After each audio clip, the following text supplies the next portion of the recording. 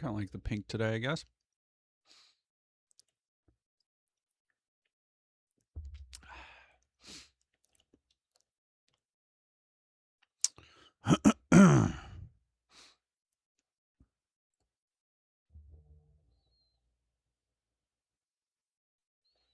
Oh, damn it.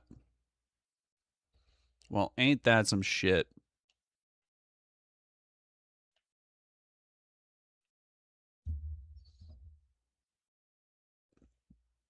What did he do now? Oh, you know, nothing much.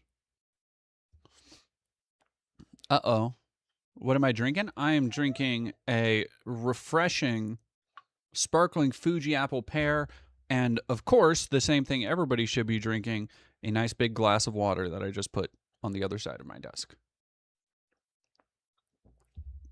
Oh, lady needs a treat real quick. All right, I'll be right back. Oh, yes. You so said you said tweet. Oh, come for a tweet, bro.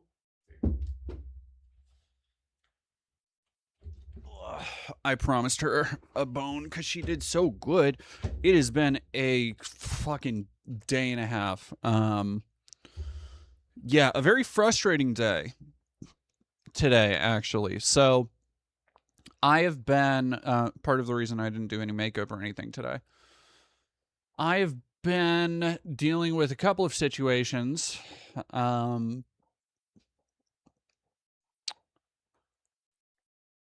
The movie that I've been working on, I did not get the grant that I was kind of hoping for, which sucks. And I'm trying to figure out what to do and where to go from there, because I really want to keep overhead as low as possible.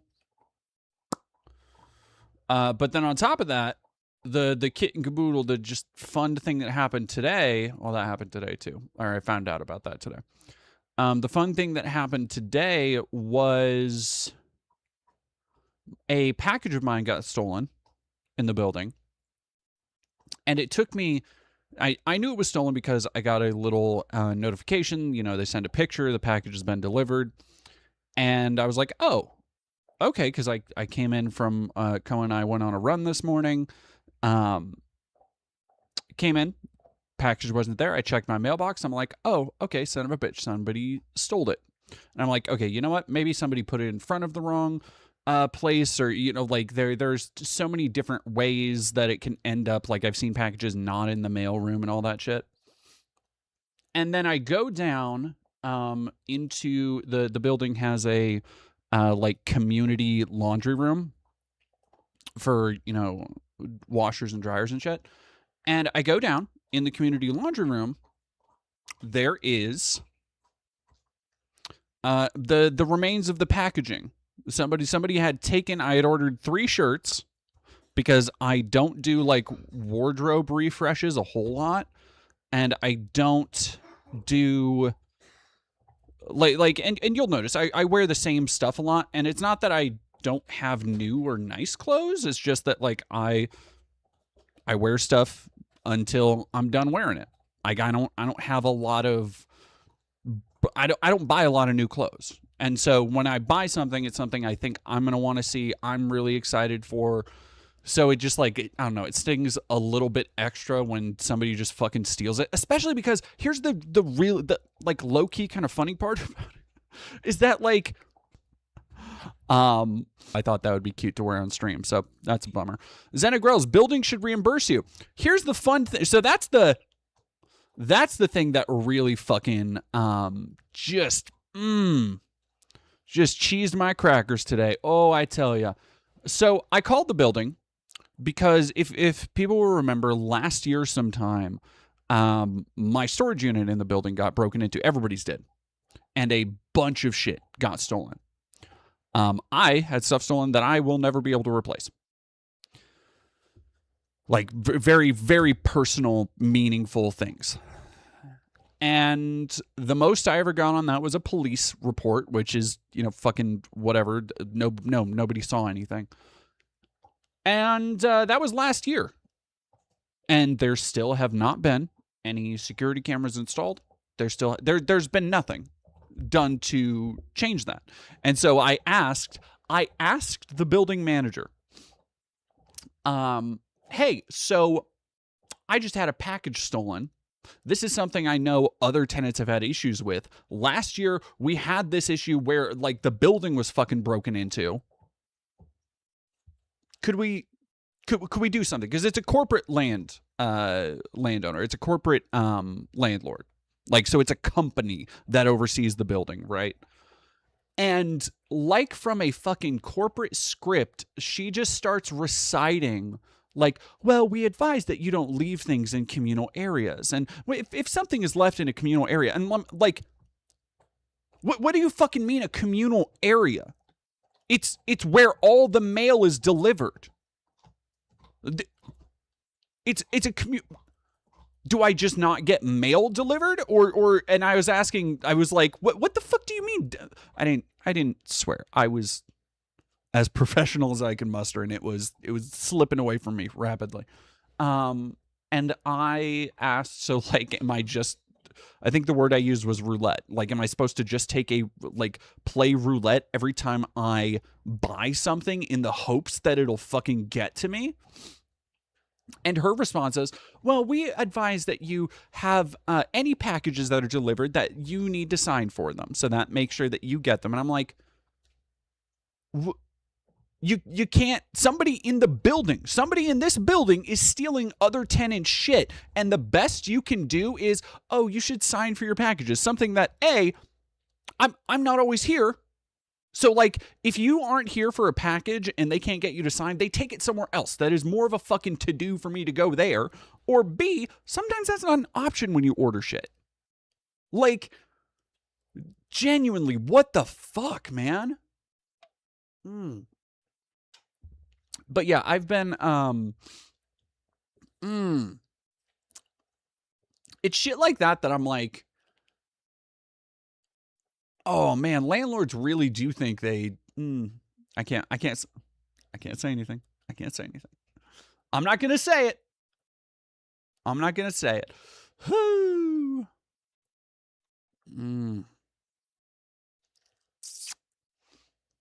Xenagrels, I legitimately. So I have a real issue with. I was about to say authority, but no. I have a real issue with just bureaucracy. So anytime I need to call about it honestly, it depends on the person I'm talking to. But generally speaking, if I have to call about like an insurance thing, a healthcare thing, any time where I might be liable to sit on a fucking phone for an extended period of time and get bounced around between multiple people, few things make me like more. So I was already in a primed state. I had just gotten shit stolen from me. And not only that, I had found the proof that it was stolen. Like somebody had fucking emptied out the bags, like the things that the packaging it came in. Oh my God. So yeah, that's look up the liability. I'm going to actually. Well, I don't know if I have a copy of my lease. No, I'm going to research it because the last time I hate this fucking management company. Because the last time I had an issue with, the last time I like made a fucking fuss to them, because the most time I'm like, you know what, whatever. It is my aversion to dealing with any kind of bureaucracy that keeps me from interacting with them too much. But the last time was when my fucking roof fell in a couple years ago. If anybody remembers, or if anybody doesn't, there was a leak on my building and the building above it and the level below us. So it was like a 3-floor leak that was going down the walls. So it had leaked through to the top of my bathroom and then down into my kitchen somehow. And at some point I called people to come check it out, and they were like, oh yeah, well, if it gets worse, call people, because they fucking Did I shave part of my eyebrows? I always have my eyebrows shaved. This is whenever I show up on screen. I usually have makeup on, and part of that makeup is eyebrow pen. I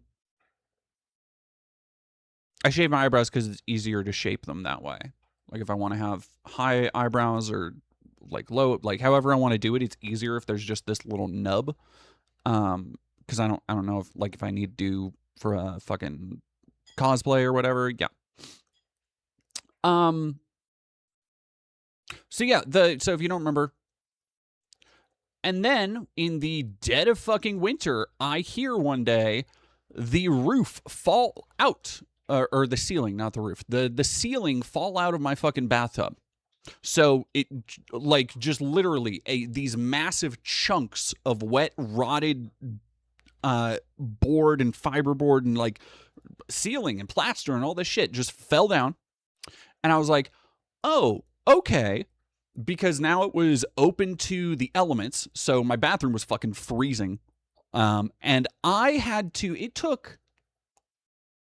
So like I called somebody immediately because I'm like, yo, my fucking roof fell in. And they were like, oh, dip. Yeah, we'll send somebody for that. Because the maintenance people turn over all the fucking time because I think they just get the lowest bidder they can get. Like there's not a contracting group, I don't think, that like handles maintenance.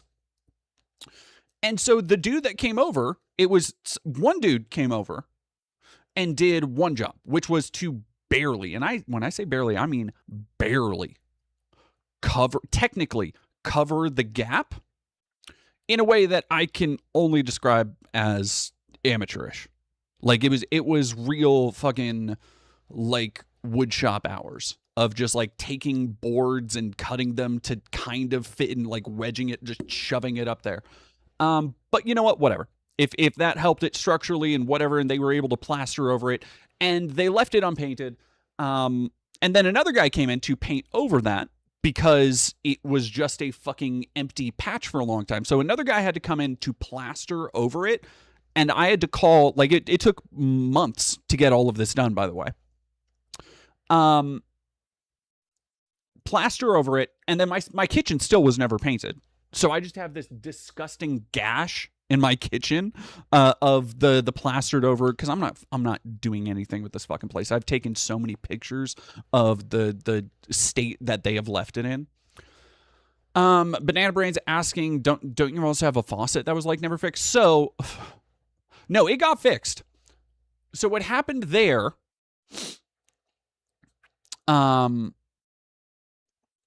was, and I'm trying to remember now what the people they've called in have told me, because you'll get a maintenance person in, they'll tell you, oh, well, here's the issue with you, and here's how we're gonna fix it, and I'm like, yes, okay, sure. But my kitchen sink got to a point where, and I had reported on this before.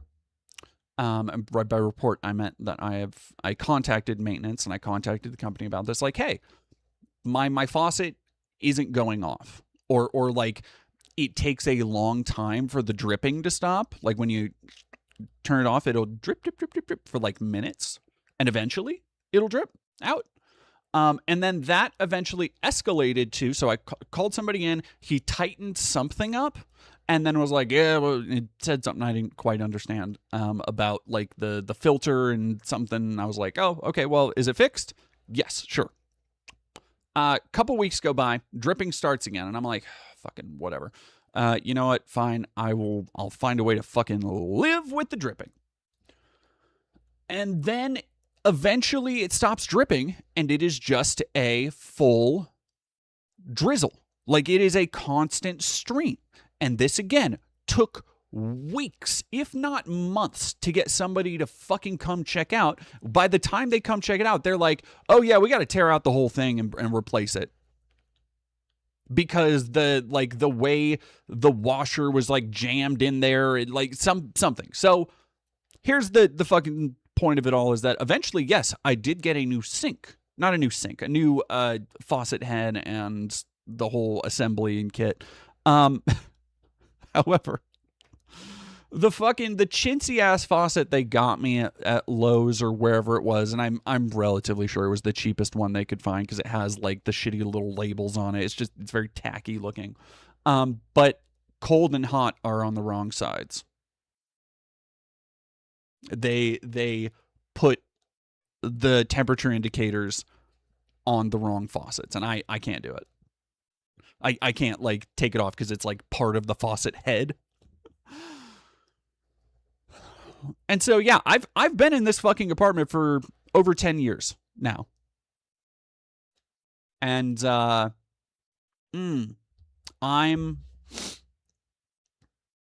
I don't know. I was talking to Koa earlier, and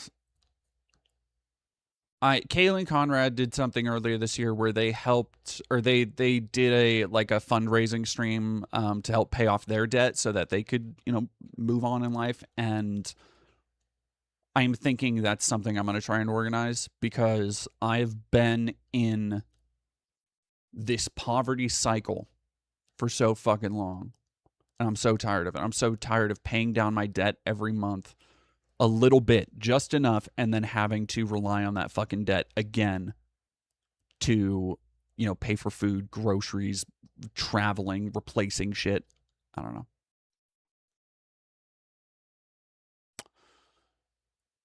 Anyway, so it has been a day. CR Rent, thank you for 6 months. Hey there, Didi, not to interrupt, but did you happen to see the debate between Abdul and Steven? She has receipts. I did not. I did not watch that yet. You and Cohen need to get a house? I was trying to at some point. The housing market is not good right now. Not good. The thing I want is I just want a condo. I don't want like a big fucking luxurious house. I just want a place to stay that's ours and that I don't feel trapped in, really. Like I despise this apartment so fucking much partially because of like the memories here and the circumstances that got me here, but also like it's just I feel like it's falling fucking apart around me and there's nothing I can do about it. Because what am I gonna do calling the maintenance person to be like, hey, whoever you sent, that was the other thing. Whoever they sent in to rip down half of the fucking wall that was falling down and replaster it did not use the right kind of plastering or sealant, which is insane to do in a shower, by the way. They just put up a regular fucking wall for a shower. And I can't, like, even if I don't shower, even if the water doesn't get on that part of the wall, the heat, the moisture, the humidity from in there has fucking bubbled. Like, the wall it looks like Silent Hill in there. It's insane.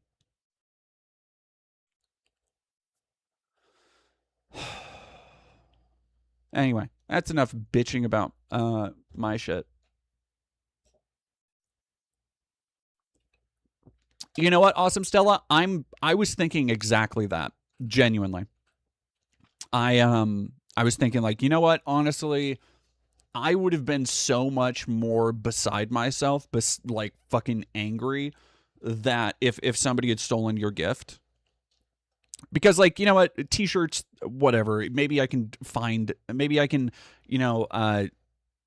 find the person who did it at least. Like there's hope. But if somebody had stolen something, because here's what happens if I don't understand why people steal packages, because there's no way to know what's inside. Like at all. There's no way to be able to tell, like, okay, this could equally be, because I've gotten literally every kind of package. Like, it is equally likely that a package of mine is an obscure fucking, like, tiny collectible that nobody else would have interest in. A fucking sex toy, lingerie, obscure weird t-shirts, art house movies, art book, like, just the weird little things I get for myself. I don't know why it's such a bizarre crime, right? Like it's literally, you are fucking doing a gashapon for stealing shit. It's food or pawn value. And well, that's what I kind of think. And I'm like, but if it's not those things, then for example, if it's not those things, then like if Stella's gift had been unwrapped, that they would have just fucking thrown it away. And that pisses me off even more. Draxus Stormsco, hey DD, tomorrow Spokane City Council is holding a vote for an ordinance to require landlords to supply sufficient cooling. Spokane City Council. I'm writing that down. And yes, I will look into a tenant union, by the way. Thank you to everybody who recommended that. Taco Face Art, thank you for $5. I have a package. Thank you. Thank you for contributing. City Council.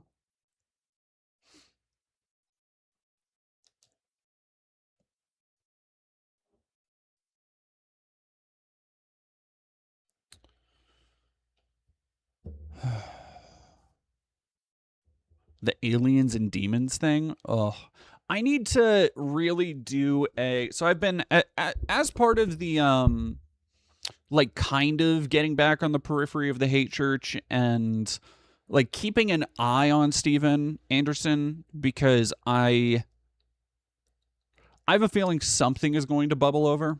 I don't know what it is or what it's going to look like, but I feel a straining or a breaking point happening there. So I've been kind of watching every now and then. I don't think I've watched any full sermons, but I'm like keeping my ear to the ground in those circles. And I need to do a deep dive video. I might do. I know I said I wouldn't do deep dives, but I think I found two subjects that I would be annoyed with. Which what else is new? But I feel like I could do a pretty cutting job. And those two subjects are Andy Pants Gaming and fucking Joel Webbin, the creator, proprietor of the NXT, the new Christian right, whatever the fuck. The dude who looks like Matt Walsh. Nobody knows who Joel Webbin is, but he's the guy who looks exactly like Matt Walsh and is a Christian Nazi.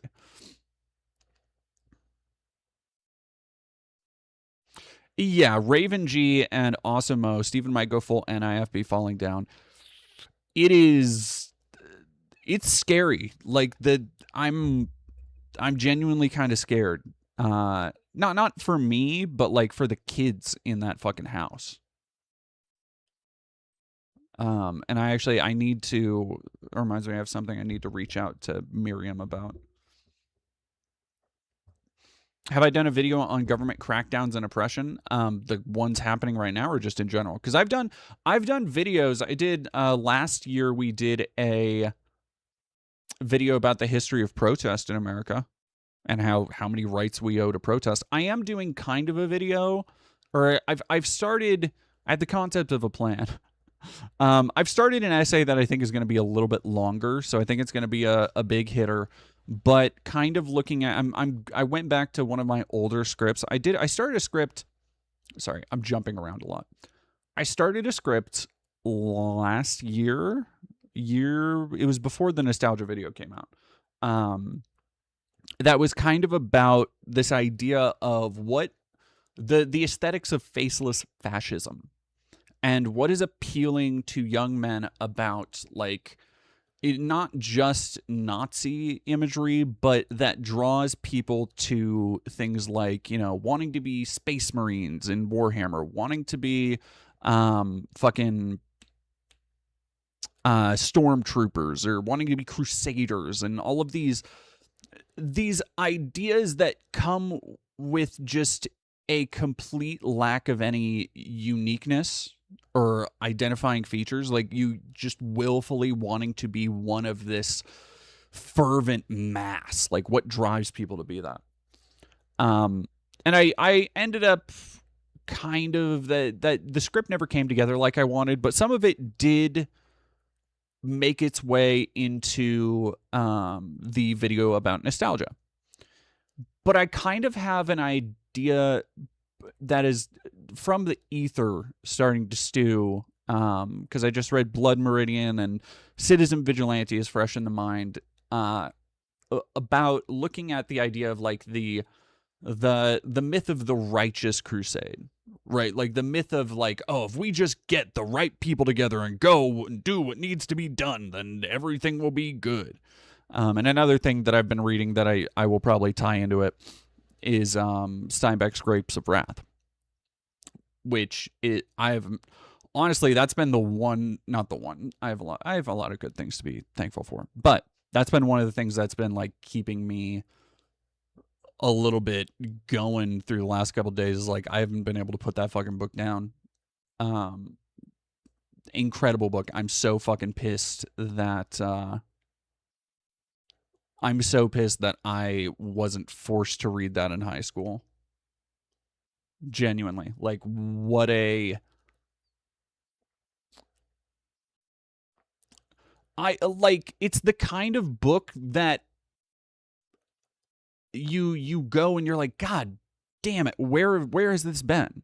Where was this when I was 17 and starting to think about the world and how everything didn't quite fit together? Like, God damn.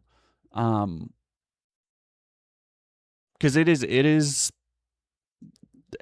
as definitive of an American novel as I would say like Moby Dick or Blood Meridian, certainly. So I do have ideas in the works for that. How the fuck did I get on this topic? J Collectibles, thank you for subscribing. El Salve, thank you for $2. Protect Vesper at all costs. I'll be fine. Yeah. Anyway, I don't remember.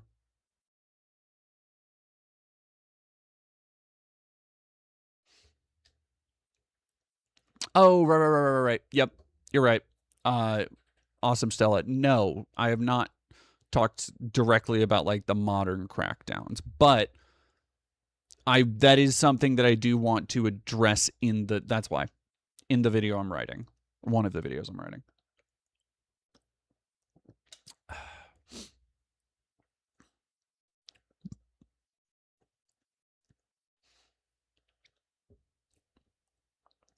Yeah, Freya Ward VT, Grapes of Wrath was one of my radicalizing moments. It's insane how Grapes of Wrath is it's the fucking explain it to Americans like a cheeseburger for communism and socialism. It genuinely is. It's insane how much that book is like, hey, here are all these concepts laid out in the most corn poke, down country home living diction you can possibly imagine. And beautifully. Like that's not to say the prose is simple by any fucking stretch. It is layered and just constant profundity through fucking out. Never would say anything otherwise. Like, God, what a book. And I think I'm getting through it. They just got to California, so I've been digging into it. But yeah, if you are somebody out there who has not read it, 1000% recommend it. Rainy Days, that shirt slaps supremely. Thank you. This is a vintage shirt too. This isn't like a reprint. This is from like 1992 or whatever. I found it. It's so hard to find these. So for those who don't know, old comic books used to have a lot of mail away catalog shit. And so for the longest time, the only places you could get like Marvel and nerd shirts were from mail away catalogs. And that's why if you ever go into like new thrift stores, if you see shirts with like there's one near me that has like this Legend of Zelda 2 vintage t-shirt. And the reason that it's so fucking expensive and hard to find is that you had to have like Nintendo Power or whatever the fuck and 8 proofs of purchase to get that shirt. So I've always kind of wanted one because growing up when I was super poor, I never read new comic books, but my mom would get me comic books at the half-price books near our house where they would have a 10-cent comic book bin or whatever, and I would pick out whatever looked coolest, but it was all stuff that they were comic books from like a decade before that. So like literally 2 or 3 years before I was born. And I would always see these cool fucking shirts with like, Jim Lee doing the Hulk and Wolverine. And I'm like, oh, that would be fucking drip would be insane. And then lo and behold, one day I found this shirt sitting in a thrift store, and it was a little expensive, but I was like, you know what? I think it was like $20 or something. I was like, you know what? I've wanted one of these like for a long time, and finding it in like literally new condition, like somebody bought it and never wore it. and it doesn't have any holes or anything. I couldn't pass that up. But yeah, thank you anyway for the compliment on the shirt. Sorry for the story time. X Route, how do we feel about the new Marvel Magic the Gathering set?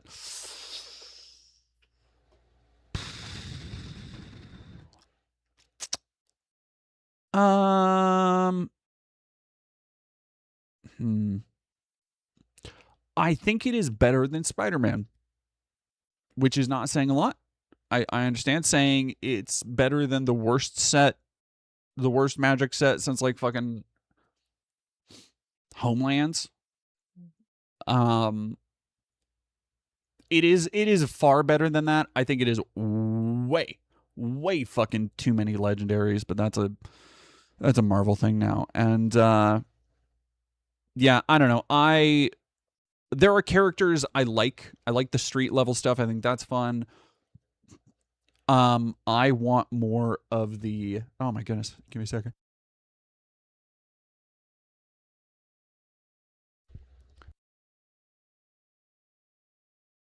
Oh my goodness! Sorry.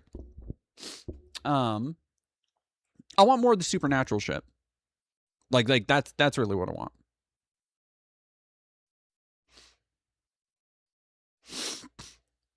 Oh, excuse me.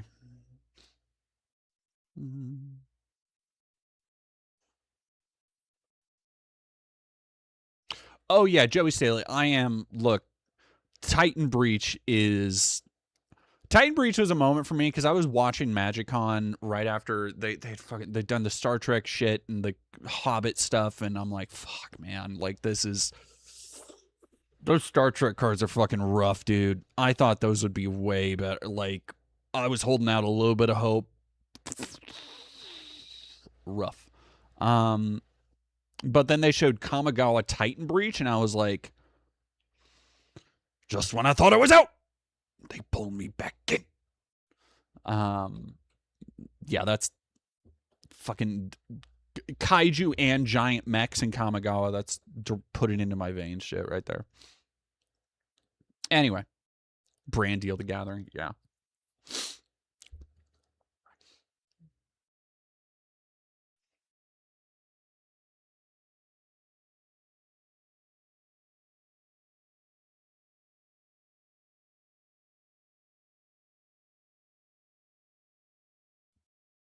So like Midnight Suns. That's what I want. I don't think we're gonna get it. Because what I think they're planning on, God fucking help us, is at least 5 Marvel sets. Because they've done 1 stone per set so far. And what I think those are gonna be, I don't think they're gonna do a full Wakanda set. Thankfully, I was thinking like, you know what, that actually might be cool. I think it's doing a Zolfir set is a much cooler version of that, of a like very African centered, African like folklore themed set. I'm so excited for Zolfir. That's old magic right there. Like seeing Teferi on Zolfir is fucking rad. I think one of them will be Guardians and cosmic shit, and I could give a fuck. And then I think one's definitely going to be X-Men. Like, which X-Men, it's going to print fucking money because people are going to be mad hype about it. They'll probably save it for a year or two to coincide with the X-Men movie and print all the fucking money they'll ever need. I want one of those sets to be Midnight Suns. I don't need it to be literally Midnight Suns from the game. I don't need it to be literally Midnight Suns from the comic books. I need it spiritually to be Midnight Suns. I need it. I need magic shit in my magic. You know what I'm saying? I need my supernatural shit in my magic. And I think like, hey, I think that'll probably be the best fucking selling set if they do that. Anyway,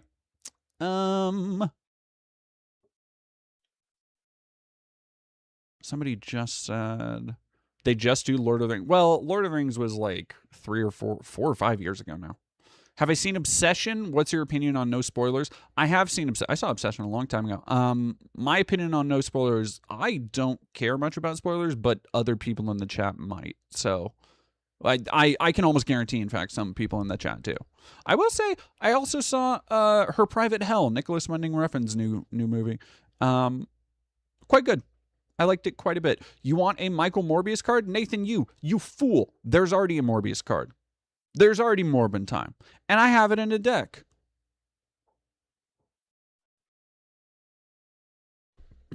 All right. Do I like pro wrestling? Fair to middling. Have I seen the Marvel Doomsday trailer? Yes. Yeah, I did. I had to remember if I had seen it or if I just keep seeing the same shitty like AI edits that get fucking spread around. Yes, I have. It's bad. That trailer looks fucking terrible, dude. Oh my god. And you know what's crazy? I just saw it was somebody sharing a scene from fucking Infinity War. And I was like, I ended up watching a minute or two of it, and I was like, these used to look like fucking movie, like not that long ago. You watch a scene from Iron Man, and you're like, oh my god, like Robert Downey. He's actually, you can see he's wearing like a physical suit. There's physicality to the movement. There's like genuine special effects work going on. And then you watch the new stuff, and it's like, fuck, man. God. Make sure you have the TOS timestamps. What are the TOS timestamps? Or like what do they say? And what did they do to Mystique? The Mystique stuff I think is like, I think part of that is also gonna be the makeup for that was fucking a nightmare for Rebecca Romijn.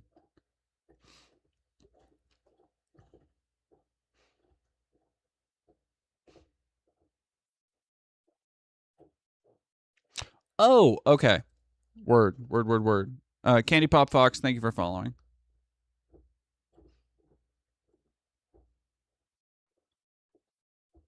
Not even real costumes. Well, so like there's still movies that do real costumes, but it's even watching clips from the first Avengers is kind of nuts nowadays because that movie had so much like craft and care in a bizarre way. And now all that shit just feels so rote and stale. Like I get why people for so long have held on to the idea of like, no, Marvel movies, like these can be good movies. And it's because they were in the past.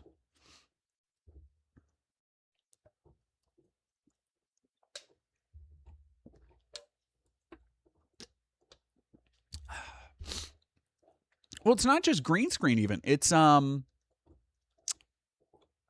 just green screen, it's the volume thing. Like, oh my god, the footage that was going around from the live action Moana of Dwayne Johnson in front of the volume thing, and like they played that shit in theaters. I'm like, Ramix Zero, I definitely enjoyed Guardians of the Galaxy. Yeah, like and I think when you have somebody who knows what they're doing and has, the biggest problem is that they hire directors who can be fucking phenomenal in the right circumstances. Like Nia DaCosta is a great example. They hired Nia DaCosta for the Marvels, and then just like it's basically, it's like stunt casting for directors, essentially. Like it's I think James Gunn is one of the only, James Gunn and Ryan Coogler are the only directors that I will go see their movies if they do a cape shit film. Like where I'll be like, yeah, I will fucking lock in for a Ryan Coogler movie because it's still gonna be a Ryan Coogler movie, you know? To maybe a lesser effect, but like you still be able to taste the sauce, you know. And that's why I liked Multiverse of Madness a whole bunch, because I'm like, even though I'm watching it, I'm like, yes, there is a corporate sheen to all of this, but also that's a Sam Raimi movie. They got every fucking like tribute homage shot to the Evil Dead. They got it. They got shit flying through the air. They got like ghosts booing in your face, and like that's a fucking Sam Raimi movie. So yeah, I'll go see that for sure. But yeah, man. Oh, Sean Levy getting to do Ghost Rider hurts my soul, man.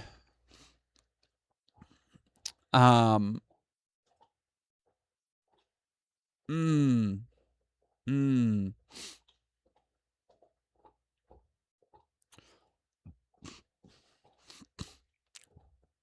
Oh, they're giving her clothes, but her suit is Mystique's suit is shitty. It has like panels and it's an MCU suit.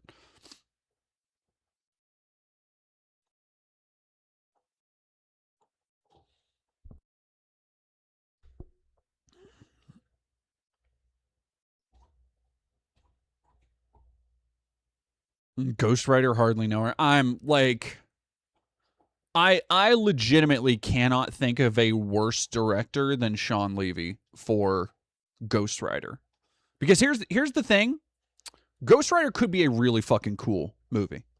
It like there is genuinely such a cool gothic horror premise waiting with that character for a film that I don't think anybody will ever see get made properly, which sucks. I would love some of the stuff the early some of the mid 2000s Ghost Rider shit where he's just like getting into shenanigans in the backcountry. Like each uh issue is it almost takes on a supernatural pace where it's like there's lore stuff and then there's monster of the week shit where he'll just be fucking off in the middle of corn poke backwoods wherever and come across like an insane scarecrow or something like that stuff whips. The idea of Ghost Rider being like a supernatural Yojimbo just rolling from one dusty ass town to another uncovering fucking werewolves or vampires or whatever, that's what's up. Ghost Rider, the idea of trying to put this cat in with like call him up to the big leagues, that's not Ghost Rider. It's like Punisher. Like that's not the dude. That's not the dude. Like he's not that guy. He's not about that fight. Let him be. Let him fuck off and fight scarecrows. But no, I guarantee they're gonna fucking try and do like cosmic Ghost Rider and all that bullshit. Now you're cooking. Del Toro Ghost Rider. Now that's some shit I'd like to see.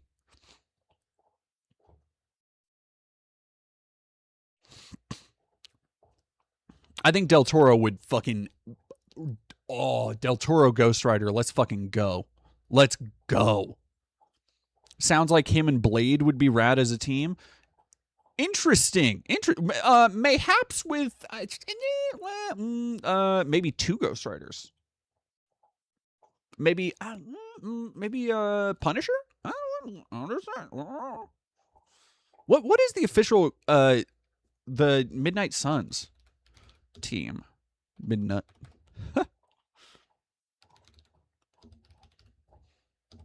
Midnight Suns member. The original one was Morbius, Blade, Ghost Rider, and the Night Stalkers. Yeah, of course it was.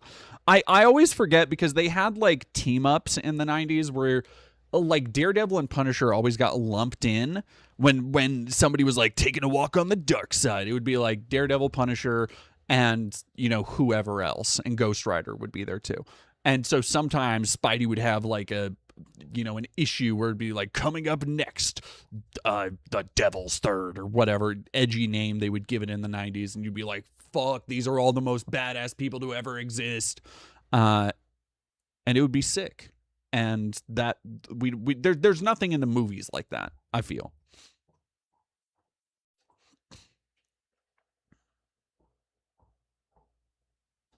Yep, there's a comic with Wolverine, Ghost Rider, and Punisher. Exactly the shit I'm talking about.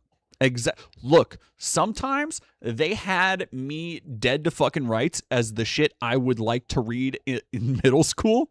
Like sometimes I would be browsing comic sections and I would be like, just fucking Marvel being like, hey, you dumbass kid, we know you like this dumb bullshit. We know you like this gremlin man what has claws and this guy what murders people with guns, and then also a dude he's got a skull and he rides a bike. You want to pay $250 for this? And I'd be like, yes, I would. Thank you.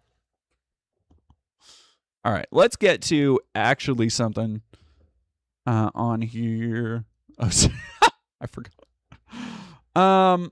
Domestic abuse allegations rock an Ohio race. A sordid years-long family drama involving two powerful Republican members of Congress from Ohio and allegations of domestic abuse. And this, by the way, is fucking insane. Nobody's talking about this. Granted, we got a lot of other shit to go over today. We got the Trump did a whole thing with Lindsey Graham. God damn. These motherfuckers die, and my brain just straight up clears the data. That's crazy. Lindsey Graham died, and somebody like right-click deleted his name from my head. Representative Max Miller, second-term Republican, has been accused by his ex-wife of domestic abuse against her and their 2-year-old daughter. And this shit, by the way, is genuinely sickening. Party of family values, everybody.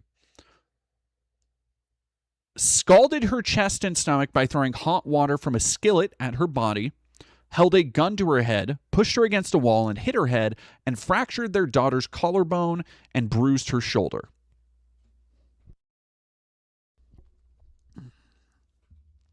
According to court documents, their daughter at one point told Miss Morena, "Daddy, kill you." Mr. Miller has not only denied it all, he has gone on a fence, making damaging accusations in a series of media interviews, court filings, and countersuits that have kept the family's personal trauma in the headlines. Called his wife mentally ill, a liar, a stalker, and a dangerous individual who has made him and their daughter unsafe. Which, by the way, we're about to talk about destiny. In the calculus of abuse tactics, the good old mentally ill, no, they're a liar, no, they're a stalker, no, they're crazy.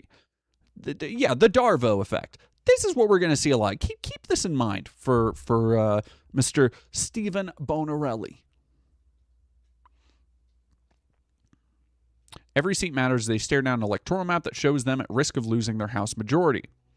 They worry Mr. Miller's harming his re-election chances, and Republicans hope for preserving the seat, according to 3 people. Hey, Republicans, maybe just don't be like the fucking party of wife beating.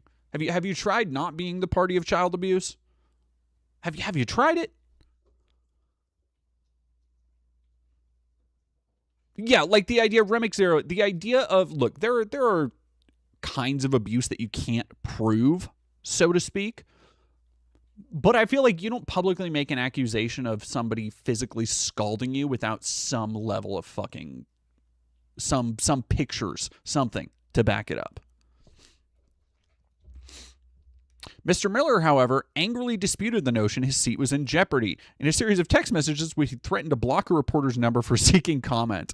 Quote, "Texas is turning blue like I'm losing my seat," he wrote in one text. "Take a hike. After I win by more than my district, don't bother ever contacting me again. You're disgusting," noting that his child was involved and saying that any such story was, quote, trash. Oh, interesting. Another, again, just talking about destiny, another example of hiding behind a kid, essentially, by saying, like, how dare you involve how I treat my child?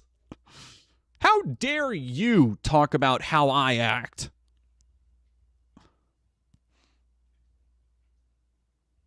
Fucking scumbag. Untreated bipolar disorder, said she is stalking him, trying to damage his reputation.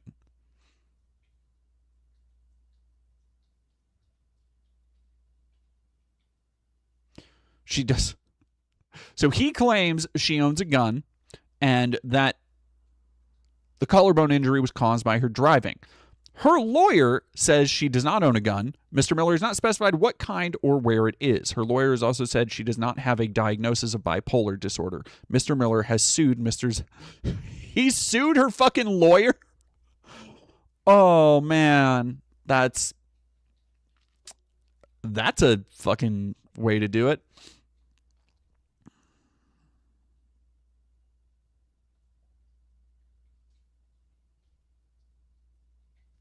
Miller is not the only Republican facing allegations. El Salvi, thank you for $5. Do you have time to talk about how both the Iran war and Ukraine war are merging into one big war? Not today, because I need to do, I do need to do more research on that to be able to talk about it, because I do want to go into the Laura Loomer of that all, because there has been a bizarre, the shift to Ukraine is melting my brain a little bit, because for years now, The conservative and Republican base has been fervently just lapping at Putin's ball sack. And all of a sudden, Laura Loomer is out here. And also, by the way, Associated Press doing a puff piece on Laura goddamn Loomer. What the fuck are you doing? Whoever wrote that article should never be allowed to publish with the AP again. You do not get to redeem one of the most irredeemable dipshits in the modern political sphere. Somebody who is so unrepentantly cruel, she all but praises anytime there's violent acts against innocent people just because of the color of their fucking skin. God. Yeah, Zenegrels, did you look it up? So let me go see.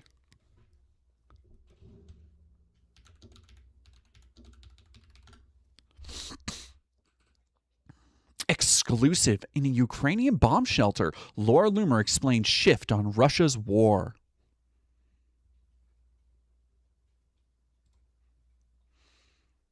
She became infamous for spreading conspiracy theories. Now she wants to admit she fell for some falsehoods of her own. Fuck you. Fuck you. No. This is somebody laughing in your face as they are telling you, like, no, actually it's not that big of a deal. Yeah, all the shit that I say, hey, you know what? We all make mistakes. Like, she's grifting. Have you seen Tim Pool's latest tweets on Ukraine? You can tell the Kremlin checks are bouncing. That doesn't surprise me.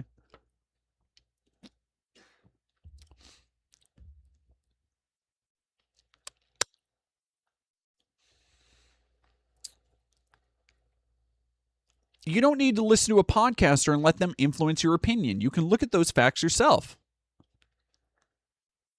Yeah.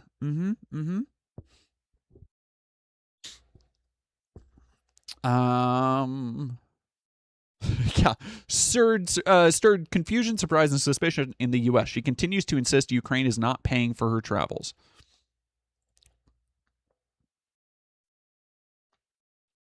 Loomer has spent years minimizing the war and amplifying Russian propaganda till she made a dramatic reversal this week. I used to think this was a country full of Nazis.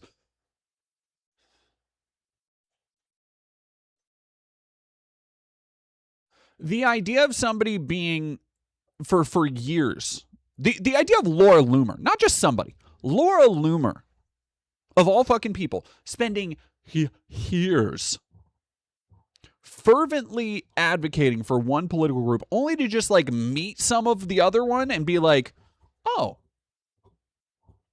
well, I guess they're not Nazis. And again, as we often see, when somebody changes their mind, when somebody has a brief bit of introspection. Class, I want you all to guess, write down on your papers, we'll do a quiz later. Do you think Laura Loomer will then introspect about her opinion on other groups? Do you think she will introspect on her opinions about Muslims or trans people, queer people? I kind of don't think so.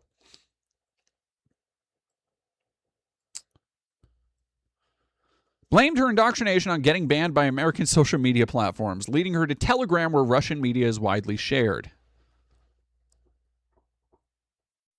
The idea of admitting how susceptible you are to propaganda as a political commentator, as ostensibly a political commentator. The idea of getting interviewed for a puff piece about your fucking turncoat comeback you're trying to do and being like, yeah, hey, I was a fucking idiot. And you put anything in front of my face, I'll basically agree with it. And the AP, unwelcome or welcome with open arms.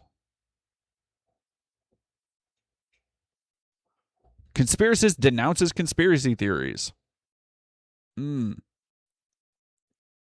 Jesus fucking Christ, man. Although Loomer may have changed her mind about Russia's invasion, her bigoted views have not budged. I feel the fact that this is over halfway down the article kind of burying the lead. One thing, here's Laura Loomer in Ukraine Speaking of, by the way, the introspection of this person, one thing I really love about Ukraine is I haven't seen a single Muslim here. It's so refreshing. But in the interview, she bemoaned how influential podcasters can spread misinformation. They've been able to warp people's mind to the point where people aren't even capable of analyzing a subject with common sense because they want to depend on these personalities to give them the opinion they think they should have. Just.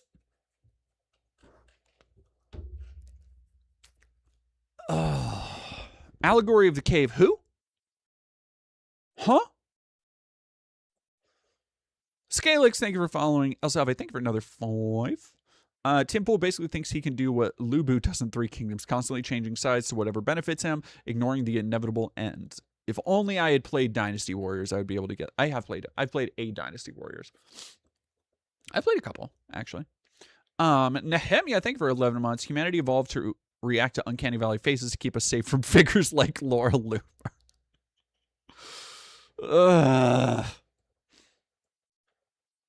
I think some of our leaders are being influenced by propaganda, she said.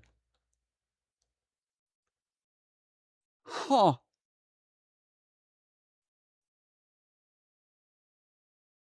Huh.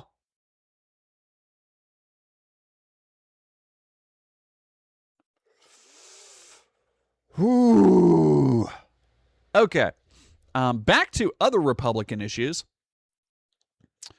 Representative Corey Mills was investigated in Washington in connection with the report of assault on a woman. His former girlfriend was issued a protective order against him after accusing him of threatening her with revenge porn. God.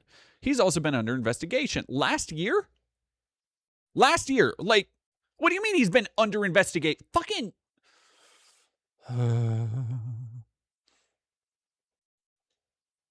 Miller's case is perhaps the most shocking and detailed. Oh, God.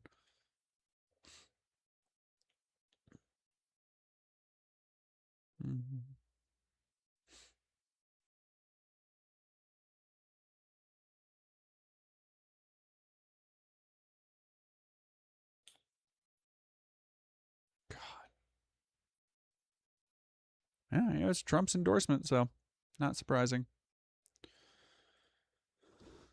All right, chat. Let us. If y'all haven't heard, before we get into the big Professor Dave train today, I want to get to remind us who we're dealing with. This just incisive political mind, the brilliant analysis, the centrist of all the centrists, who is Destiny.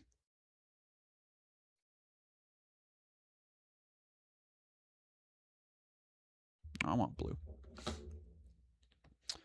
Just the really putting on his thinking cap with this one. Oh, buddy.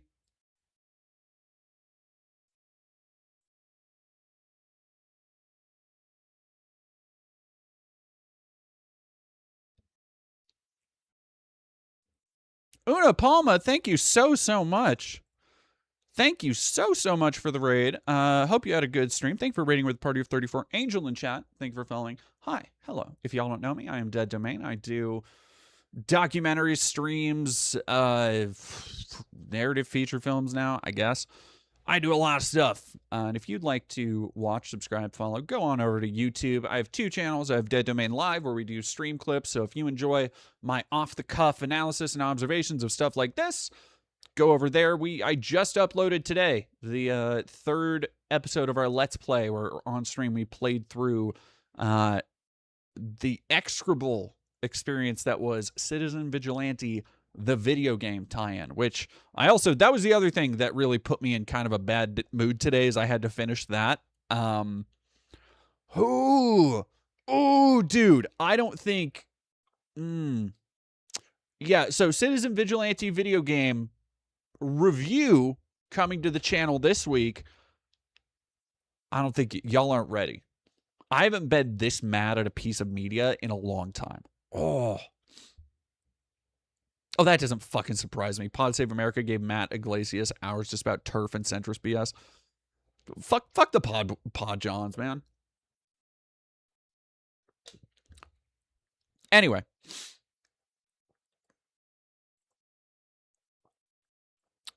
if I had to ask you, just looking at the state of the world,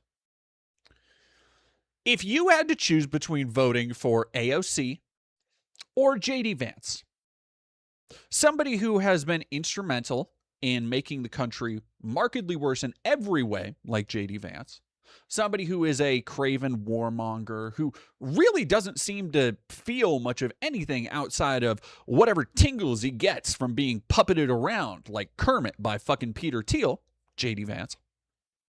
Somebody who is constantly trying to appeal to and make himself cool with the fucking groypers like JD Vance. Somebody who lied about his life, throwing his mom under the fucking bus in an entirely fictionalized movie like JD Vance.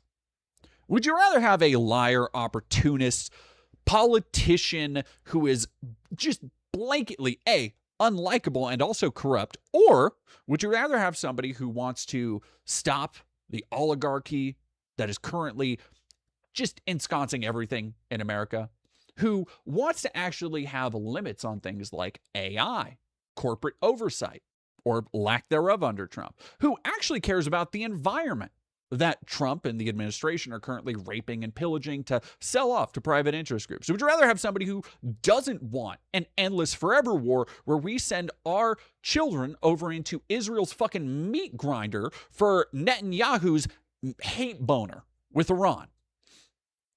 Well, for some people, these questions, it's a real, to put it in a way a lot of people want to understand, do you want free ice cream for everybody or diarrhea forever?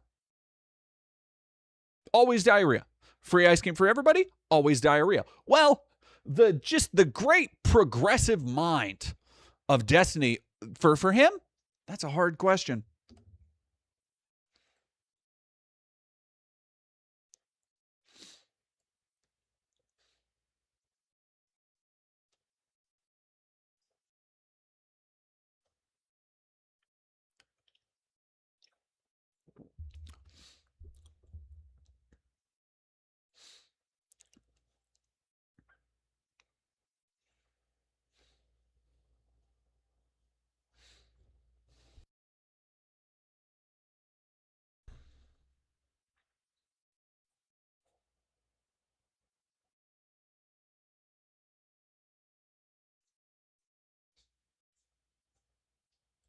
Can y'all not hear that?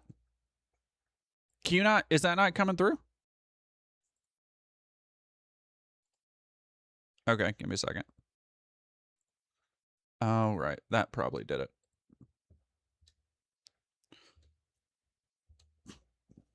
Okay, let's go back real quick then. Sorry.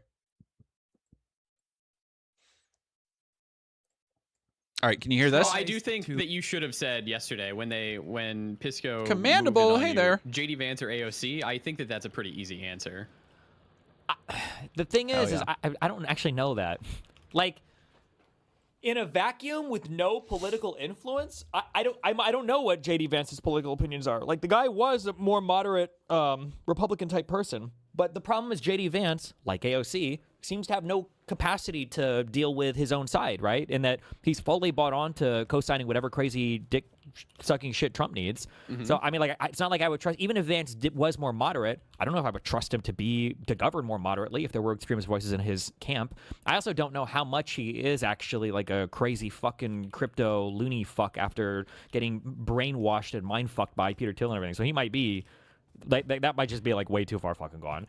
But I don't know for AOC, like, I just don't know with any of these people now, like, given your opportunity to, like, abolish all private enterprise, and if the people backing you were for it, I don't know what her answer would be there. Okay, so his answer is a complete hypothetical on the terms of somebody on the left, that abolishing all private...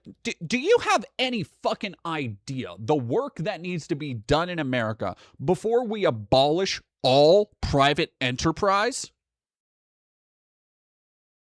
Like if you... That's not something a president would just be able to do and sign off on immediately. Like, you're off your fucking nut. B, being like, well, I don't know. Is JD Vance a fucking psychopath lunatic? Who's to say? But this person also might agree with her party wanting the billionaires to pay a little bit more. These things are so hard to choose. I call myself a liberal. I'm not sure. I don't know at this point. I'm not sure. But the problem is that since these people I'm willing to haven't take my chances with AOC. Sure. I mean, I guess, yeah. I mean, like, I probably would, but it's a coin flip. It's not like a 90-10. That's like a 55-45. Like, the problem is when nobody has the ability to say no to anything, I just have to look and see who's around you that's going to be pushing you into shit, because I'm just going to have to assume that you're going to go along with the crazy motherfuckers on your side, because apparently nobody can say no. Apparently nobody can say no. Wow. Crazy, dude. Nehemia, thank you for another 5. By the way, did you see the Unfuck America tour? People did a friendly interview with Jake Lang. Get the Are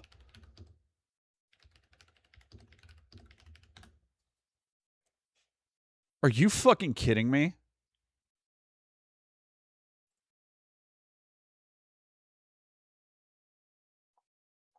All right.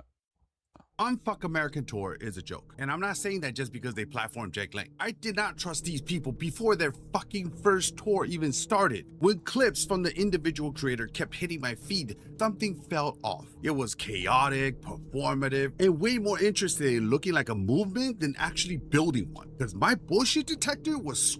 I'm gonna Sam Uncut Truth. What do we got? What do we got, buddy? Trump GAV broke down every claim, no fluff.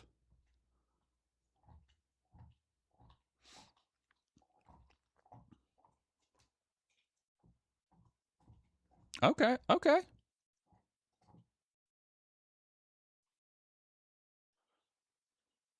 This guy kind of seems based, honestly.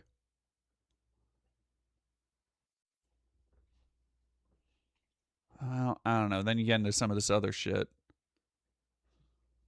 Fired by Pornhub. Have we found a guy? Have we found a guy right now? I don't know. I'm gonna subscribe and keep up with this dude.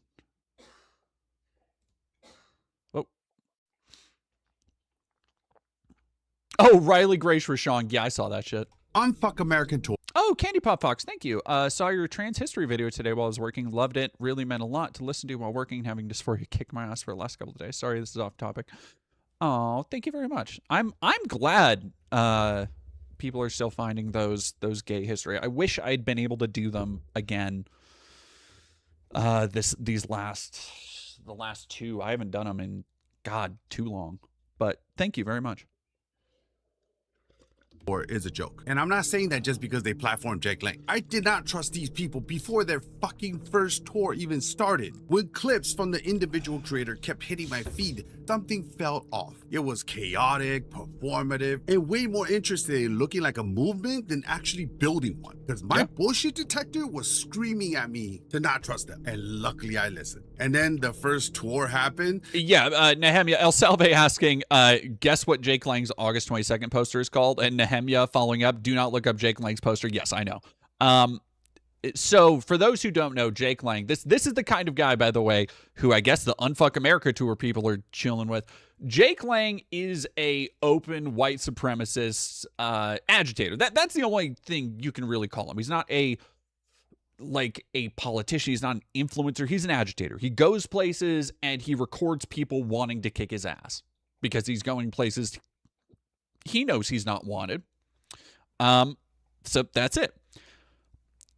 Jake Lang's newest stunt has been, which is actually kind of funny, is a N-word march for Shiloh Hendricks, the rancid cracker bitch who called a child the N-word, and the most racist people in the conservative movement have been crashing out about how they charged her for this is terrible. How dare they say she's just saying a word. So he is having a N-word march, and in the flyer available online, it's completely uncensored. The funny part is he put Shiloh Hendricks, it's this shitty AI poster, and he put Shiloh Hendricks on the cover as a invited speaker, which is the funniest way to say that he just decided to do this without getting confirmation from the person that he's like grifting off of.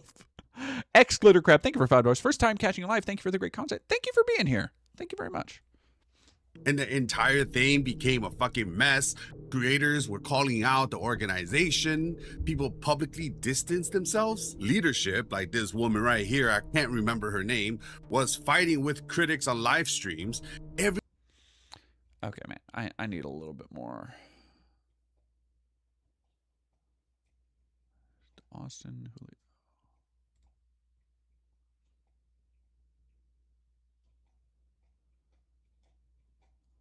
Hijack.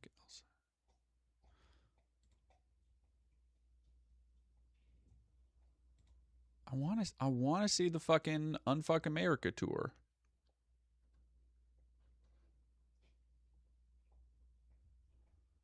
Unless they haven't does it have any ties to fucking Destiny on the thing? National ground game. Huh.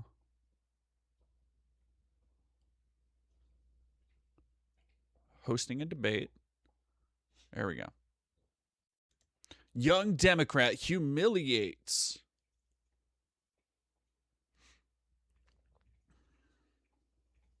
Oh, yeah. You're right, Raven. She didn't get charged for it. She got charged with bothering the person who filmed it.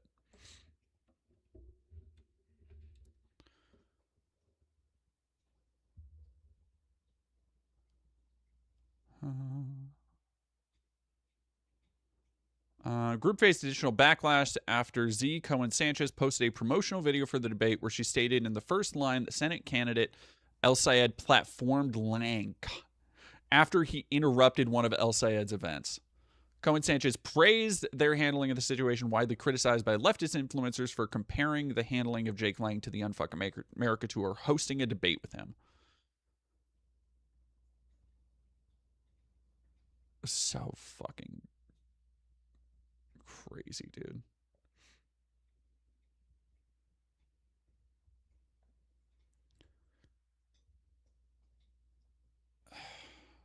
Unfuck America tour, huh?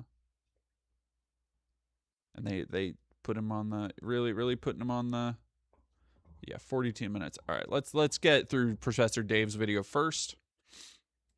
Science denying frauds. Quite the Venn diagram exists between anti-science propaganda, predatory capitalism, Christian nationalism, and Zionism, which means I end up bringing up Israel from time to time. Zionists hate that, so they attack me constantly, like what happened recently with a guy named Destiny. God bless you, Professor Dave. So it's kind of been funny seeing people talk about this video on Twitter, because I've been seeing the Destiny Brigade, the DGGers, come out in force again, saying basically all the same shit they said about my video. Let's talk about him. Oh, fuck. El Salve, I know about who Drew Stephen Pavlou. Bonnell, a.k.a. Destiny, is, he's a media personality. See, here's the other thing. We got to stop giving Destiny more aura than he actually has, right? Like, I did this with my my cover for his essay. I gave Destiny way too much fucking aura. I was being way too nice with the cover for that video. Way too fucking nice. Same with using a picture like this. Like, no. You got to use a picture that represents him in totality, and it's not cool backlighting.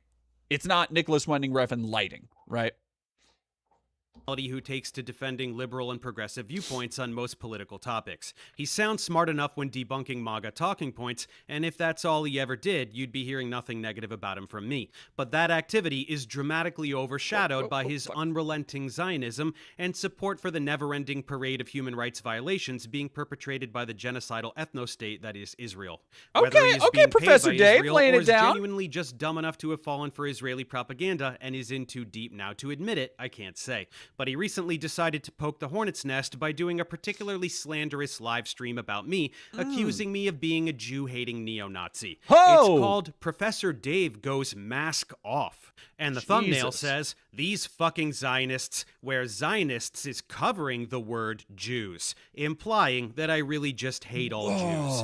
In it, he's reacting to my third and most recent video exposing Avi Loeb, the astrophysicist and charlatan, in which, amidst breaking down his endless lies about science, I point out yet again in passing his ties to the Zionist lobby and how he employs Zionist tactics of gaslighting and playing the victim to deflect when his fraudulence is exposed. I'll just play you Destiny's intro stinger to his video so you can get a sense of it. The blatant manipulation, opportunism, and perpetual victim complex is par for the course when dealing with disgusting Zionist frauds like him. Anyway, as much as they want, and if anyone exposes those lies, they're automatically an anti-Semite. What, bro? This guy reaches so hard. Holy shit, he's obsessed. I'm not sure if you noticed. This is something I notice Steven does a lot when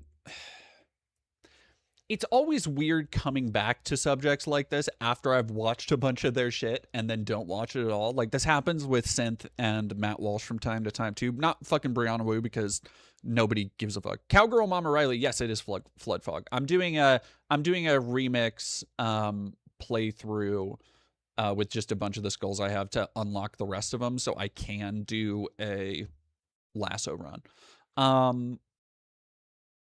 But it just like he has such a it's almost you know what it reminds me of? It reminds me of Asmongold.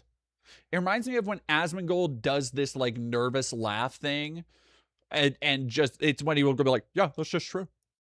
Yeah, actually, oh, chat, you might not like it. That's just true. Yeah, like it's like what do you? It's this kind of nervous laughter where he's not really laughing at anything. It's just. I feel like it's some kind of reaction. Like he needs to get some kind of feeling out, and nervous laughter is the only way you can do this.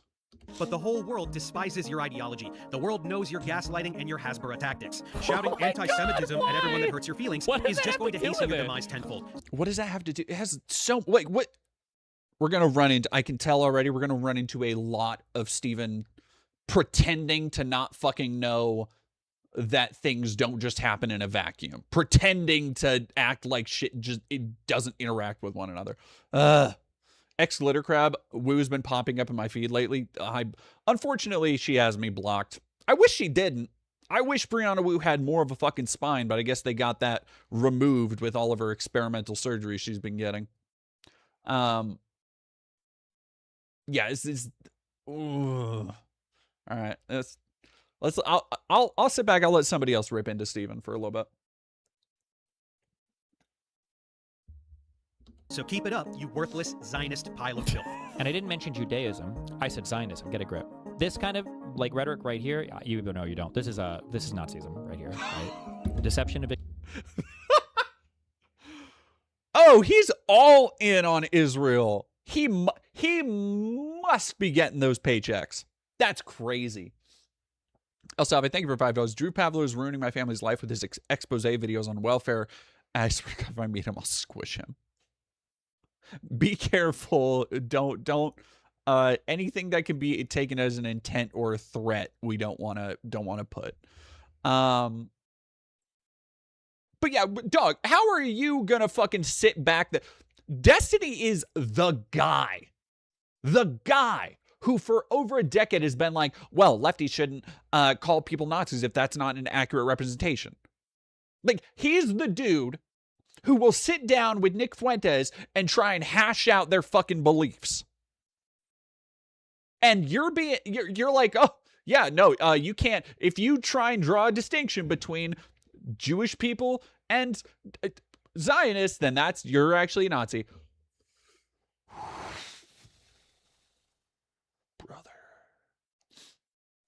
Victimization are like the two key pillars of kind of neo-Nazi belief. It's the idea that Jews are secretly behind the scenes controlling everything to deceive you, and they deceive you about that control. And then the self-victimization is they constantly harp about the Holocaust. Oh my God, we get it. But the reason why they have to harp about the Holocaust is that Jesus fucking Christ, that's crazy to say. Nehemiah, thank you for $10. I noticed recently that people saying we need to give the Jews a place to live are just admitting they're too lazy / don't care enough about Jews to make their own community safe for us, for fuck's sake. Yeah, like there are already places, there are plenty of communities for Jews.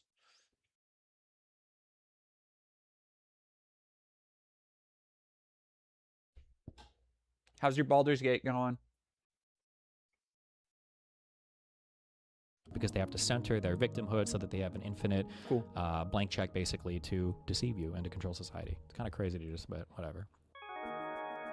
Yeah, man. Yes, he is literally calling me a Nazi. Deconstructing this farce will come at the end of this video, but we have a lot of context to set up and information to get through first. Honestly, okay? so many people have asked me to make a video formally summarizing my stance on Israel, and this was an excuse to do it, while also highlighting what a douche this guy is. Beyond his nauseating nozzle. defense of Israel, he also has some really bizarre skeletons in his closet that I was able to come across. Hornet's Nest, remember? But we will get back to him in due time. Oh, Now, the many idea of you are somebody aware that just this is not the discovering first time Destiny. I've been harassed and slandered by Zionists, Oh. not by a long shot. Right after the genocide began, for several months I was spending way too much time on Twitter, relentlessly combating Zionist propaganda being Oh, disseminated by hordes of paid influencers That'll fucking whose get job ya. it was to brainwash the masses and manufacture consent for genocide. You've never seen propaganda anywhere in your life like what was being vomited up at that time. A fabrication of 40 beheaded babies, which Joe Biden himself publicly claimed to have seen photographic evidence of, only to later walk back and admit that no such evidence exists, since it's not a thing that happened. Fabricated claims of a baby being cooked in an oven, endless claims of rape when in fact it is Israel that systematically rapes Palestinian prisoners in the most brutal manner imaginable. A behind-the-scenes clip of a Lebanese short film used to claim that Palestinians were faking the war crimes against them, yielding the birth of the disgusting term Glitter Crab. This guy is still. Destiny will still go on to channels. He'll still go on to fucking Piers Morgan or whatever and call himself the leftist. Act as though he is a leftist. It's fucking insane. Hollywood. Claims of immense networks of Hamas bases underneath hospitals to justify the bombing of every single hospital in Fucking Gaza, Office only to Space provide da- zero God evidence of damn, such dude. bases after the fact, except a few planted guns several hours after entering and a list of terrorists that was really a calendar. A tidal wave of lies in the form of social media activity that was viewed by many millions of people. Endless dehumanizing rhetoric to garner support from the West for a totally pre-planned campaign of ethnic cleansing and land theft. At any Oh, do we rate, have another influencers raider? were being paid to disseminate the narrative. Oh, hello, Mythavit. Thank you for raiding with a party of 11. Hope you had a good stream. Taco Chan and Gale Sonic, thank you both for subscribing. Avalon of Babylon, what's that one game? Arma 3 is the one that people always share footage of. That the state had settled on each day. I was Dungeon shitting Bunny all Raid, over these thank you. disgusting frauds day and night for several months, and the wrong people noticed. So they dogpiled on me and got my account suspended. People often note that you can find some really We are egregious watching anti-Semitism. Professor Dave's, for those of you who don't know, we are watching Professor Dave's fucking takedown of the scum fuck shit stain known as Mr. Bonorelli.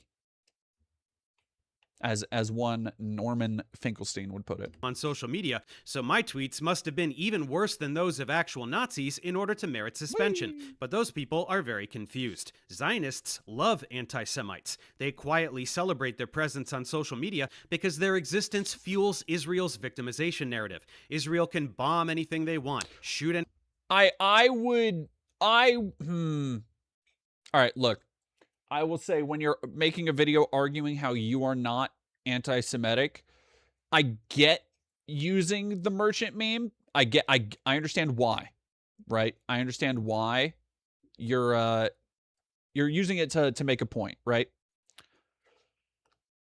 I think the point would be better made by not doing that. I think the point would be better made by not, because that is going to let bad faith actors be like, look, see, you're using it. Like, I'm just saying. child in the that's head, just me, man. steal any land, but they will always Oh, continue butterfly. to be the victims. Scary anti-Semites who want all Jews to die, whether a particular instance being referenced is real or not, are a key facet of this narrative. So that's not what gets targeted And see, for like, look, suspension. all of that is absolutely true. You do not need to invoke the happy merchant Nazi bullshit 4chan thing at all. Gale Sonic discovered you through your Citizen Vigilante review. It makes me glad Time Splitters Rewind is the way it is. Playthrough. Oh, stay tuned to the main channel, Gale Sonic, because I have just a whoop. I finished that game today. My partner can speak to, so I sat here for like 3 fucking hours because look, it'll all be in the final video when it makes it up on the channel. Just go like and subscribe. But I'm,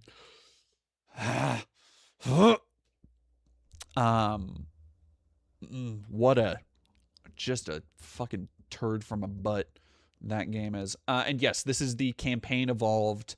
I am playing on remixed mode with a bunch of skulls and shit. Because I'm just making my way through trying to get as many of the skulls and stuff as I can so I can do a lasso campaign. What gets targeted is anyone who is effectively combating and exposing the state-sponsored Hasbro narratives, which I was doing with a passion. So I was booted from the platform, which honestly was a relief. Yeah, more than we'll talk about we'll talk about the crash outs over fucking Halo because, like, of course the dorks are mad about the dumbest shit in the fucking world, and all of the people like Cab Brutus and all these goddamn idiots are out here being like, oh, Halo went woke and else, as this activity was starting to take a toll on my emotional well-being, and then their campaign to smear me began. First, the social media activity. This actually started before my account was terminated. Hundreds of tweets like this, very obviously scripted and disseminated for all the lemmings to copy and paste. Pretending to have been followers of mine, regrettably, they must unfollow because I'm a Nazi. It's all quite unconvincing. They do this all the... This is, so I will say, and look, I'm not 100% saying Destiny bots. What I think is more likely is that he does have a group of people who just kind of go out. He'll give them an order to do online and he'll have them do it. Which is why you had multiple people reacting to my video when it came out. I've never had that, by the way. Never had it with the Matt Walsh video, with the Synthetic Man video, with the Brianna Wu video. I've never had a bunch of other people around that person go and watch it to try and debunk it. But you know what it does? It takes away views from me, which is what happened. So please go check out that Destiny video. It did not do the numbers I wanted it to do, precisely for that reason. And Steven knew that would fucking happen.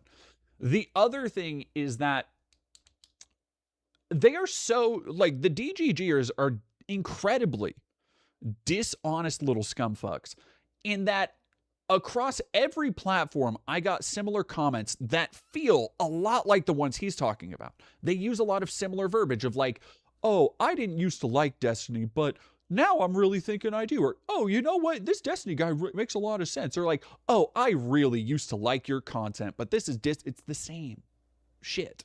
He calls his fans the pests. That's an insult to John Leguizamo. Joey J, thank you for $5. Perhaps this exposes my out-of-touchness, but why never a Fallout playthrough? Just curious. I could play Fallout. I think I have one of them downloaded still.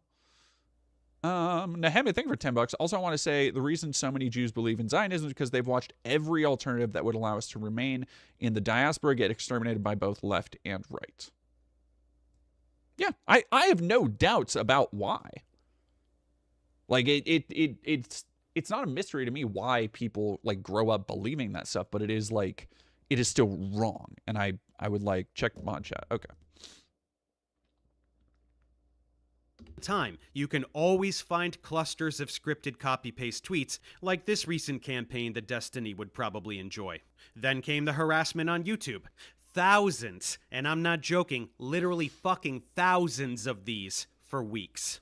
These came from the bot farms that Israel employs to shift the narrative on every platform they can. Optics are everything, and even this very blatant artificial activity can skew things in their favor to some degree. But that's just the beginning. Organizations like StopAntisemitism.org and Canary Mission are a form of weaponized retaliation against those who speak up for Palestine on social media. I was named Anti-Semite of the Week, along with countless actors and activists like John Cusack, Susan Sarandon, Mark Ruffalo, Roger Waters, Cynthia Nixon, Greta Thunberg, Bassem Youssef, Mamdani, of course, basically anyone who draws significant attention to Israeli crimes against humanity, thereby posing a challenge to the Hasbara narrative. You know, horrible, vile anti-Semites like Miss Rachel, the children's content creator who scandalously requested on social media that Israel stop bombing children, and who can be found singing songs with Palestinian double amputee toddlers. How dare she humanize children who have had their legs blown off by inhuman I would love monsters? to know, I would, by the way, love to know what the fuck Destiny thinks about Miss Rachel.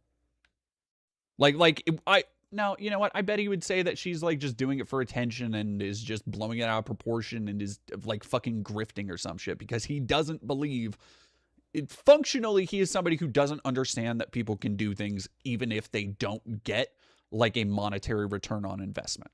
Like he is driven by that baseline profit. I feel strongly. As part of these smear attempts, founder of Stop Anti-Semitism, Leora Rez, and other This is well, I guess it'll spoil a little bit. I'm gonna skip all the cutscenes, but I'm just gonna be going through and shooting shit. And this is, if you're worried about Campaign Evolved spoilers, you won't be, because this mode remixes all the weapons and enemies. So this will not be. Not only does it remix the weapons and enemies, but I also have a flood filter on, so the game does not look anywhere near as pretty as it actually does. Like, it kind of looks like a butt right now. Other wastes of human life enact brutal campaigns to ruin the lives of whomever they target, doxing them, and doing whatever they can to get them fired from their jobs, especially for medical professionals. For me, there was not much they could do. I'm self-employed. They tried to smear me on LinkedIn, but nobody gave a shit. Was that recently fucking, so this was the thing, Westside Tyler got in a argument, I think it was with Wick and some of those other Destiny orbiting dipshits, and Destiny at the end was like, well, what's this guy's name? We can like find where he works and go report him and all this shit. And I'm like, this is the same dude, by the way, Destiny, same guy who for years has been like, yeah, the fucking talking about that one kid who wanted to take away his livelihood and how he had almost, or thought it, no, he had made a concrete plan on how to kill this kid is the Destiny lore, right? They move on. But perhaps with how much I've finally been talking about Israel in my YouTube content, as opposed to simply tweeting about them, a second wave of attention is coming my way. To demonstrate how no amount of criticism of Israel will ever be enough, we're going to talk a lot about how awful Israel is. Truly, they are the most potent force of pure evil in the world since the Nazis, ironically. The level of disdain they have for human life. You're also, Banana Brains, I think you're going to like watching me play like this, because I've low-key kind of been playing like a cover shooter in third person. Beyond comprehension. Not simply the ability to murder tens of thousands of children like they're termites, but the delight they express in doing so, and the overwhelming support that is expressed by Israeli citizens for this genocidal activity. More than 80% of Israelis support the complete annihilation of the Palestinian people. It is a twisted, psychotic society that celebrates the destruction of innocent human life. They proudly announce it openly. How do I like third-person Halo? Let me put this more, and I'll skip the cutscene so nobody wants anything spoiled. It's good. I like it. It's weird. I'm not gonna lie, it's a little bit weird, but it's honestly, it's not as like hard to get used to as I thought it would be. Like the way the world is organized, I don't know. It's interesting. Oh, I can turn, yeah, let me actually turn the target markers off, because that shit annoys me. But there are a bunch of, yeah, here we go. Friendly speaker. I'll find it. Their desire to wipe Palestinians and other Arabs from the face of the earth. אבל בוא נאמר... תעשי את זה, אני מכיר אותך קצת, תעשי את זה אם תוכלי. יכול להיות, אבל בוא נאמר ככה, הצבא צריך לגמור, כמו שעבד בצפון, הוא צריך לעבוד בדרום, ולהשאיר את עזה ללא ערבים, ולהקים התיישבות יהודית בכל חבל עזה. כאשר אומרים ביישובי העוטף שרוצים לראות את הים, זאת אומרת, כדי לראות את הים צריך שלא יהיו בתים. שאני מבין במקורות שלנו, עם הפראים האלה לא היה שלום, אין שלום ולא יהיה שלום. לא שאני לא רוצה שלום, גם אני רוצה שלום. ארץ שייכת אך ורק לעם ישראל, וכל עזה וכל לבנון, כל זה צריכים לשאוף לנקות את הארץ מרוכבי הגמלים. I don't care about Gaza. I literally don't care. For all I care, I can't turn it off. I can only go 10. All right, well, I guess that's the little bit. אנחנו מטילים מצור מוחלט על העיר עזה. אין חשמל, אין מזון, אין מים, אין דלק. הכל סגור. אנחנו נלחמים בחיות אדם, ואנחנו נוהגים... I'm gonna go a little bit past. Oh, Jesus Christ. All right. rather than the reality that they are actual terrorists. Here's Israeli Minister for Social Equality announcing how proud she is of the ruins of Gaza, and that every baby 80 years from now will tell their grandchildren what the Jews did. They take pride in the complete annihilation of a people. אני אישית גאה בהריסות של עזה, ושכל תינוק, גם עוד I don't know. It is kind of cool that you can turn every level in a playthrough into 343 Guilty Spark. All right, I'm checking mod chat. Oh, there we go. Thank you, Kari. I'm gonna look into that. I might share that on another stream because I want to dig into that more. But yeah, thank you. And you don't have to take the word of officials. You can ask the soldiers themselves. They proudly brag about children they've killed. We are looking for babies, but Somebody's saying, Geodag, as you know, the majority of this video is just about the genocide. Only parts of it are about Destiny. You know what? Honestly, that's fine because I feel like people can use a refresher. When I cover the IOF occupation and the genocide in Gaza, I tend to jump around a little bit. So I think this would be good to catch up people. We've got a couple rating groups if they aren't familiar with it. I think this will be, from what I've heard, this is a good primer on that. So I think we'll just probably watch it from here. I'm keeping an eye on some of the, hello, baby. Oh, another reason I've been so busy. Well, it wasn't like a lot big to do, but I did also wash Lady. So Lady's been very pretty and her summer coat finally came in. Oh, I love you. Okay, give me 1 second. I'll be right back. Oh, you're so excited. What are you so excited for, baby?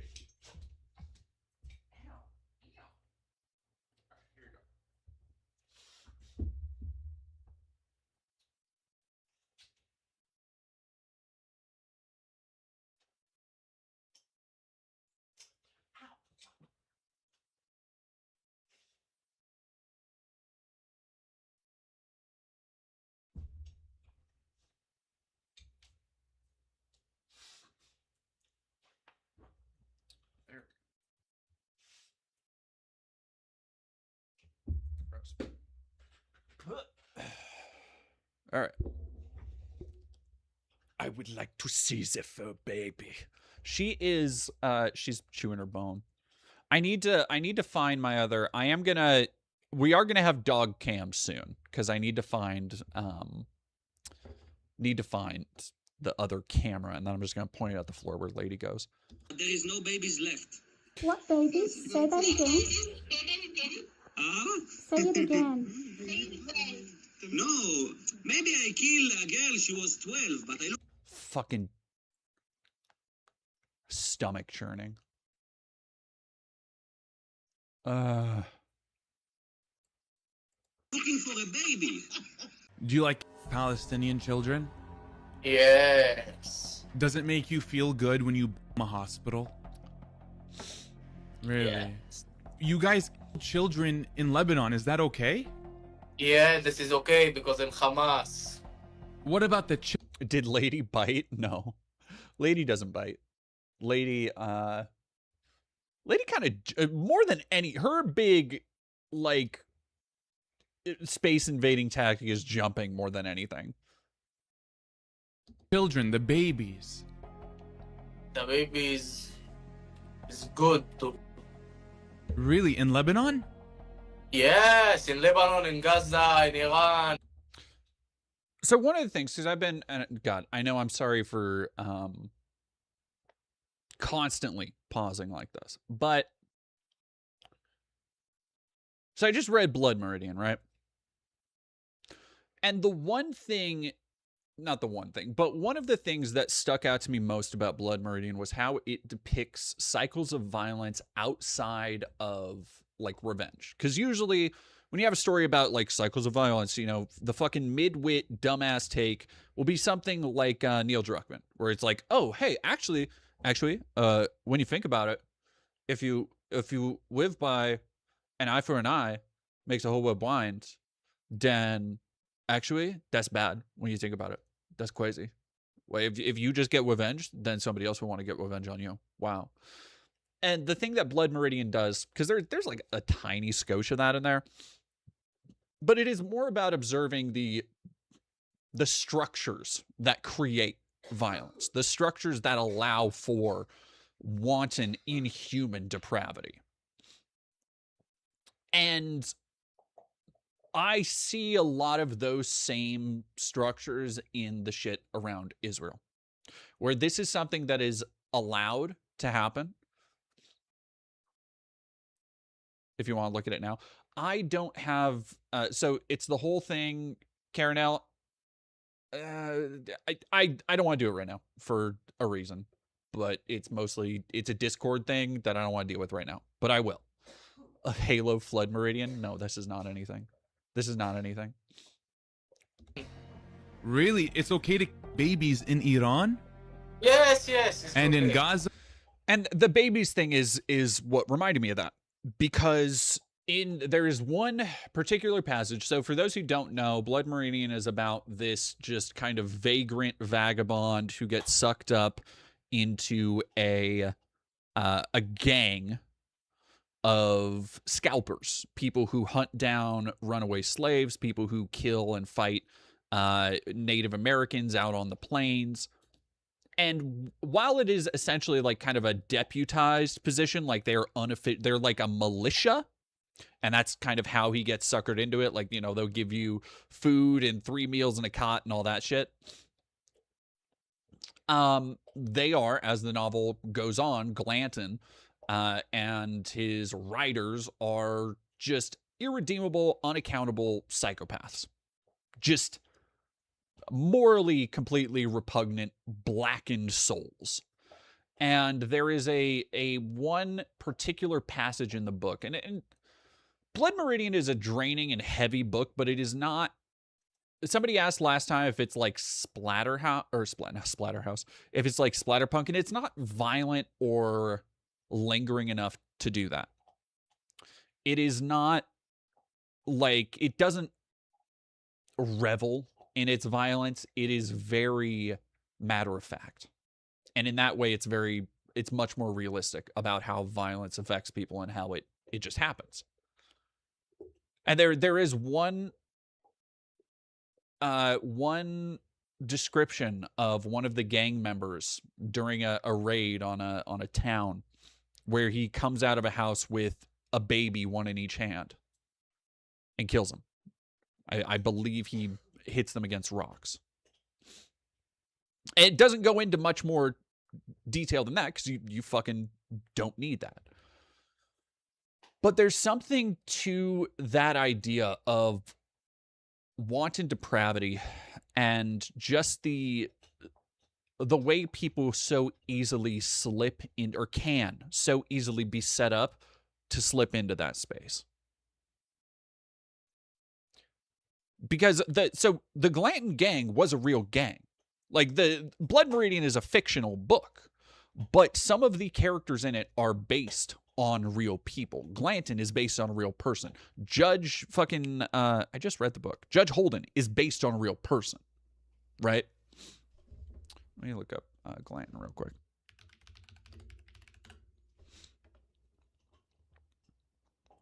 John Joel Glanton even sounds like a fucking psychopath. Contemporary sources describe him as a murderous outlaw and prominent participant in the Texas Revolution. Texas independence. His fiancée was abducted, scalped, and killed by Apaches. God, he's still 16. After the Battle of San Jacinto, President Sam Houston supposedly banished Glanton. This was never enforced. Arrested for assault, tried to shoot a police officer. He applied for a 320-acre grant of land. He improved, receiving no certificate of purchase. He transferred his claim to his brother. God, man, there was a whole period that was just fucking insane in American history. So, and reading Blood Meridian and Grapes of Wrath back to back is also kind of fascinating, because there's like a little overlap in the time periods they take place in, or they're very like scrunched together. So it is kind of just this like 75-year span of fucking misery. Just looking at what it was like in America. During the times that we are so often told, like, oh yeah, no, it was great. It was super cool and awesome. Glanton Organization. Ugh. Here we go. Organization scalped war tribes who had been attacking to claim the bounty for scalps. Samuel Chamberlain claimed he worked as a member. According to Chamberlain, Glanton's second in command was a Texas known as Judge Holden.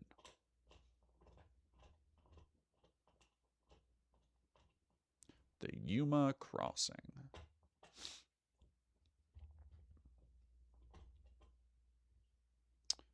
Go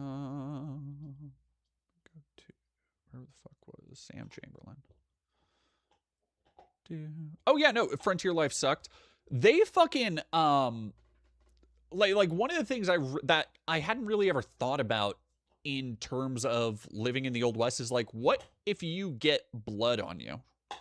Because there are moments where, like, you know, there'll be a bloody massacre and somebody will survive, but they are covered in partially their blood, but everybody else's blood, and you're stuck out in the middle of bumfuck the desert in 90, 100-degree heat, and you have to walk 10 miles to get anywhere. And it just, like, it forms this fucking dry blood carapace. It's like insane that people lived like this. All right. Chamberlain. The game became notorious for taking scalps under highly questionable circumstances. Members were declared outlaws by the Mexican government.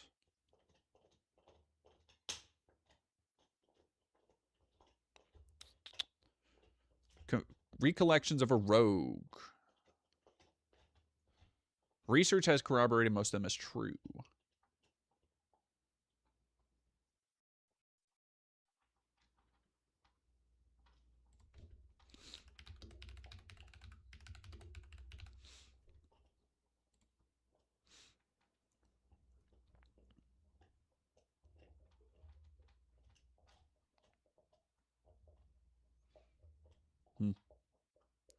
Anyway. Yes. And in Lebanon? Yes. You really believe that? Sorry, let me read some of these really quick. Nehemiah, thank you very much for $5. Now is a good time to mention that a majority of Jews in the U.S. know Israel is committing war crimes. Zionism for Jews does not mean blind loyalty. Yeah, there are, and that goes across both, because I think a lot of Orthodox Jewish communities were some of the first that people were pointing to as being like, these, look how many Jewish people are against the Israeli government. But that is something that has, as the war has continued going on, has only grown.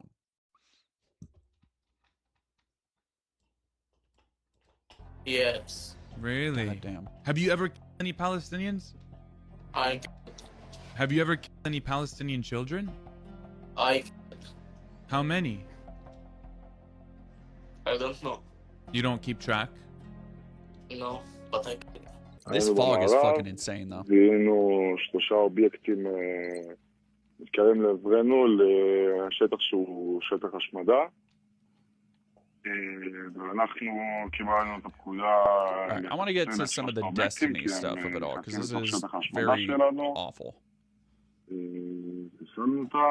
Not that... Alright, here we go. Writing these reports and sharing these determinations with the UN, Francesca has faced a volume of harassment and threats to her personal safety that I can't even begin to imagine. And that's coming from someone who is harassed every day and receives threats sporadically. You heard Mehdi's list, but let's expand a little. Human Rights Watch cited starvation as a weapon of war and the creation of conditions calculated to bring about the physical destruction of the Palestinian population. Doctors Without Borders cited the testimonies of doctors reporting that they routinely received children who have been shot in the head or chest by snipers, as we mentioned. UNICEF reported that essentially all of the million or so children remaining in Gaza need mental health and psychosocial support due to immeasurable trauma, especially the thousands who have lost limbs, usually amputated without anesthetic, and those who have lost their entire families. The International Association of Genocide Scholars stated that the legal definition is cleanly met, citing war crimes and crimes against humanity. Jewish Voice for Peace, Amnesty International, international, even several Israeli organizations. It's a long list of organizations, and the list of criteria that qualify this as genocide is never-ending. 90% of Gazans displaced, absolutely all farmland unusable, continuous blocking of humanitarian aid, starvation and life-threatening malnutrition, mass executions of healthcare and rescue workers. Israel is a club of genocide overachievers. If you deny the fact that Israel is committing genocide, you are no different from a climate change denier or an anti-vaxxer or a fucking flat earther. You are denying the very obvious reality that we live in. Did you hear that, Stephen? Then let's talk about the complete demolition of the entire territory. Israel wants people to believe that they're the most moral army in the world. He goes through everybody. Taking every imaginable measure to protect innocent civilians while exclusively targeting filthy Hamas terrorists with laser precision. This is total horseshit. I mean, again, they proudly announce that they want to murder every last child in Gaza, so anyone who believes them when they say the opposite is a moron. But more importantly, there objectively is no precision whatsoever to the destruction in Gaza. More than 78% of Gazan infrastructure has been demolished by relentless carpet bombing. Every hospital. And yes, Kristen Thompson, thank you very much for saying so. For those who might think otherwise, this is an anti-Semitism fucking free space, dude. I don't care. It is. It always will be. Being clear for all, condemning the actions of a government is not condemning an entire group of people. Yes. Oh, Brutus Magnuson, I wish. Thought MK Ultra was a Mortal Kombat spinoff. That would have just been like, oh damn. The next like Mortal Kombat, the collected edition, like with the DLC pass and all that shit packed in, needs to be called like they did MKXL. It needs to be MK Ultra. That'd be every school, every bakery, every city demolished. Once refugee tent camps were set up, they bombed those too. They tell them to evacuate even though they have nowhere to go, and then bomb them anyway. They give them safe routes to evacuate, and then bomb the safe routes. They designate safe spaces, I'm and glad then bomb he's showing those all too. of the fucking And when they occasionally receipts. let in food, they shoot at Gazans when they try to get it. It's complete annihilation combined with twisted psychological torture. It's very easy to look at image after image of the destruction to see that there was zero regard for precision. They weren't aiming for some imaginary terrorist. They were never doing anything but destroying Gaza from day one. You're not convinced by these images? Too small in scope? Let's get a broader top-down with view. all of the fucking energy sword elites. Jesus. Jesus.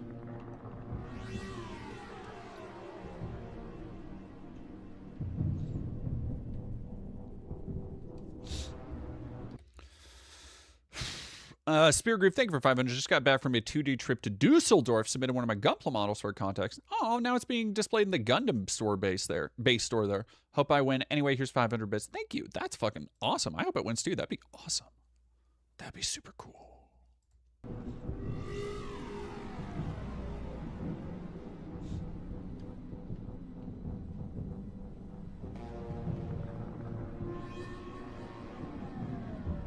God. And the idea that the fucking idea that Destiny and people like him, people like Brianna Wu, are doubling and tripling down now.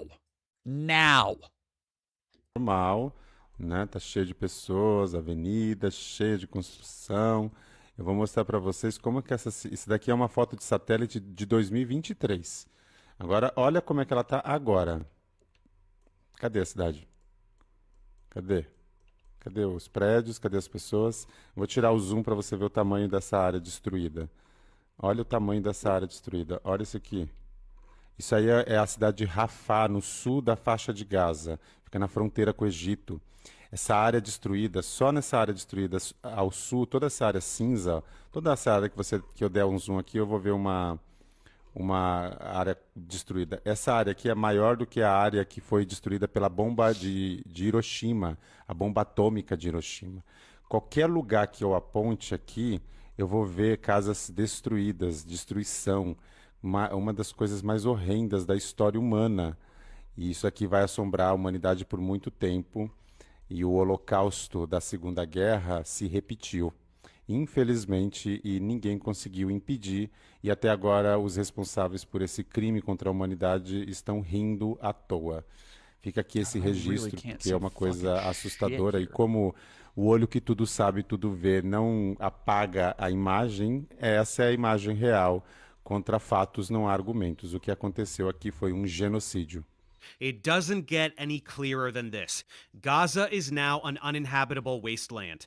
Absolutely nobody can keep a straight face and say that this level of destruction had anything to do with targeting terrorists while keeping civilians safe. We can know this with even greater certainty by looking at what they're doing in Lebanon.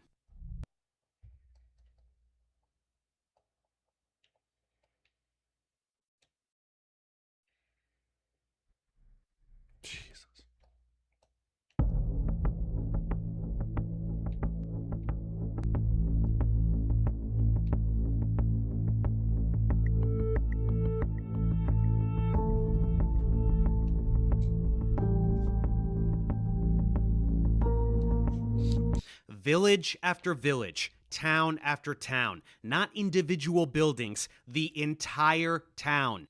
This has nothing to do with terrorism. This has nothing to do with Hezbollah, whose label of terrorist organization is laughable to begin with.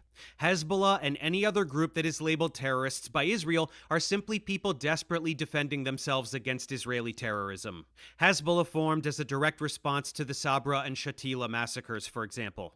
Israel is the aggressor state, slaughtering anyone they please, and anyone who stands in opposition to that is labeled a terrorist. These groups are the rebellion in Star Wars. Israel is the fucking empire. Do you think Emperor... Okay, we're getting a little fucking Reddit cringe a little bit here. Yeah, well, so I don't know if the white phosphorus has been confirmed. I keep hearing, but like, white phosphorus is a super serious thing that a lot of people... I don't know if it's been confirmed, is what I should say. Is this a mod? No, this is the new, I'm playing the remix mode of Halo Campaign Evolved. Palpatine would label Luke Skywalker a terrorist? Of course he would. Supporting Israel is like rooting for the fucking Death Star. But again, this level of destruction has nothing to do with Hezbollah or any other supposed terrorist group. This is demolition.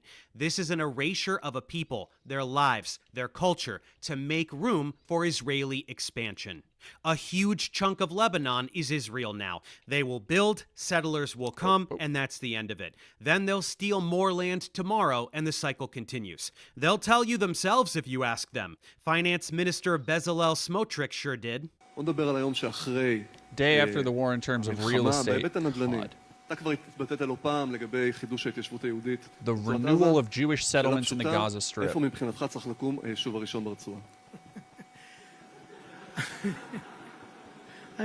אני מודה שלזה לא ציפיתי, אני מוכן להתחיל מהתוחמת הצפונית, אבל סתם, תדעו לכם, זה לא מצחיק, יש תוכנית עסקית, תקשיבו לי טוב, יש תוכנית עסקית שנבנתה על ידי אנשים הכי מקצועיים שיש, שנמצאת על השולחן של הנשיא טראמפ, לאיך הדבר הזה הופך לבוננזה של נדל"ן, אני לא צוחק, מחזיר את עצמו. אגב, אני התחלתי משא ומתן עם האמריקאים, ואני אומר את זה לא בצחוק עכשיו, כי אני גם דורש, הרי אנחנו שילמנו המון כסף על המלחמה. We paid a lot of money for this war. He's talking about how much they're going to make off the war. How much they're going to make off of building on top of the fucking bones of Gaza. He's making jokes. He's popping fucking jokes about it. אז אנחנו צריכים להתחלק איך אנחנו עושים אחוזים על שיווקי הקרקע אחר כך בעזה. Evil motherfucker. לא בצחוק. את שלב ההריסה, We've done the demolition phase. שהוא תמיד השלב הראשון בהתחדשות העירונית עשינו, עכשיו צריך לבנות, זה הרבה יותר זול. It's not funny. There's a business plan. Thanks to Trump, the real estate mogul, cosplaying as the president of the most powerful nation on earth, it's gonna be a bonanza. When you decide that you want to steal some land, first, you demolish everything. That's always the first phase. If people are already living there, kill them by the hundreds of thousands if you want. What's the difference? They're not chosen people like us. Murder them, displace them, whatever you have to do. Destroy absolutely everything in the region until not a single building is left standing. Then go in, clear the rubble, and build luxury condos or whatever the fuck you want. Easy peasy. Do you understand now what has been happening since October 7th? Do you understand that it was never about terrorists or protecting Israel or getting back hostages or anything of the sort? Not for a single second was it ever about any of those things. Israeli officials didn't give two shits about hostages. They were an excuse to keep bombing. There were deals on the table early on that involved a ceasefire in exchange for all of the hostages being returned, and they refused. In October of last year, they got all of the hostages back that they didn't kill with their carpet bombing. That still didn't stop them. And I wish I had saved... Holy shit, CR Rent, thank you so much. Thank you for $50. Goodness gracious, thank you. This reminds me of, I'm reminded of Asmongold's famous, they genocide us if we don't genocide them, quote. Words with the same intelligence as, if we genocide all the criminals, there will be less crime. Yeah, so the thing that is... The thing that is, keeps going through my mind as I'm reading Grapes of Wrath is, so if you don't know what the book is about, it's about Dust Bowl farmers moving across the country during the Great Depression because everybody's kids are fucking starving and everybody wants to move to California to work.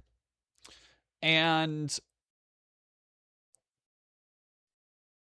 they come to California and they find out that despite these people being Americans, generationally, they are immediately greeted as outsiders with all of the criticism, with all of the distrust, with all of the slander and lies that comes with being like a minority group. Because even though they are white Americans that speak English from the same fucking country, they are seen as lazy, shifty. They're a bunch of roustabouts. They're a bunch of they're a bunch of liars and thieves.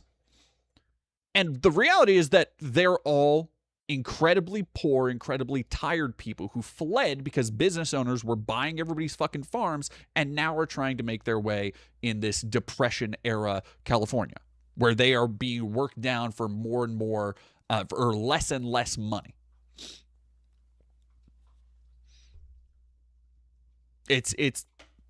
And it reminds me of, that we talk about it all the time, is like the people who think that they're on top, they're not.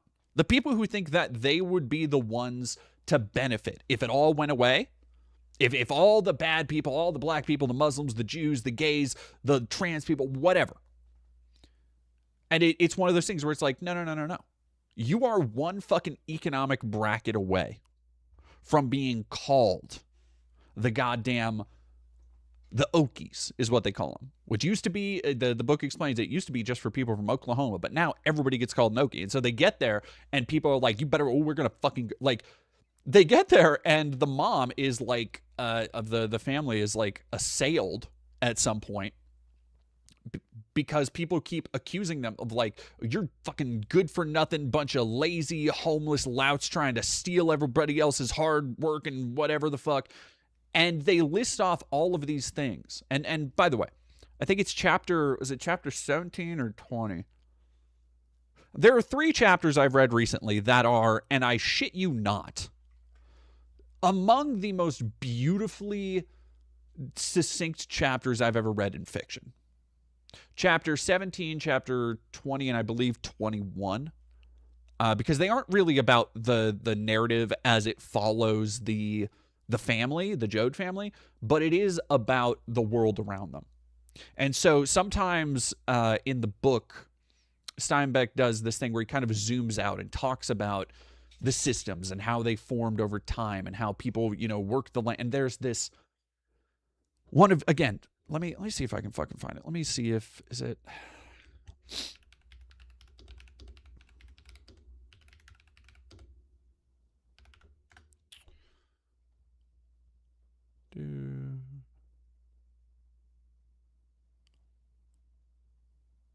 Oh, chapter 17 is great. Is it chapter 19 I'm thinking about? Maybe it's chapter 20. No, that's the...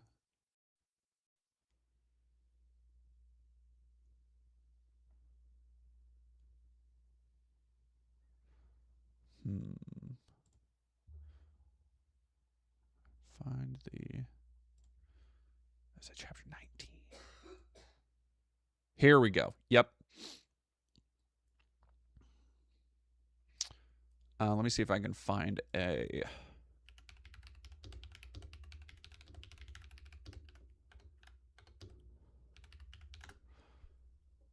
Here we go. Ooh, you motherfucker.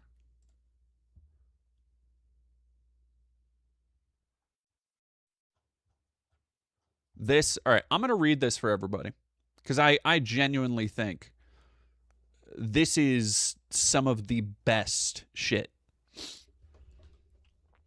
ever. And I don't know if I'll read the whole chapter.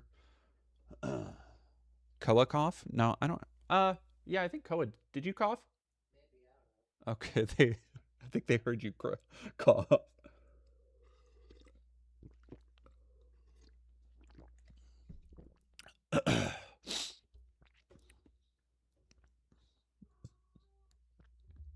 Once California belonged to Mexico and its land to Mexicans, and a horde of tattered, feverish Americans poured in. And such was their hunger for land that they took the land, stole Sutter's land, Guerrero's land, took the grants and broke them up and growled and quarreled over them, those frantic, hungry men, and they guarded with guns the land they had stolen. They put up houses and barns, they turned the earth and planted the crops, and these things were possession, and possession was ownership. The Mexicans were weak and fled. They could not resist because they wanted nothing in the world as frantically as the Americans wanted land. Then, with time, the squatters were no longer squatters, but owners. And their children grew up and had children on the land. And the hunger was gone from them. The feral hunger, the gnawing, tearing hunger for land, for water and earth and the good sky over it, for the green, thrusting grass, for the swelling roots. They had these things so completely that they did not know about them anymore. They had no more the stomach-tearing lust for a rich acre and a shining blade to plow it, for seed and a windmill beating its wings in the air. They arose in the dark no more to hear the sleepy birds first chittering and the morning wind around the house while they waited for the first light to go out to the deer acres. And these things were lost. Crops were reckoned in dollars. Land was valued by principal plus interest, and crops were bought and sold before they were planted. Then crop failure, drought, and flood were no longer little deaths within life, but simple losses of money. And all their love was thinned with money, and all their fierceness dribbled away in interest until they were no longer farmers at all, but little shopkeepers of crops, little manufacturers who must sell before they can make. Then those farmers who were not good shopkeepers lost their land to good shopkeepers. No matter how clever, how loving a man might be with the earth and growing things, he could not survive if he were not a good shopkeeper. And as time went on, the businessmen had the farms, and the farms grew larger, but there were fewer of them. Now farming became industry, and the owners followed Rome. All right, now the reason, by the way, I'm going to take a pause real quick. The reason I'm reading this is because this is such a succinct encapsulation of struggle as a whole, as it applies to capital, as it applies to ownership, as it applies to designating outgroups, taking whatever you want, pillaging and giving nothing back. And I think it is where this goes. If you're wondering, why am I reading this? Where this goes, I think you will see a lot of parallels, if you haven't already, with Israel-Palestine, with everything happening in America, with everything happening the world's over, with capital, with AI, all of it.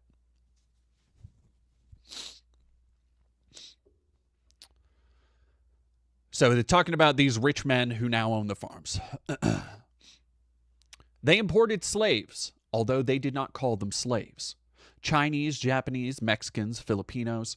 They live on rice and beans, the businessmen said. They don't need much. They wouldn't know what to do with good wages. Why, look how they live. Why, look what they eat. And if they get funny, report them. And all the time, the farms grew larger and the owners fewer. And there were pitifully few farmers on the land anymore. And the imported serfs were beaten and frightened and starved until some went home again and some grew fierce or were driven or were killed or driven from the country. And the farms grew larger and the owners fewer. And the crops changed. Fruit trees took the place of grain fields. Vegetables to feed the world spread out on the bottoms. Lettuce, cauliflower, artichokes, potatoes, soup crops.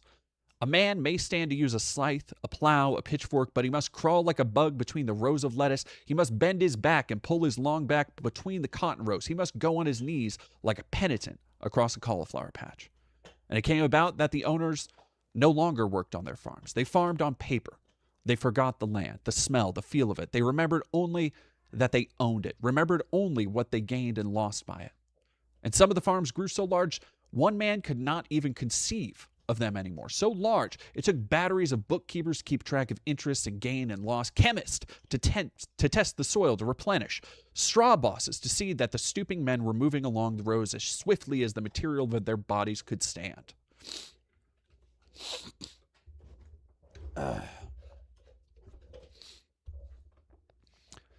Then such a farmer became a shopkeeper, a storekeeper, and kept a store. He paid the men and sold them food and took the money back. And after a while, he did not pay the men at all and saved bookkeeping. These farms gave food on credit. And this is talking about work towns, which, by the way, is something that fucking Elon Musk desperately wants to bring back. A man might work and feed himself, and when the work was done, he might find that he owed money to the company. And the owners not only did not work the farms anymore, many of them had never seen the farms they owned. And then the dispossessed were drawn west from Kansas, Oklahoma, Texas, New Mexico, from Nevada, and Arkansas, families, tribes, dusted out, tractored out, carloads, caravans, homeless and hungry, 20,000 and 50,000, 100,000 and 200,000. They streamed over the mountains, hungry and restless as ants, scurrying to find work to do, to lift, to push, to pull, to pick, to cut, anything, any burden to bear for food. The kids are hungry. We got no place to live. Like ants scurrying for work, for food, and most of all, for land. We ain't foreign, 7 generations back Americans, and beyond that, Irish, Scottish, German, English. One of our folks in the Revolution, and they was lots of our folks in the Civil War, both sides Americans. They were hungry, and they were fierce, and they had hoped to find a home, and they found only hatred.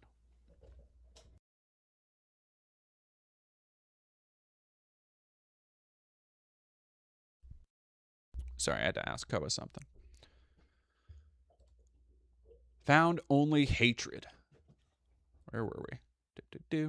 Okies. The owners hated them because the owners knew. And listen to this shit, by the way. When I was talking about radicalizing earlier, this is what it all comes down to. The owners hated them because the owners knew they were soft and the Okies strong. They were fed and the Okies hungry. And perhaps the owners had heard from their grandfathers how easy it is to steal land from a soft man if you are fierce and hungry and armed. The owners hated them, and in the towns, the storekeepers hated them because they had no money to spend. There is no shorter path to a storekeeper's contempt, and all his admirations are exactly opposite. The town men, little bankers, hated Okies because there was nothing to gain from them. They had nothing. And the laboring people hated Okies because a hungry man must work. And if he must work, if he was to work, the wage payer automatically gives him less for his work. And then no one can get more. And the dispossessed, the migrants flowed into California, 250,000 and 300,000. Behind them, new tractors were going on the land and the tenants were being forced off. And new waves were on the way, new waves of the dispossessed and the homeless, hardened, intent, and dangerous. And while the Californians wanted many things, accumulation, social success, amusement, luxury, and a curious banking security, the new barbarians wanted only 2 things: land and food. And to them, the 2 were one.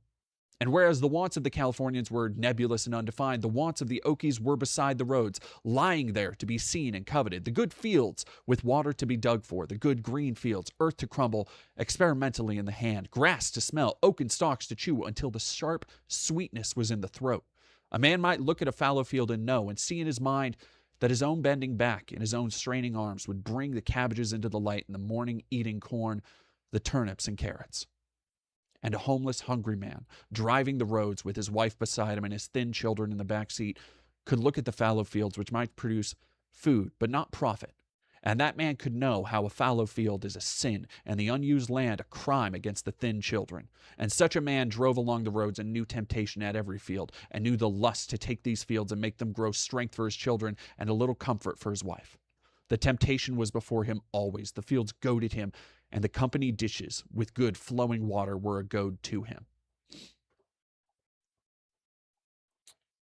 He drove his old car into a town. He scoured the farms for work. Where can we sleep tonight? Well, there's a Hooverville on the edge of the river. There's a whole raft of Okies there. And he drove his car to the Hooverville. He never asked again, for there was a Hooverville on the edge of every town. The rag town lay close to water. And again, I want you to fucking not only to keep in mind, this is American history. This shit happened. This is not fiction. This is based on the real Dust Bowl, the real Great Depression. And I want you to keep in your mind the dynamics of power and not only how they mimic what is happening in Israel and Gaza, but what is happening, the economic war being waged against Americans, waged against the working class. When people talk about why the workers of the world must unite, why all stories and all causes of oppression are one, it is because of this. It is when people, I can't help but laugh when people are like, don't you know, people in Gaza hate gay people.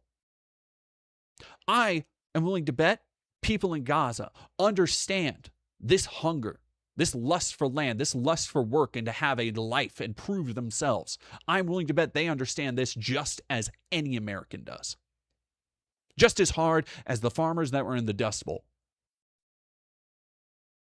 And if you can understand that, then everything else is secondary. Everything else can be learned or taught from working together. But I want you to hear, as we, again, go into Israel, Gaza, I want you to hear about company towns. I want you to listen to the description of the way people were forced to live.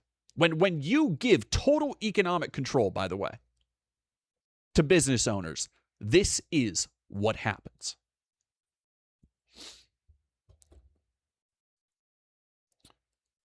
The rag town lay close to water, and the houses were tents. Weed-thatched enclosures, paper houses, a great junk pile. A man drove his family in and became a citizen of Hooverville. Always they were called Hooverville. The man put up his own tent as near to water as he could get, or if he had no tent, he went to the city dump and brought back cartons and built a house of corrugated paper. And when the rains came, the house melted and washed away. He settled in Hooverville, and he scoured the countryside for work, and the little money he had went for gasoline to look for work. In the evening, the men gathered and talked together. Squatting on their hams, they talked of the land they had seen. There's 30,000 acres out west of here, laying there. Jesus, what I could do with 5 acres of that. Why, hell, I'd have everything to eat. Notice one thing, there ain't no vegetables, nor chickens, nor pigs at the farms. They raise one thing, cotton, say, or peaches or lettuce. Another place, they'll be all chickens. They buy the stuff they could raise in the dooryard. Jesus, what I could do with a couple of pigs. Well, it ain't yourn and it ain't gonna be yourn. Well, what are we gonna do? The kids can't grow up this way.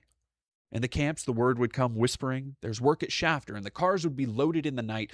The highways crowded, a gold rush for work. At Shafter, the people would pile up, 5 times too many to do the work. They stole away for the night, frantic for work, and along the roads lay the temptations, the fields that could bear food. Well, that's owned. That ain't ours. Well, maybe we could get a little piece, maybe a little piece. All right, I'm going to go through a little bit here.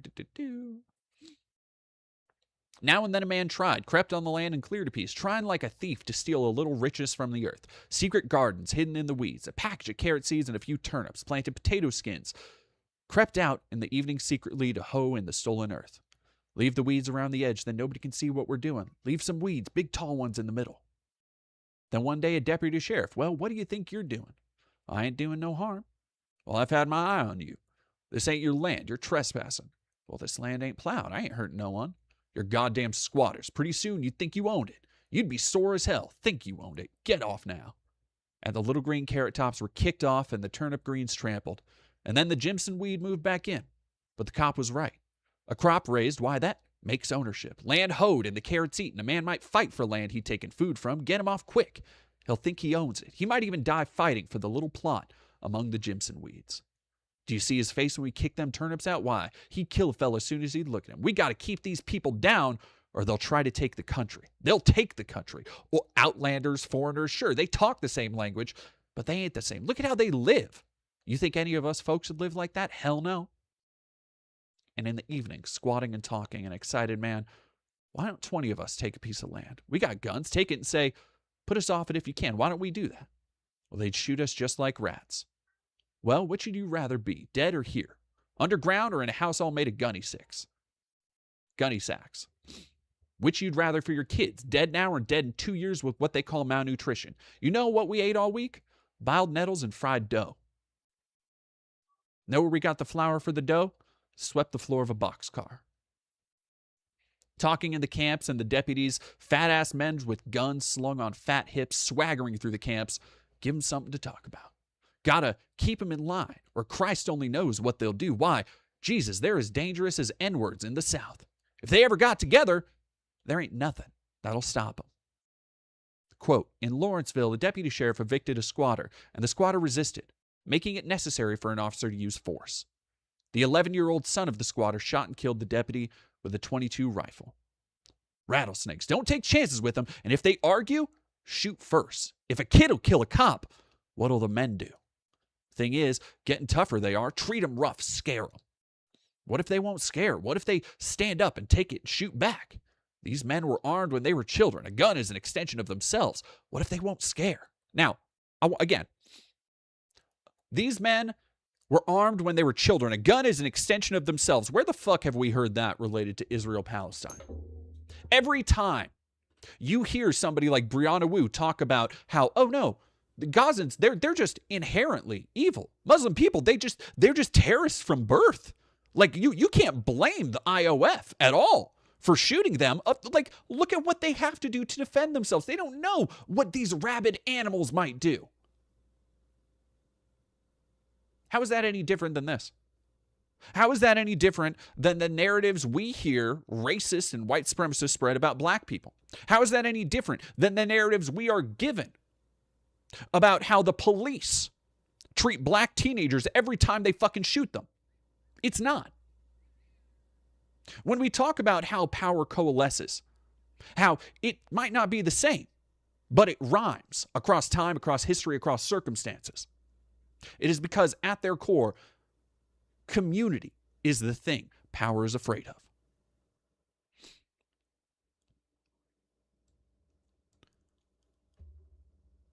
of. So they're asking, these are the cops talking amongst themselves, asking, what if we can't scare them? What if sometime, and this is them, again, thinking of, again, I want you to consider, we watched a little bit ago, Destiny, talking about how, if people are just, if nobody stops them, they'll just go crazy and they'll just overrun the land and like all this shit. This is another narrative Zionists like to point out. It's like, well, how are you going to have a one-state solution without, otherwise they'll just eradicate all the Jews? They have to bear as a warning the worst possible hypothetical. Otherwise, people will come around to seeing the reality of oppression. They have to sell it to everybody else. No. They're not just coming to take my jobs. They're coming to take your jobs. They're not coming to kill my family. They're coming to take your family. These are the same things every time, by the way. Some conservative or there's a Trump assassination attempt. This is why they constantly frame it as, oh no, they're trying to attack your president. They're trying to take away your freedom. This is why we had the narrative given to us, sold to us by the CIA, by the intelligence departments about all of our wars, especially in Afghanistan, especially in Iraq, especially after the Twin Towers fell. We need to be over there. We need to fight for your freedom. They manufacture the consent so that people go about their lives accepting these things as passive. And this is the liberal mind in action, by the way. When you see people like Destiny talking about, well, yeah, no, you got to kill all of Hamas, is because they absorbed all this shit for decades without any critical thought of the power structure that they are taking part in by repeating it. What if they won't scare? And you can, again, put in any minority group here. Put in Gazans. Put in revolting slaves. Put in the downtrodden Depression-era workers. Put in the people who fought back against the Pinkertons. Put in any group that has marched in the streets and been beaten in the skull by a billy club, has been shot with a rubber bullet. You can insert that right here. It makes just as much sense. What if they won't scare? What if sometime an army of them marches on the land as the Lombards did in Italy, as the Germans did on Gaul, and the Turks did on Byzantium? They were land-hungry, ill-armed hordes too, and the legions could not stop them. Slaughter and terror do not stop them. How do you frighten a man? Listen to this. And I want you to think of, because when I read this, the reason I made this connection as we're talking about Gaza is I thought of the video. God, I'm gonna fucking cry thinking about it. The video of the dad finding out one of his sons is alive in Gaza and holding him again. That's what I thought of when I read this. How can you frighten a man whose hunger is not only in his own cramped stomach, but in the wretched bellies of his children? You can't scare him. He is known a fear beyond every other.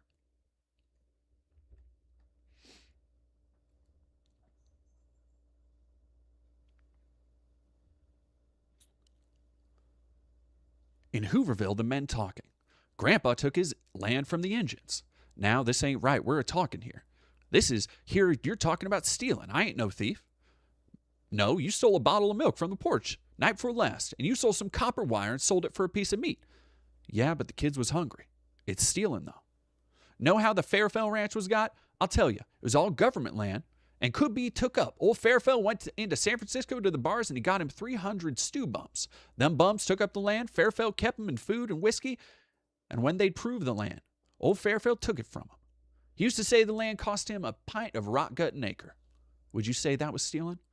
Well, it wasn't right, but he never went to jail for it. No, he never went to jail for it. And the fella that put a boat in a wagon and made his report like it was all underwater because he went in a boat, he never went to jail neither. And the fellas that bribed congressmen and legislatures never went to jail neither. All over the state, jabbering in the Hoovervilles. And then the raids. And this is where we're at now. In Gaza and Israel, this is where they've been for years. But this is where we are about to be in America. I guarantee it. And then the raids. The swoop of armed deputies on the squatters. Well, no, we are actually on this. We've seen people like fucking Gavin Newsom clearing out homeless encampments. The swoop of armed deputies on the squatters' camps. Get out. Department of Health orders. The camp is a menace to health. Where are we going to go? That's none of our business. We got orders to get you out of here. In half an hour, we set fire to it. Well, there's typhoid down the line. You want to spread it all over? We got orders to get you out of here. Now get. In half an hour, we burn the camp. In half an hour, the smoke of paper houses, of weed-thatched huts rising to the sky, and the people in their cars rolling over the highways looking for another Hooverville. And in Kansas and Arkansas and Oklahoma and Texas and New Mexico, the tractors moved in and pushed more tenants out. 300,000 in California and more coming. And in California, the roads full of frantic people pushing like ants to pull, to push, to lift, to work. For every man load to lift, 5 pairs of arms extended to lift it. For every stomach full of food available, 5 mouths open. And the great owners who must lose their land in an upheaval. The great owners with access to history, with eyes to read history and to know the great fact. When property accumulates in too few hands, it is taken away. And that companion fact, when a majority of the people are hungry and cold, they will take by force what they need. And the little screaming fact that sounds through all history. Repression only works to strengthen and knit the repressed. The great owners ignored the 3 cries of history. The land fell into fewer hands. The number of dispossessed increased, and every effort of the great owners was directed at oppression. The money was spent for arms, for gas to protect the great holdings, and spies were sent to catch the murmurings of revolt so that it might be stamped out. The changing economy was ignored, plans for the change ignored, and only means to destroy revolt were considered, while the causes of revolt went on. The tractors, which throw men out of work, the belt lines, which carry loads, the machines which produce, all were increased. And more families scampered on the highways looking for crumbs from the great holdings, lusting after the land beside the roads. The great owners formed associations for protection, and they met to discuss ways to intimidate, to kill, to gas. And always they were in fear of a principal, 300,000. If they ever move under a leader, the end. 300,000 hungry and miserable. If they ever know themselves, the land will be theirs. And all the gas, all the rifles in the world won't stop them. The great owners, who had become, through their holdings, both more and less than men, ran to their destruction and used every means in that long run that would destroy them. Every little means, every violence, every raid on a Hooverville, every deputy swaggering through a ragged camp put off the day a little and cemented the inevitability of the day. The men squatted on their hams, sharp-faced men, lean from hunger and hard from resisting it, sullen eyes and hard jaws, and the rich land was around them. Did you hear about the kid in the 4th tent down? We're almost through this, so I'm just going to finish it. No, I just come in. Well, the kid's been a-crying in his sleep and a-rolling in his sleep. Them folks thought he got worms, so they gave him a blaster, and he died. It was what they call black tongue the kid had. Comes from not getting good things to eat. Poor little fella. Yeah, but them folks can't bury him. Got to go to the county stone orchard. Well, hell. And so chapter 17, when I said it was one of the most beautiful, like, self-contained chapters in fiction, chapter 17 is all about the community formed by the Dust Bowl farmers. It is talking about how slowly over time all of these caravans of people, these families coming from different states, would start to camp together. They'd start to share food together. They would start to put aside differences. They would start to come together, sing songs every night, to fall into a rhythm of taking care of one another. And that's kind of what this section is a callback to, by the way. Hands went into pockets, talking about a little kid that died of malnutrition and disease, which, again, parallel to Gaza. And fucking unknowable black communities in America that are currently being poisoned. Hands went into pockets and little coins came out. In front of the tent, a little heap of silver grew, and the family found it there.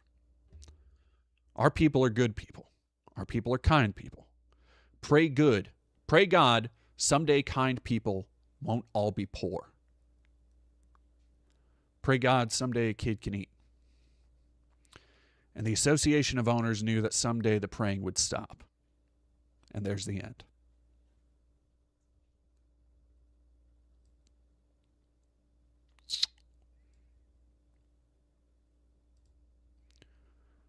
Fuck, man.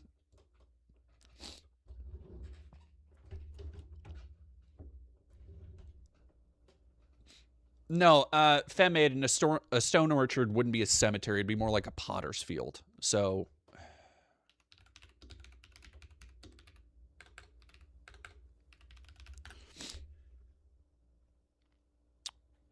cemetery or graveyard?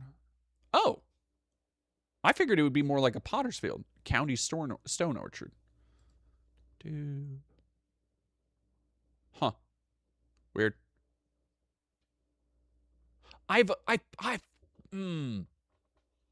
Well, okay, no, you're right. Yeah, it would be, they do have places, or they did have places for poor people to be buried. They still have that, by the way. Well,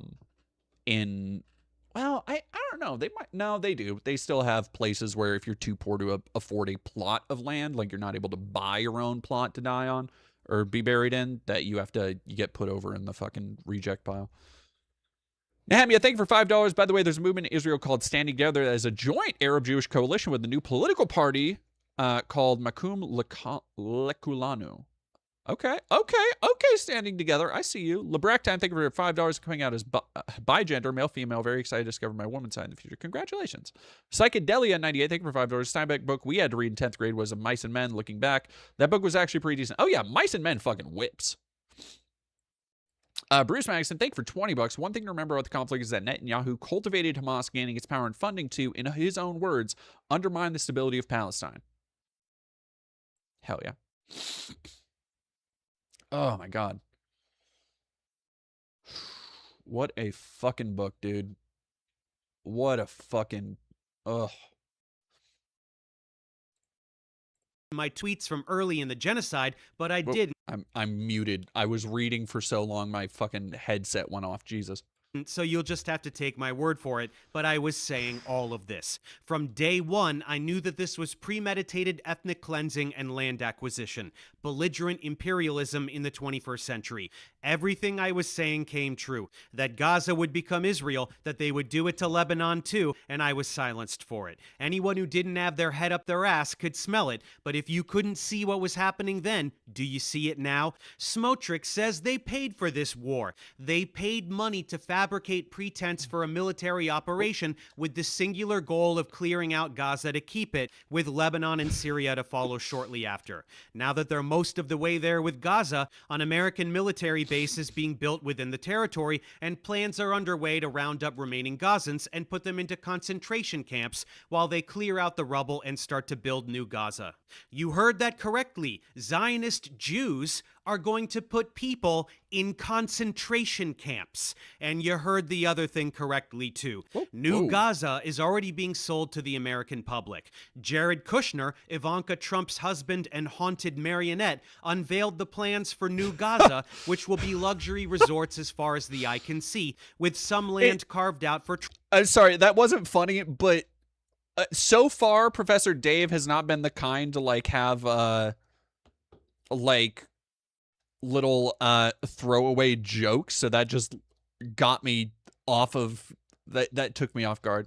Trump as a thank you for greenlighting all of this. And guess what? If you were one of those folks thinking that Israel's actions are way over the top, but what are you going to do because October 7th? Well, I'm going to take that away from you as well. Israel almost certainly knew what was going to happen, and they did nothing to stop it. The music festival taking place just 3 miles from the Gaza barrier was moved there from its original location at the last minute. Military response to initial activity was delayed for hours in a way that is difficult to justify. Israeli soldiers were even ordered to cancel all patrols along the Gazan border on the morning of October 7th, with no justification. Shalom Sharit. I need to look more into these, because I keep hearing about these things, but I have yet to, like, really dig deep into the accounts behind them. Given. DD Discord audiobook project. It's weird. Bugs just actually hit me up about my friend Bugs that I do a magic podcast with. Well, we kind of do them every now and then. We've both not been feeling it, but we've been kind of thinking of doing some of the, like, magic side stories as, like, a audiobook type deal. בבוקר, 7 באוקטובר, אתה במוצב. אצלנו ה-7 באוקטובר מתחיל... Paradoxical piece. It's so weird you say Helsing, because I, for whatever reason, bought 2 volumes of... I read the manga a little bit way back in, like, middle school, and on a whim, I just bought, like, volumes 2, 3, and 4, and I need to still sit down and read it. I remember being mad horny for Saris, and honestly, going back, I'm like, no, actually, it's all about Integra. It's all about Integra. You know what I'm saying?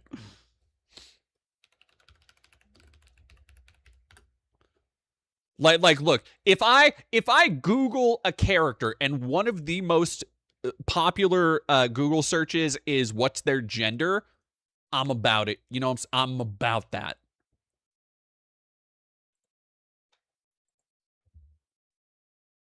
Maybe I should do an Integra cosplay. That would fucking whip. No, I can't. I gotta do more. All right, I have 2 cosplays that I'm actually working on. I'm doing Maria Silent Hill 2 and Testament. That's the other one. לפני 6:30.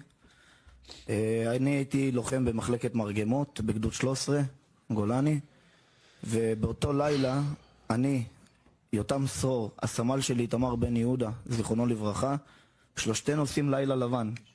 הרשינו לעצמנו בשבתות וחגים במיוחד לעשות לילה לבן עד לכוננות עם שחר, ואתם יודעים, יש לנו זמן לישון מחלקת מרגמות עד לכוננות הבאה. אז ב-5:20 בבוקר אנחנו יושבים ליד הקשר כדי לא להעיר מאזין, והסמג"ד שלי, ניר בוינפלק, שגם הוא נפצע קשה, וברוך השם הוא שרד. See, Ron Carsign talking, and I realized, sorry, if y'all aren't used to the stream, I'm fucking I'm ADHD as hell, so I'm all over the place all the time. Somebody said Raiden from Metal Gear Solid 2. I want to do a Raiden cosplay so fucking bad. I would have to make a skull suit from scratch. And that is something I just don't have the, like, I don't have the time to do that right now for a cosplay, mostly because if I'm working in any kind of costuming, it's going to be for the movie, you know? פתאום עולה בקשר בהודעה מוזרה. כל התחנות, לא יודע למה, לא יודע איך, משהו בסגנון הזה, אין סיור בגדר עד 9 בבוקר. Oh, fuck, I haven't even been... 5:20 בבוקר. כל תחנות נשארים כאן משנה, אז מבחינת קרקע ואויב אין לנו דברים משמעותיים. מבחינת כוחותינו יצאה הנחיה מהחטיבה שעד השעה 9 בבוקר מול הערכת המצב, אף כלי לא מגיע לבורמה. אני חוזר שוב, עד 9 בבוקר ואל מול הערכת המצב, אף כלי לא יורד לבורמה. נמצאים בנקודות זינוק אחוריות, מהנחיית חטיבה, לא יודע בדיוק למה, לא שואל יותר מדי, זאת ההנחיה, זה מה שאנחנו עושים. קצת לפני שהכל מתחיל. ואיתמר דופק לנו פרצוף כזה של מה? ואתה יודע, אנחנו חיילים פשוטים סך הכל, לוחמים, לא מפקדים ולא קצינים שנוכל לשאול שאלות, זו הוראה של הסמג"ד. מקבלים את הפקודה הזאת ולא שואלים שאלות. הורדת פקודה רגילה. ובאמת, אחרי שעה, 6:30, פתאום אזעקות. תראי, אני אגיד לך את האמת, אני חייתי עם זה מה-7 באוקטובר, ומאוד חששתי לדבר על זה, ושהגעתי לכנסת, זה היה אחרי תקופה ששאלתי כמה... I just said, Israeli officials are trying to force America to merge its military well, this, I believe, with has the military military of a foreign country, the one committing genocide. Moving from aid to partnership is how Bibi tried to sell it on Fox News, and even the Fox News puppet, anchor, said... It certainly brings up some issues of sovereignty, but we'll have to work that out later. While you're sitting there thinking about how incredibly fucked up this is, let me explain how it's way more fucked up than that. First, you know all those billions of tax dollars that we send to Israel every year, the ones that are used to murder children? Now that money will not require congressional approval. It's just part of the federal budget that the executive branch can arbitrarily provide at any time and in any amount. Next, the government is trying to bring back the military draft. If that were to happen, soldiers would be forced to fight for Israel. That would mean that young Americans could be drafted against their will and forced to go murder Arabs for Israel, while also potentially just getting murdered by Israel themselves via the Hannibal Directive. And finally, this move would make the Pentagon totally dependent on Israel. Israeli AI systems would be integrated into all the highest classification functions of the U.S. military. So no American intelligence could be withheld from Israel, including that on its own citizens, and any attempt to defy Israel's wishes by any future president could be regarded as a military coup. I need you to really wrap your head around the treachery here. Israel is another country, a totally separate country from this one. If it were suggested that the American military merge with that of Switzerland, that already would be fucking insane. Now replace Switzerland's army with a literal terrorist organization that rapes and tortures and murders civilians every single day to expand the borders of a colonial ethno-state that violates international law. This is not a dystopian novel. This is real life, and it is happening. Zionists in Congress are trying to sneak this bill through as part of a defense spending bill. This is happening because public opinion is so firmly anti-Israel that Israel has to find ways to thwart the public and entrench itself in the American power dynamic in ways that will be nearly impossible to undo, no matter how much we protest and boycott. This is a hostile takeover of the American government by a foreign entity. This is Netanyahu trying to place himself formally in charge of aspects of the American government. Every politician supporting this motion is guilty of treason, and nobody's doing anything about it.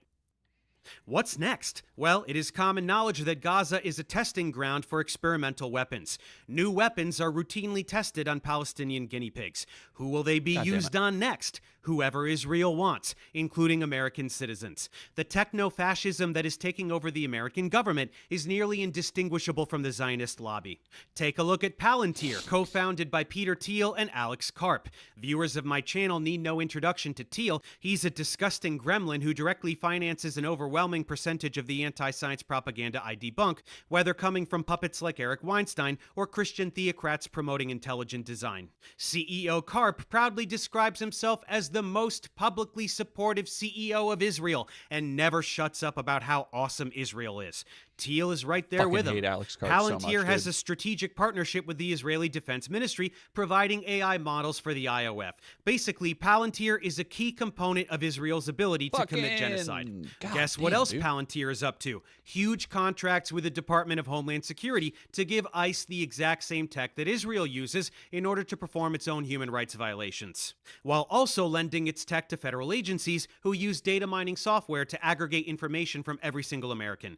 Palantir is a major entity pushing us towards an Orwellian police state here in America. More on that in a moment. Let's see, who else? Elon Musk. He has a direct relationship with Bibi. Agreements with Israel regarding Starlink. AI collaborations. Plans for an Israel-exclusive autonomous Tesla rollout. Oh, real Mark rough these Zuckerberg, days. along with Musk, both routinely censor pro-Palestine content on Facebook, Instagram, and Twitter.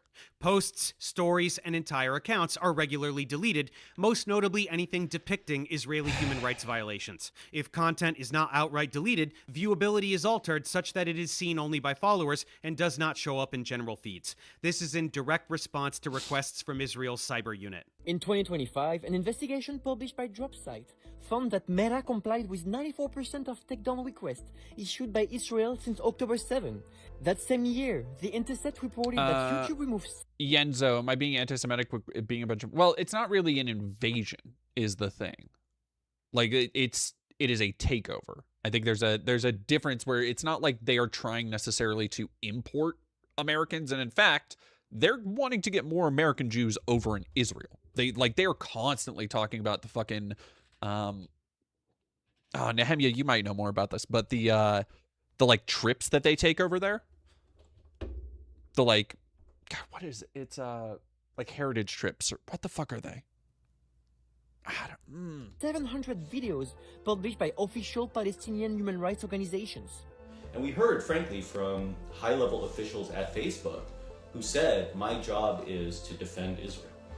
You know, so like, this isn't some sort of wild conspiracy. This is a thing that, you know, is happening in broad daylight, and there's nothing we can do about it because of these consolidation of these monopolistic companies that manage the entire global internet space. Why would tech oligarchs who fancy themselves above the law comply with requests from a foreign government? Ponder that. Then, of course, there is Zionist billionaire Larry Ellison, who purchased TikTok in January of this year. This was the platform where young people were most consistently learning about Israel's war crimes, so the Zionist lobby decided to put a stop to that. Ellison has long-standing personal and political ties with Israeli leaders, and he has personally donated tens of millions of dollars to the IOF, as well as investing in AI data centers in Israel. I don't even need to tell you that once Ellison acquired TikTok, pro-Palestine content was censored almost completely, and prominent Palestinian journalists were abruptly banned in a last-ditch effort to maintain a sliver of support among the younger demographics. But don't worry, social media manipulation is just the tip of the iceberg. Israeli tech firm Cognite is installing its system FalcoNet in American police SUVs. This is tech that pretends to be a cell phone tower, such that every phone in the vicinity connects automatically. Jesus fucking Christ, man. There is, I'm glad we have people out here, because I like to keep pretty up to date on the insane, like, shit happening here. But particularly when it comes to the security surveillance apparatus of it all, it's really fucking hard. And all its data is compromised. Texas, New York, Florida, and New Mexico are all currently using this tech. A foreign company has built invasive surveillance technology that tracks American citizens in American streets. A foreign company has unlimited access not only to private data of American citizens, but also the details of how American law enforcement surveils its population. And the contracts are redacted. Nobody can see what data is being collected, why it's being collected, how long it's kept, or who has access. Mass warrantless cellular tracking without consent and with zero transparency. This would be unconstitutional even if being done by the US government, but for Israel to be doing it here is fucking insane. What could this lead to? Well, to see what could happen to Americans tomorrow, we only need to look at what Israel is doing to Palestinians today. Check out this newest insanity. Unmanned cranes with machine guns are being used to murder Gazans. UNICEF reported a 12-year-old girl shot in the chest while in a tent. Another 5-year-old girl killed in her home. These cranes fire randomly and continuously at tents and exposed neighborhoods. Where will we see these next? Major intersections in American cities to protect all the patriots from dangerous Antifa? Preparation for the crackdown on American citizens has already begun. Anyone who criticizes Israel is being monitored by the FBI. A new legislation known as the National Security Bill grants the government broad powers to prosecute almost anyone under terrorism charges simply for doing routine journalism. Yeah, Quiet Kitsune, this is why I find it so fucking laughable anytime somebody's like, well, what about the CCP? Well, what about Chinese spyware? It's like, dog, what about American spyware? What the fuck? What Chinese spyware? I don't give a fuck about Chinese spyware. Or peacefully protesting. Countless supporters of Palestine have been arrested under such pretenses already. Same with protesting ICE.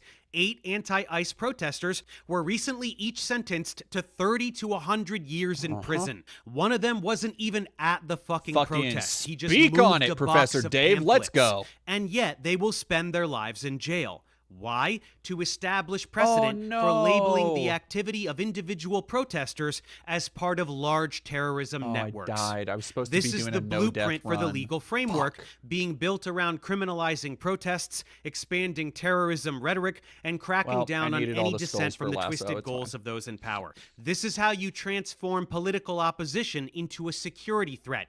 Peaceful protest into terrorism. Want to jail subversive individuals with zero basis? Just shout Antifa and your wish will be granted. This is an arbitrary category that can be expanded at will to encompass any political affiliation deemed unsavory to those in power. Doesn't matter what you did or didn't do. You're part of terrorist Antifa because they say so, and you go to jail for life. I'm so sorry. This is I how keep you make sniffing people right afraid into the to mic. organize and today resist has been a authoritarian rough rule. day for Today's been a fucking rough day for my allergies. On January 6th, people smashed windows at the Capitol. They assaulted police officers. They literally hunted down lawmakers. They erected actual gallows and called for the public execution of Mike Pence, who was in charge of the count. It was a coup that attempted to interfere with an election and install a dictator. What do they get? Jail time for being domestic terrorists? No. Trump pardoned them all and then tried to award them billions of dollars of taxpayer money for damages. What serves the state is good and heroic, no matter how obviously terroristic in nature. And whatever defies the state is terrorism, even if it's just holding a fucking sign. With all that leaking of a check for mold? No, well, it doesn't usually, it only usually happens when I wear makeup because I use an eyeliner. It's such a good eyeliner, but it makes me, it causes a minor reaction. So if I'm ever on stream, usually that's what's making me sniffly. But today it's just been fucking rough weather. El Salvador, thank you for $5. I once had a karate sensei who claimed that Iran's 1979 revolution and 1933 election victory caused by the Jews via banking. Oh, banking. The banking clan is fucking crazy. Preventing ICE domestic terrorists from murdering civilians. That's deep. This is all deep anti-Semitic racism to be like, oh yeah, no, didn't you know the bankers? Like, that's insane anti-Semitism. Already codified. That's the deep National cuts. Security Presidential Memorandum 7, or NSPM 7, officially directs federal agencies to aggressively investigate and disrupt groups and individuals that they decide are linked to political violence, which just means a legal way to target nonprofit organizations and absolutely any activist they please. Watch lists of suggested subversives already exist. What are the targets? Anti-Americanism, anti-capitalism, anti-Christianity, extremism on migration, race, and gender, opposition to traditional American views on family, religion, and morality. All of these labels are in there. I'm not making up a fucking word of this. It's a goddamn fever dream. What is this? We've This talked is the about this complete before. dismantling of free speech. The Constitution guarantees that you can't be imprisoned for things you say, for views you hold, or for protesting things. This administration is taking a big dump on freedom in the Constitution, and they're doing it for Israel just as much as the rest of the oligarchy it can barely be distinguished from. Other countries are doing the same thing. A new law in Britain... He's getting too real with it. He's fucking... I will say... I might have to watch more Professor Dave's because he has a really good way of explaining shit very methodically. Like I feel like I'm getting it was the same thing I loved about when I read Ibram X. Kendi's Stamped from the Beginning. It's just like it feels like boom, boom, boom, boom. Just the density of a history book in his reporting is what I really appreciate. El Sabi, thank you for $5. I once had a correct. Oh, sorry, I already read that. Britain gives sweeping powers to executive leadership to determine terroristic threats and imprison protesters, criminalizing journalism and activism, using broad provisions to put people in jail for a decade or more. Germany is on board as well, approving a bill that makes criticism of Israel a criminal offense punishable by 5 years in prison. Supporting a cause or quoting a source that is arbitrarily deemed a terrorist threat will be a crime, and countless people will begin going to jail for defending basic human rights. What is the justification for such draconian measures? Always, without fail, anti-Semitism. The boogeyman, the hyperinflated threat that justifies ruining countless lives, an embodiment of the toxicity it pretends to fight.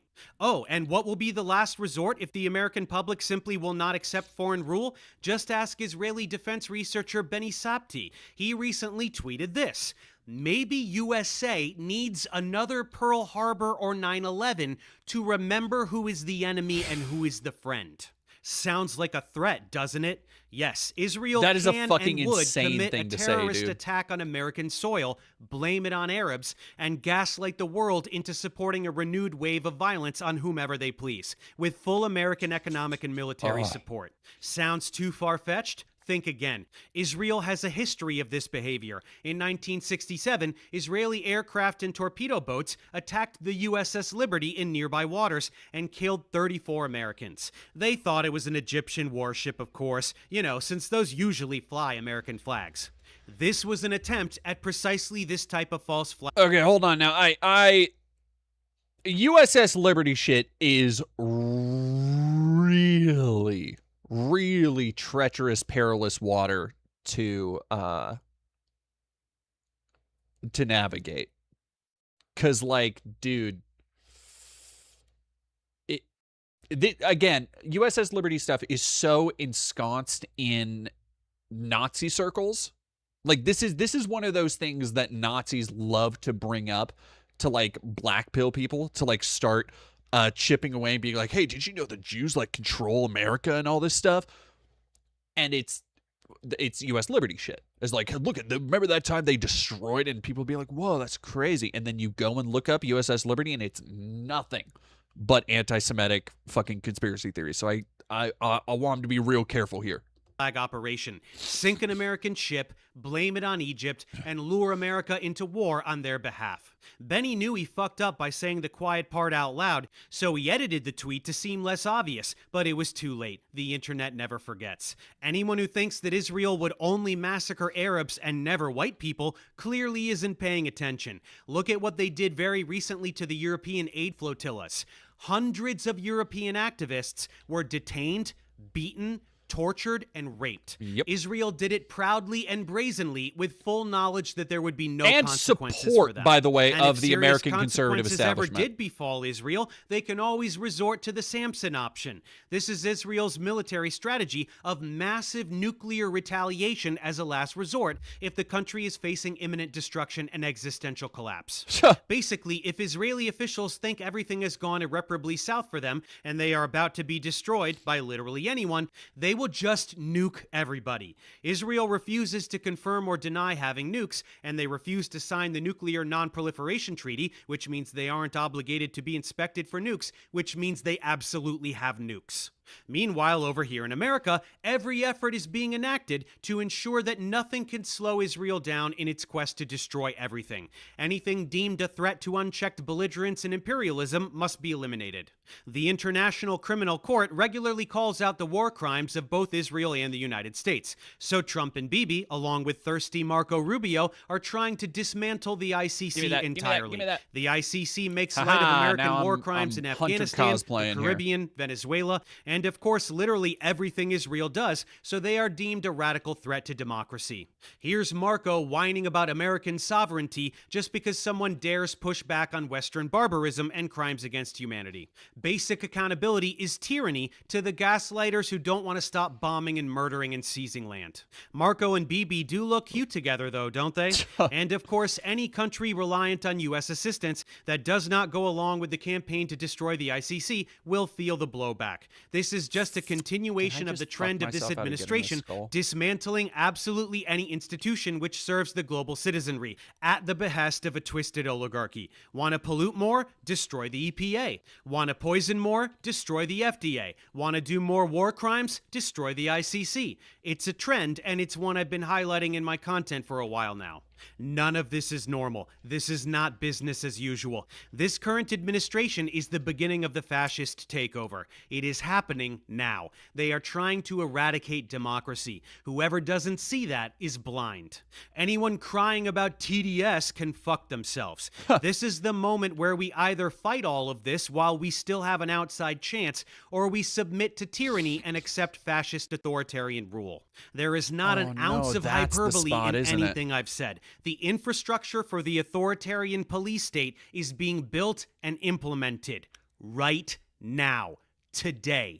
People can sense the changes being implemented by Project 2025 personnel. Public opinion regarding Israel has shifted irreparably even among conservatives. The oligarchy knows it, and they are doing everything they can to secure authoritarian control before this term is over and they lose their chance to clamp down.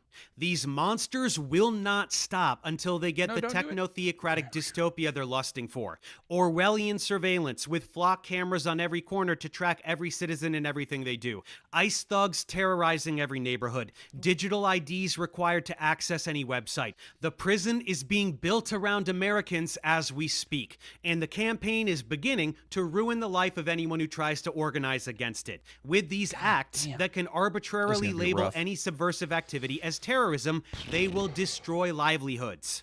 They will send ICE agents or drones to murder people in broad daylight. Sympathy for the victims of Israeli terrorism are now terrorists, according to the state. Israel has their hands in absolutely all of this.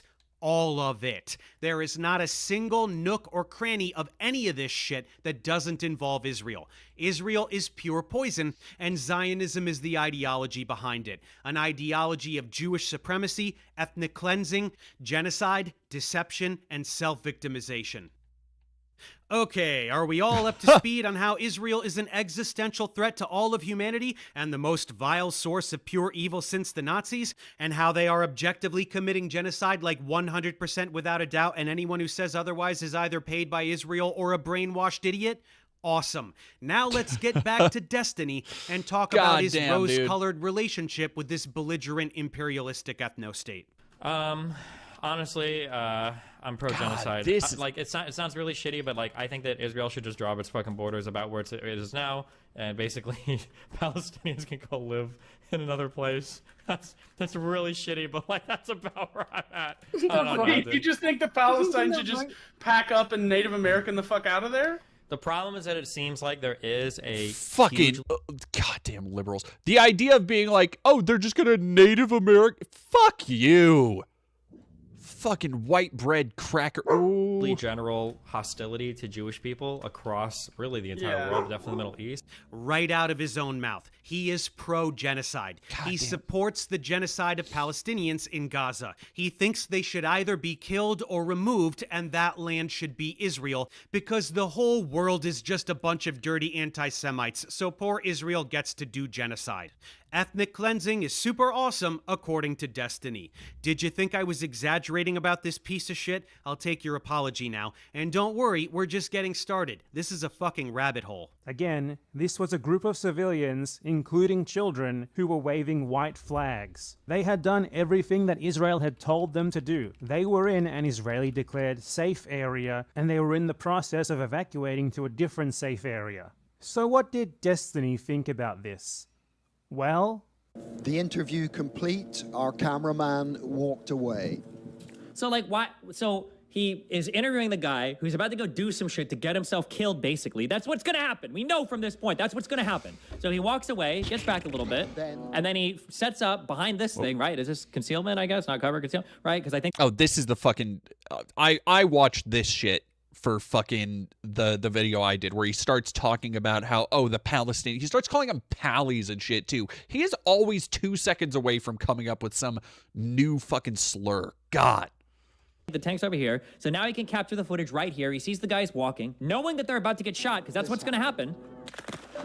And then eventually they get shot, and everything is this is it. It's like Act 1, 2, so and 3. they're It's doing like all it. here. I'm sorry. His fucking idea is that because they were shot by Israeli snipers trying to fucking survive, this little scumfuck dick licker, this absolute just Netanyahu taint sniffer, is being like, sorry, they deserve to die.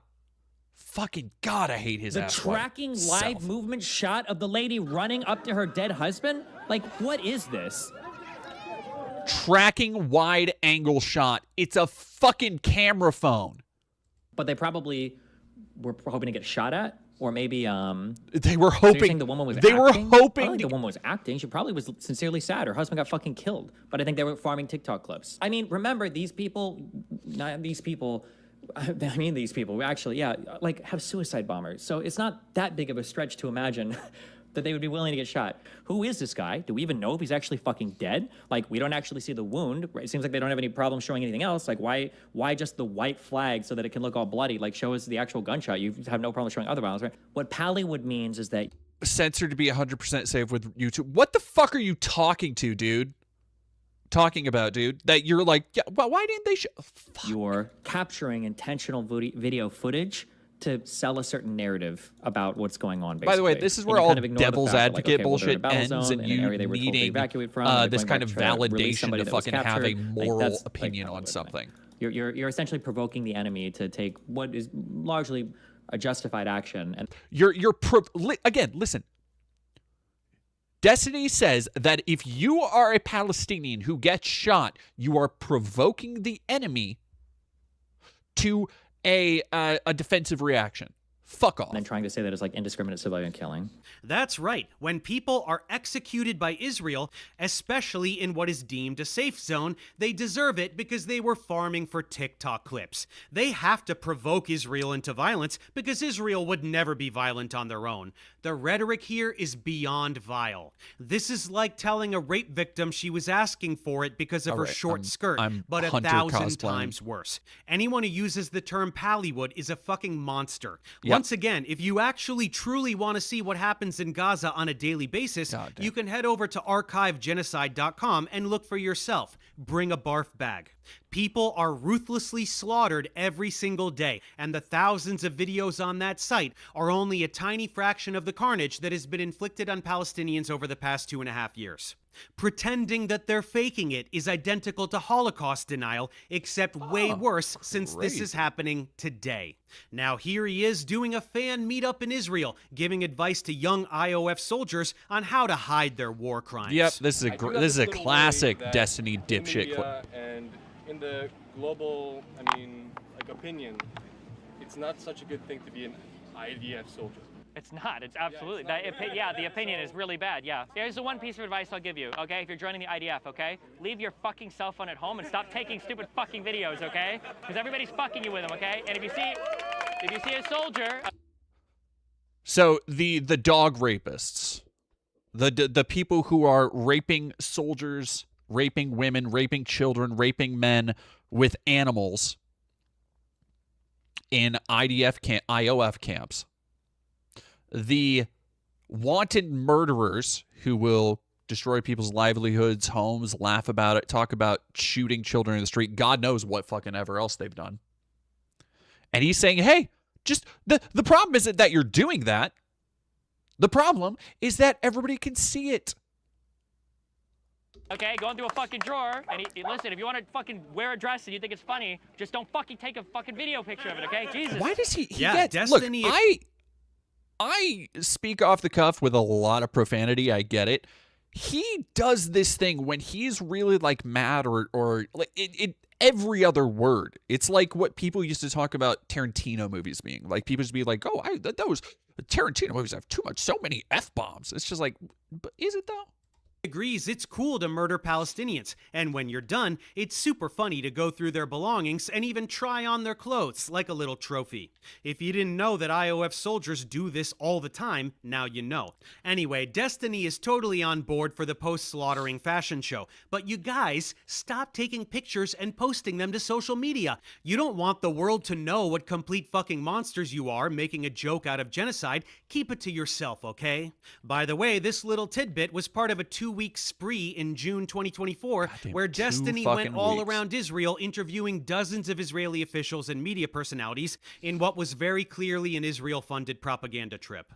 Here he Something is with he's talked Eylon about Levy, wanting to do that again, shit-stain by the who way. served as Israeli government spokesman during the first stretch of the genocide. So basically, he's the guy who sold the world on this genocide more than anyone else. He's the one who amplified narratives about beheaded babies and a baby in the oven on October 7th that definitely didn't exist. Hamas using Palestinians as human shields when that's actually what Israel does. The ultra-sophisticated Hamas bases under the hospitals that were never there, shouting about how anyone exposing Israeli propaganda is part of an anti-Semitic propaganda campaign. Destiny is right at home here, naturally. Here he is with Yishai Fleischer, an Israeli settler in the West Bank where Palestinians are brutally terrorized every single day as illegal settlements continue to expand against international law, and a Kahanist who served as a political advisor to Ben-Gvir. Here he is with Benny Morris, an Israeli historian who tried to whitewash the 1948 Nakba, which is the true beginning of this campaign of ethnic cleansing and dispossession of Palestinians. He also did a 2-on-2 debate. Super unbiased, by the way. Definitely the kind of guy who looks at all sides of a story before coming to a conclusion. So you can definitely trust what he's saying. With Benny against Norman Finkelstein and Muin Rabbani on Lex Fridman. God, it where just he keeps spewed a bunch of fucking Zionist going. bullshit and got humiliated by Finkelstein, which is well worth a watch. Then here he is. Oh, with he Yair didn't play the Golan, Mr. former Israeli Bodarelli. politician. Nas Daly, a Mr. content creator Bonelli. who whitewashes the occupation. Yossi Beilin, former Minister of Religious Services of Israel. Ofer Sheila, journalist and politician. And Shel Pfeffer, journalist and genocide denier. Yosef Haddad, genocide propagandist. That's not even the full lineup. He has long playlists with way more content, which beyond interviews includes palling around with IOF terrorists and even reenacting the stealing of a Palestinian's home. We won't dive into all that content today, but that's his little Hasbara field trip. Destiny was recruited by Israel to publish content to brainwash American liberals into denying genocide. Want more? Here he is mocking the death of Palestinian poet Rifat Al-Arir, who was targeted and murdered in an Israeli airstrike. He's a garbage human who deserved to be murdered for speaking out against genocide. And what a horrible father he is for having children absolutely anywhere, since Israel bombs literally everywhere all the time, including and especially the places where they specifically tell Palestinians to go. People have been telling us that the Palestinians are starving to death for decades. People have been telling us since October 7th that no aid is going into a country that has been kept on a caloric deficit. And now here we are, months and months and months in. Where are all the people dying for starvation? Something is not adding up here. The math doesn't work. Something is... People, they're literally happening all the fucking time. Literally happening all the fucking time. Not right about the story that's being told. Yes, Destiny is denying the objective fact that hundreds of Palestinians have died of malnutrition and starvation during this genocide. He asks where the dead people are and can't even bother to look. Sam Harris does this too, by the way. Another genocide-supporting piece of shit and incredible disappointment of a human being. Who knows, he may deserve a video at some point as well. So you don't even deserve to be... Get his ass, Professor Dave. What do you want him to admit? Why is there a blockade in Gaza? Yeah, you tell me. Why is there a blockade in Gaza? When you look at the fact that Israel is preventing cookies from going into Gaza, you know that it's not motivated by military. Why were cookies being prevented from going in? And what were potato custom chips. rockets fueled with? Yeah, with cookies? What are custom rockets fueled with? Oh my God. What are custom rockets fueled with? Also, yeah, look at him fucking showing up to... I love how he tried to wear a suit and everybody clowned on him for it. Yeah, with sugar and fertilizer. Yes, that's how they made the early Romans. The first generation that was literally deny Palestinians in Gaza sugar because it might be used. You know what? First of all, they're actually allowed back in because they use more sophisticated rockets. You might know. That's right. There has to be a blockade to prevent food from getting to starving Gazans because they will use the sugar to make rockets. That just came out of his dumb fuck face. Starving 2 million people to death is cool because we can't have tiny dinky little rockets damaging a bus stop while Israel continues to carpet bomb Gaza on a regular basis. Fuck me, what an asshole. Genocide is a special crime that has two elements. One of the elements requires some kind of destruction of a people or taking away of their children or sterilization, something like that, an obvious thing. But the second part is a highly specialized intent to destroy a group of people in whole or in part. And that highly specialized... And this was his entire reason for saying this was him trying to be a pedantic little fuckhead, as he does. As he does. Technically, it's not genocide because it doesn't meet the standard of this. This same dude, by the way, has no problem looking at Professor Dave saying that, Zionism is separate from being Jewish, and being like, that's Nazi shit. Intent is what makes genocide so unique. And there are so many things related to genocide that don't apply Suddenly to he's the modern fucking military scholar conflict about it. that you should take note of, because when you start to apply genocide in the way it's being applied to Israel, it basically would be applied to every single conflict. No, it wouldn't, you delusional asshat. Israel's genocide is not a military conflict. Palestinians don't have a military. They're a prisoner population being indiscriminately slaughtered while their land is demolished and stolen. That's why it's a fucking genocide. There is no conflict happening in the world today that better fits the definition of genocide that he just listed, and yet it doesn't apply to Israel because reasons. In this clip, he also states that the invasion of Rafah needs to happen. Ethnic cleansing is not a real thing. He tries to deny the systematic sexual abuse of Palestinian prisoners. It's a fucking clown show. You have statements going... You understand, just as a real quick thing, you understand that transfer is not the same thing as ethnic cleansing, right? You understand that Benny Morris has said that it's ethnic cleansing and that's a euphemism. Hold on, no.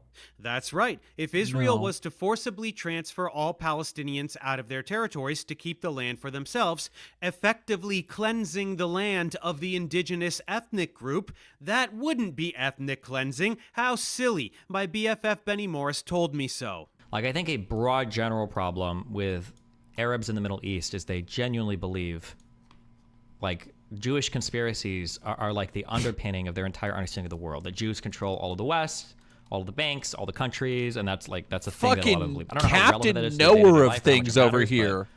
Yeah. It's probably a problem.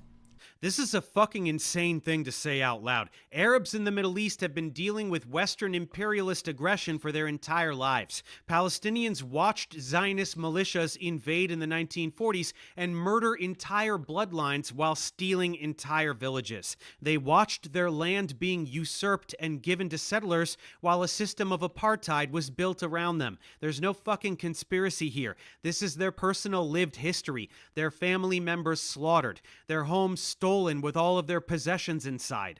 If someone came to your house with guns, murdered a few members of your family, and then forced the rest of you to leave with just the shirt on your back while they kept your house and all your stuff, your hatred of those people would not be based on any fucking conspiracy. And this is not ancient history. There are people still alive today that were displaced during the Nakba, and many more from 1967 when Israel did it all again. These are victims of Western colonialism and a cult of Jewish supremacy. But this kind of dismissive bullshit doesn't work on American supporters of Palestine either. People think Jews control the West and all the governments and the media and the blah, blah, blah. How silly and conspiratorial. Well, it's not Jews wholesale, it's Israel. It's Zionists, both Jewish and non-Jewish. They do have an outrageous level of control, most obviously in the media. The pro-Israel bias across nearly all Western media outlets is so blatant that to deny deny it is pure insanity. It's so self-evident that I don't even feel the need to expand on that statement. Then there are all the mergers. Did you hear about the latest one? Paramount, Warner Brothers, CBS, CNN, and HBO are all under one entity, owned by, can you guess Larry who? fucking Larry Ellison. Ellison, the Zionist scumbag who bought TikTok, and for the exact same fucking reason. When Zionist oligarchs have this level of command over the media landscape, while also having their hands in military AI and all kinds of other imperialistic shit, it means being able to execute whatever heinous acts they want, and then completely controlling the narrative surrounding it after the fact. To say that the vast majority of mainstream media outlets are controlled by Zionists is not a fucking conspiracy theory. It's a statement of fact. You don't have to stop at CEOs either. Look at who is selected to disseminate the narratives.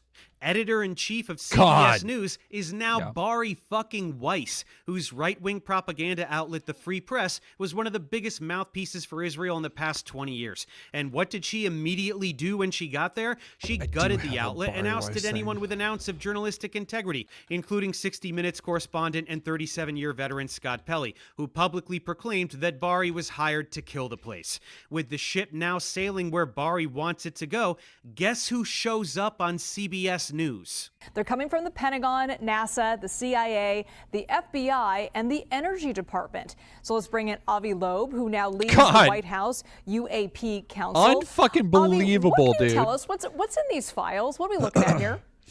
Well, first, thank you for having me. Avi fucking Loeb, the exact fraud I debunked that made Destiny cry about how I use the word Zionist excessively. Zionists take over CBS, hire a massive Zionist stooge to run the news, and they immediately host the Zionist fraud who spews bullshit about the UAP psyop coming from the government that is also held hostage by Zionists. Funny how that works, huh? Speaking of which, let's move on to the American government. To deny the overwhelming Israeli influence on American politics is even dumber than denying media influence. In 2024, AIPAC spent $126 million supporting pro-Israel candidates and smearing anyone who dares utter a word against them. Still seeing why that. Not a single Republican senator or representative, and even very few Democrats, will publicly oppose Israel. This is a foreign country severely influencing U.S. elections and undermining the democratic process. This shit runs so deep that it even trickles down to positions that have nothing to do with foreign policy. Check out this clip from when Mamdani was running for mayor of New York. Hey, candidates, first foreign visit as mayor. Where would you go? The first foreign visit by a mayor of New York is always considered significant. Where would you go first? Left to right, Ms. Adams. First visit, I would visit the Holy Land. Mr. Cuomo? Given the hostility and the anti-Semitism that has been shown in New York, Jesus. Mr. Tilson, where would you go? Yeah, I'd make my 4th trip to Israel, followed by my 5th trip to Ukraine, two of our greatest allies fighting on the front lines of the global war on terror. Mr. Mamdani. I would stay in New York City. My plans are to address New Yorkers across the 5 boroughs and focus on that.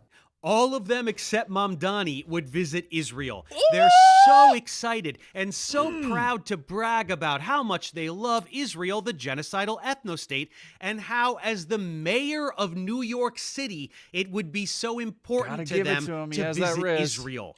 Why? Why the fuck would they do that? This isn't the president, not the Secretary of State, not even a senator, a goddamn mayor. It makes no sense. Only Mamdani had the balls to say that he would stay in the fucking city he is the mayor of like a normal person. When Israeli influence has infected American politics so thoroughly that it shows up in bizarre ways like this, you know the system is completely broken. Anyone who denies this is a gaslighting asshole. Well, Destiny is one such asshole, and it's finally time to listen to him talk some shit about me. Ready for this thing? Let's dive in. I wish you'd mention anti-Semitism. Over an hour of build-up. Like, I get it. I get why, but goddamn, dude. Or important as debunking pseudoscience, but bringing them into all sorts of pseudoscience debunking just muddies the water. You helped me deprogram from my scientifically absurd upbringing, and for that, I'll forever be grateful. Please help others understand Avi is a grifter fraud without bringing Judaism into it one step at a time, mate. There's no muddying the waters here, sweetie. Avi is a Zionist douche, using the Zionist playbook of deception and victimization.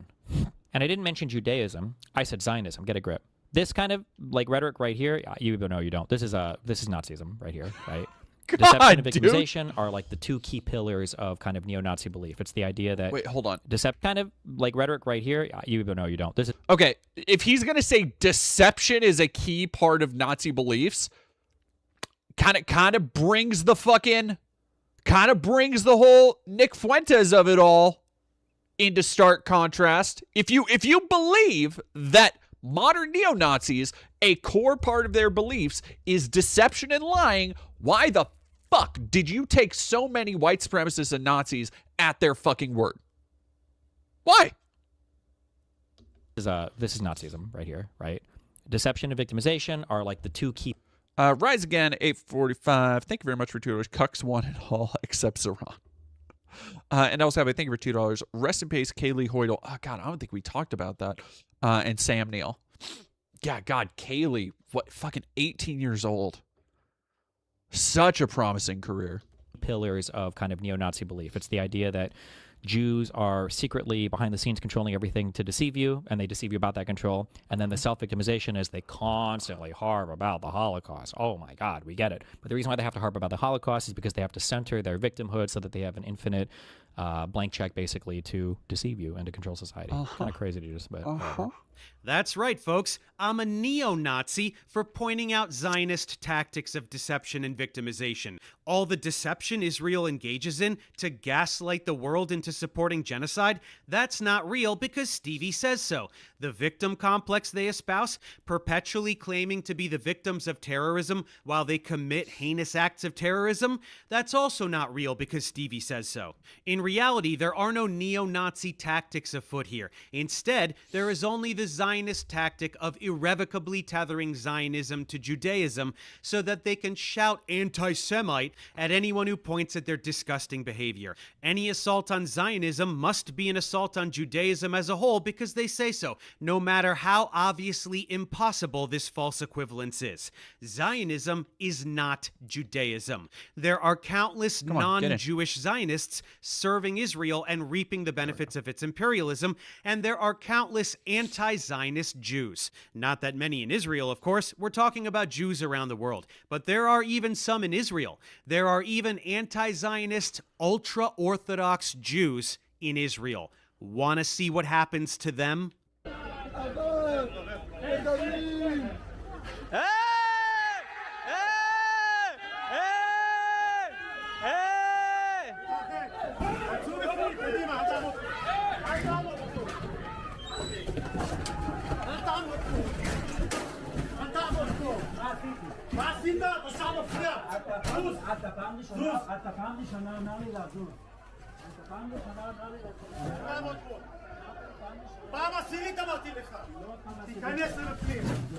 Serves those anti-Semites right, don't you think? No, I wasn't talking about the police officers beating up Orthodox Jews. That's not anti-Semitic, you silly goose. I'm talking about the Orthodox Jews standing with Palestinians in defiance of Zionist ideology. They're anti-Semites, obviously.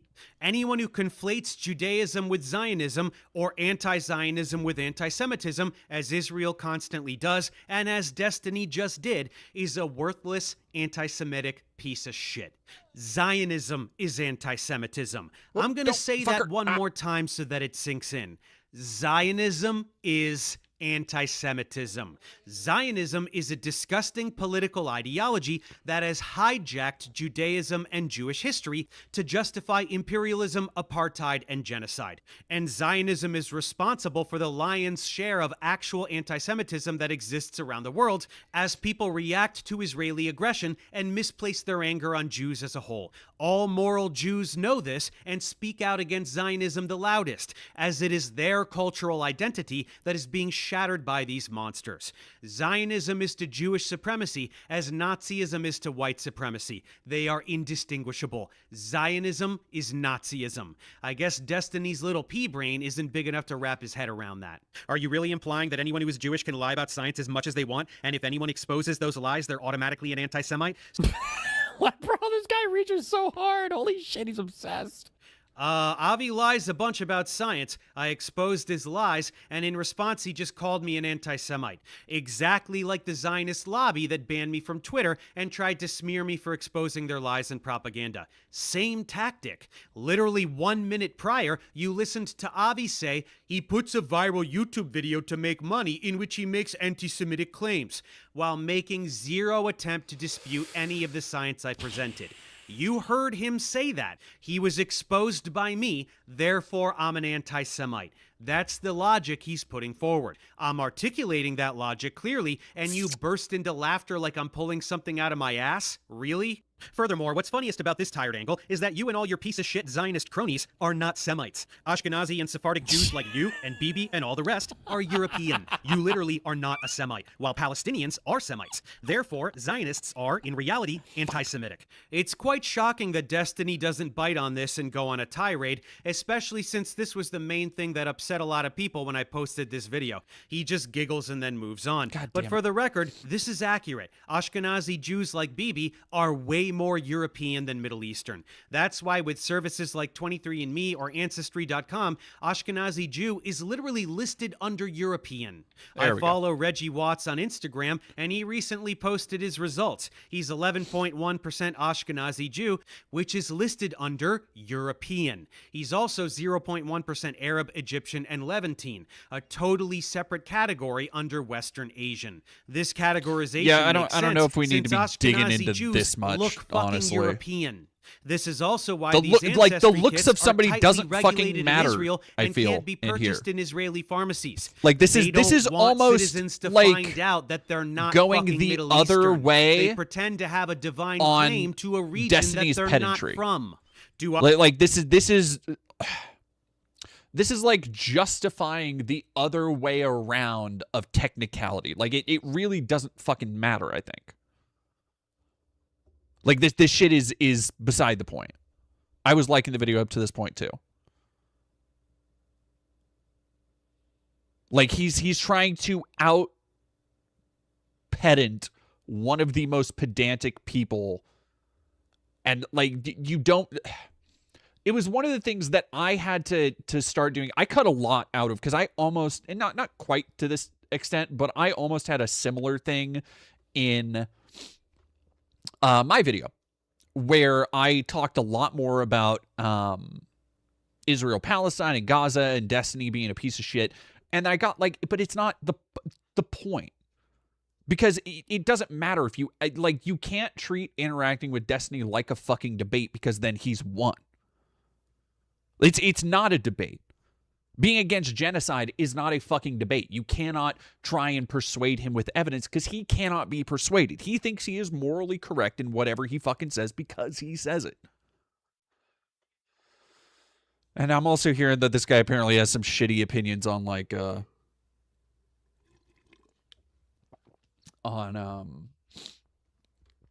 HRT, which is kind of a bummer. Do you have any plans to redo that video? Fuck no. No, I don't want to do any more Destiny content, please. That was one of the worst, like, not depression periods, but periods of just like, fuck, I am not excited to get, like, I'm not excited to get up and work on a video where I'm listening to hours of Destiny. Oh, the anti-Semitism video, maybe. If I would redo it, I would honestly probably keep everything up until the last part and just completely redo the section on Gaza. I don't know. I've thought about it. It would probably be a minute because I have a lot of stuff I'm trying to juggle right now. All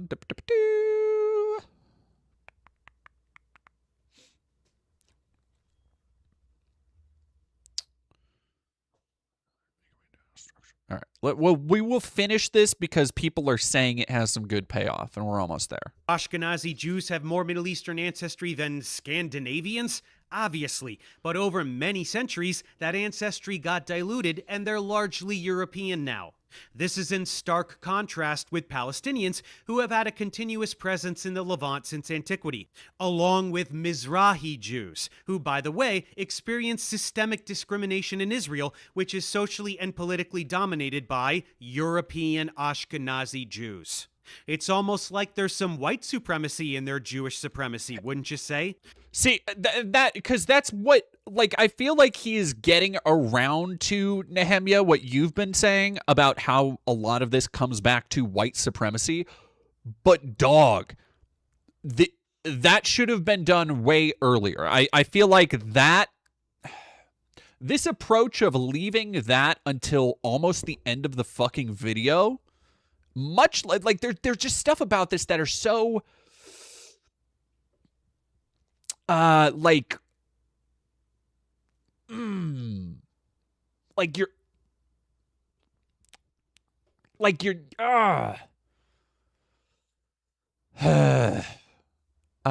totally real cat girl. Thank you for $5. Only Destiny content we want from you is OG Destiny 1 Let's Plays. Are the D1 servers still up? Ah, God.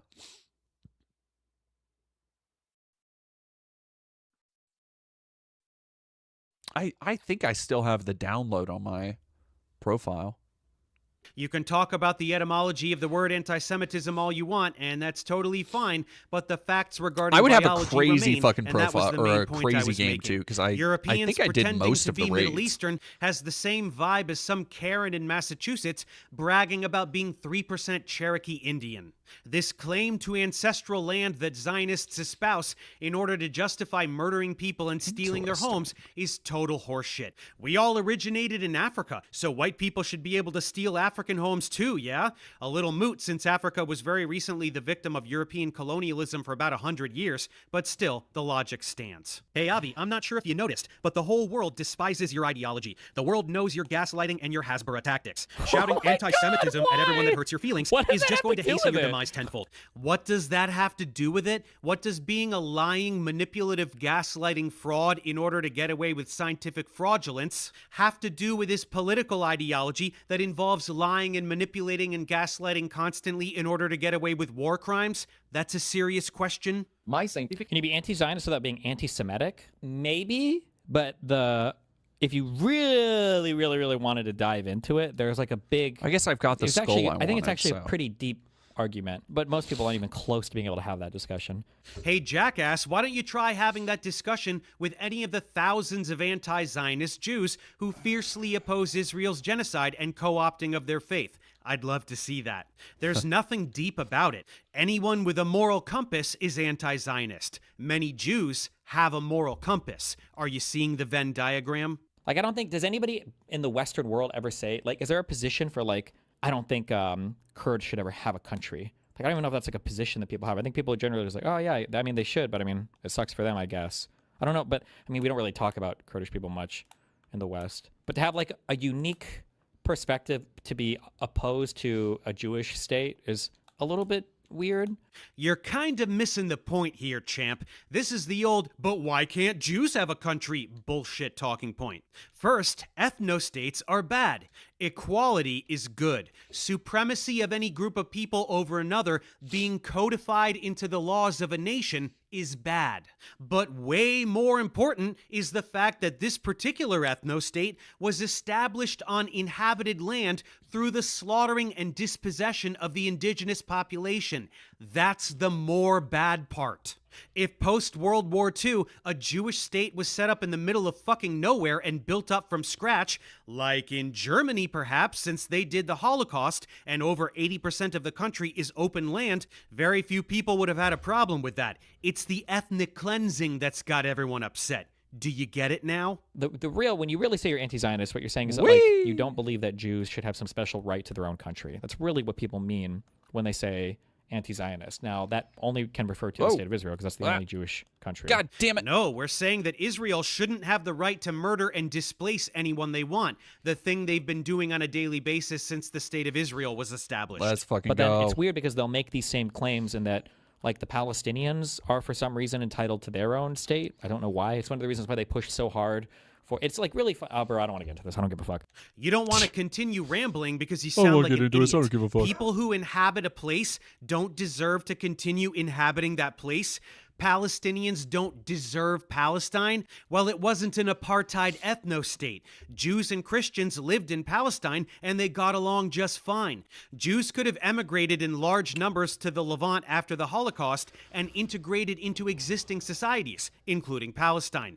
They didn't do that. Zionist militias went in and started murdering and stealing everything. Pretty big difference.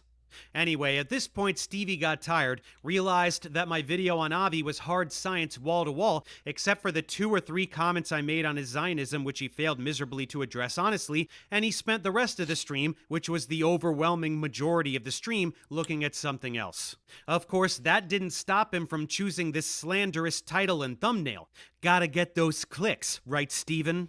Oh yeah, I promised some other dirt on this guy. As if the genocide denial wasn't enough, here's a few other tidbits. Here he is advocating for white nationalists murdering BLM protesters. The rioting needs to fucking stop. And if that means like white redneck fucking militia dudes out there mowing down dipshit protesters that think that they could torch buildings at 10 p.m., then at this point they have my fucking blessing. Liberal, Holy right? Shit, this fucking shit needs to stop. It needed to stop a long time ago. White supremacists should mass murder protesters. They have Destiny's blessing. What a great guy. Now let's shift from the disgusting to the creepy. This will be courtesy of another creator named Ryan Beard, who seems to have already done the deep dive on this stuff. A common defense that Destiny fans will give when he says that he wants to have sex with children is that he's just joking. For example, these tweets where he says, "You were hot at 10? Any pics? Check DMs. Jesus, I've never wanted to bend someone over the hood of their little tyke so bad." I do think these Really tweets thought that was are a good jokes, joke. very strange jokes, but I don't think that him saying he wanted to hook up with this 15-year-old was a joke. You know that classic prank where you send your friends pictures of kids in bikinis and say how hot you find them as a joke? And to help prove that this wasn't a joke, here are some clips of Destiny doubling down on his attraction to this 15-year-old in a debate with someone named Mr. Mediker. Of course, of this chat log, I was talking with a bunch of other esports guys, and we were basically talking about how crazy the fucking jailbait is in the gaming community. God, It's ridiculous. he's so I think I said something fucking along the lines of, disgusting. 15-year-old chicks Just that are, like, I hot as fuck forget that will, how try to send you pictures to, like, awful fuck you at events and and the shit, and way it's he like, you talks have to about be people. really careful How when you much navigate jailbait So there what is in is the the admitting esports to community. jerking off Fuck to off. 15-year-olds then? What is that in relation I never to? admitted to jerking off. Pedophile I think I just said fuck. like this. I think the log is something like You this 15-year-old chick absolutely- was trying to send me, or was sending me pictures of herself, and she was hot as fuck. It's like really hard to like turn down some of these people. I think. Wait, I said how old something- was she? She said she was 15. Did you get all that? Don't worry, it gets worse. The next child-related Destiny incident is when him and his friends, the Bro Squad, watched an 8-year-old boy shake his penis for them on a live stream. I shouldn't tell this because I'm gonna get fucking arrested. Or Child Protective Services. I used to be part of this horrible thing called the Bro Squad. Okay. Yeah, a lot of this shit is in my Fucking video me, too. if you remember by that the way, fucking this is cheese one I bitch left out because and it's fucking a everybody couple other brings it people that up. have never been on my stream before. We're part of the Bro Squad, and what we would do is we would go around Justin TV streams, trolling the shit out of these people, and we went around from fucking channel to channel, like fucking around, like it was just horrible shit. We went to this channel with this fucking like this kid was like 8 years old, and he was fucking broing out with everybody in this chat. For whatever fucking reason, this kid decides to fucking take his pants off and fucking wiggle his 8-year-old dick on stream. He thinks this is fucking funny, I can't dude. even believe it. Oh my fucking god! It was like Like, I if you didn't even find know, yourself, like- if you are an adult and you find yourself, because here's the thing, he wants to make it be like, oh, it was like a joke, because yeah, dumbass little kids do shit sometimes, sure. But if you find yourself in that situation as an adult, you have a fucking responsibility to shut it down then and there. Like, that's non-fucking negotiable.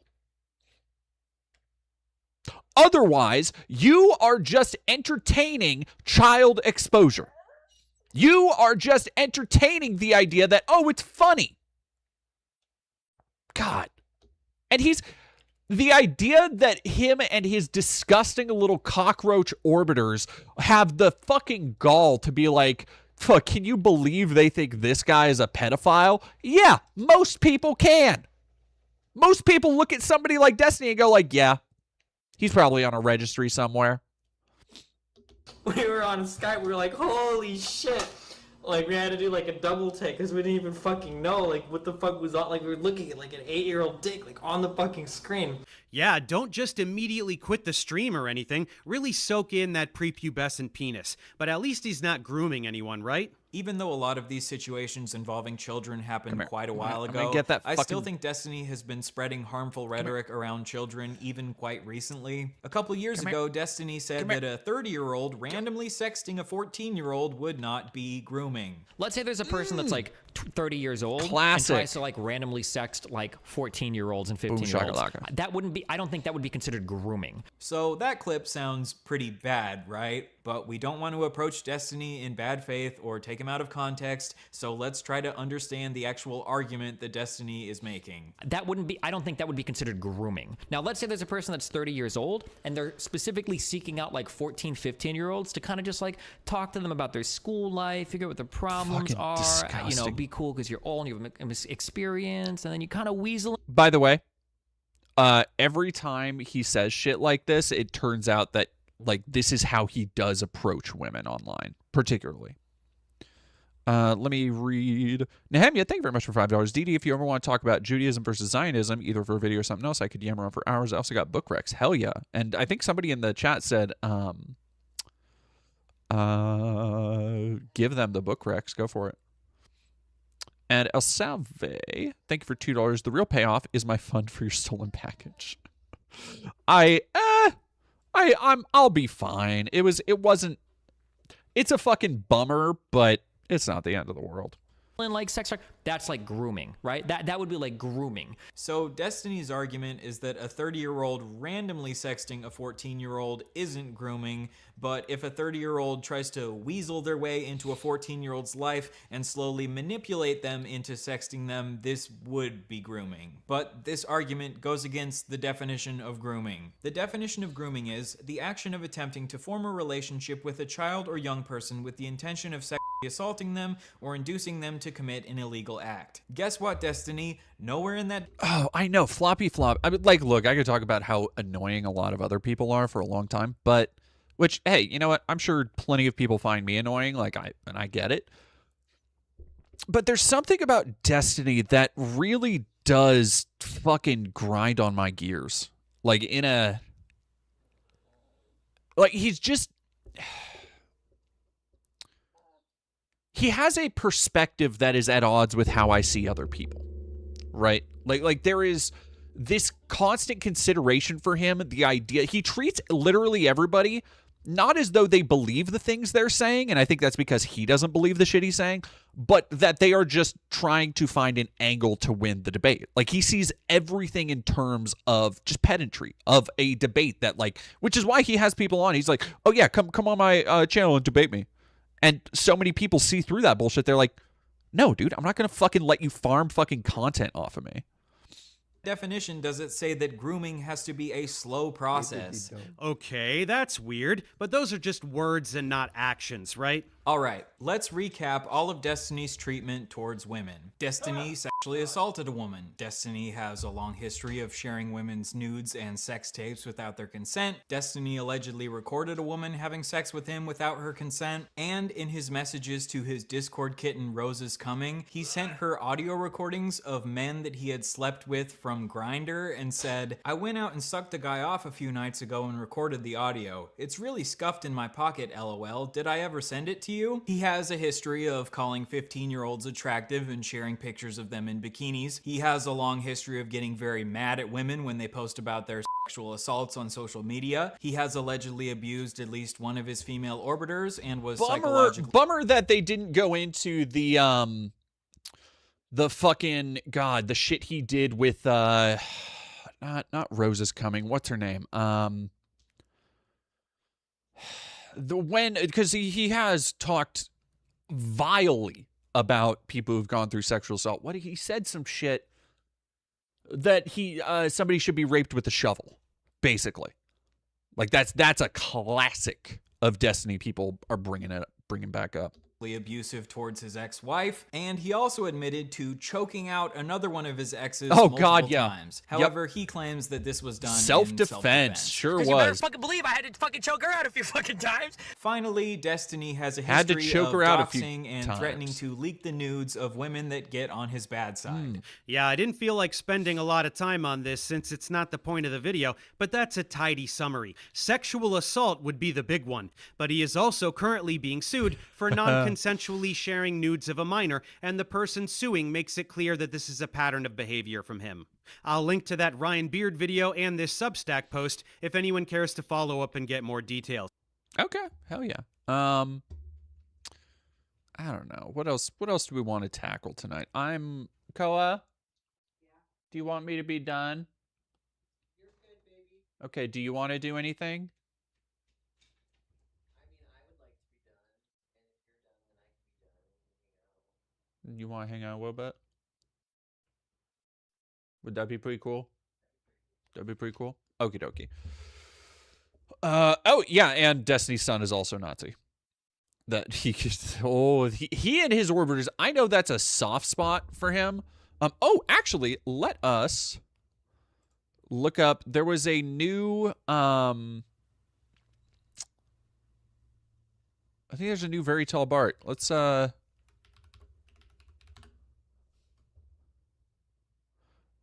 Yeah, the old enough to count, old enough to mount thing was a satirical bit. I'm not saying it's fucking funny. I don't think it's fucking funny, but it's also like,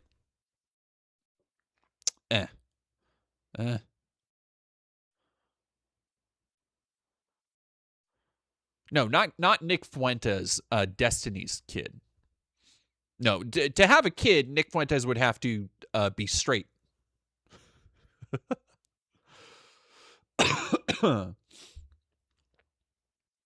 Far Cry Vengeance. I do not. Oh, I think Far Cry. God, I just had an insane day with Koa where she asked me. We did an impromptu quiz about the worst games of all time, and so she would tell me okay, what was give me off the Wikipedia page. She would be 2010s from this series, and I'd be like, oh, it's that off the top of the dome. And so somebody was like, oh, what Far Cry Vengeance. And off the top of my head, I was like, I don't think I've ever played that game. I think it's the Wii exclusive version. Fucking God, I'm so fucking good, dude. I'm so fucking money. Why do I know that? Yeah, it's the Wii exclusive remake of Far Cry Instincts. Far Cry Instincts : Evolution. Far Cry Instincts : Evolution : Vengeance. That's so fucking funny. Let's go.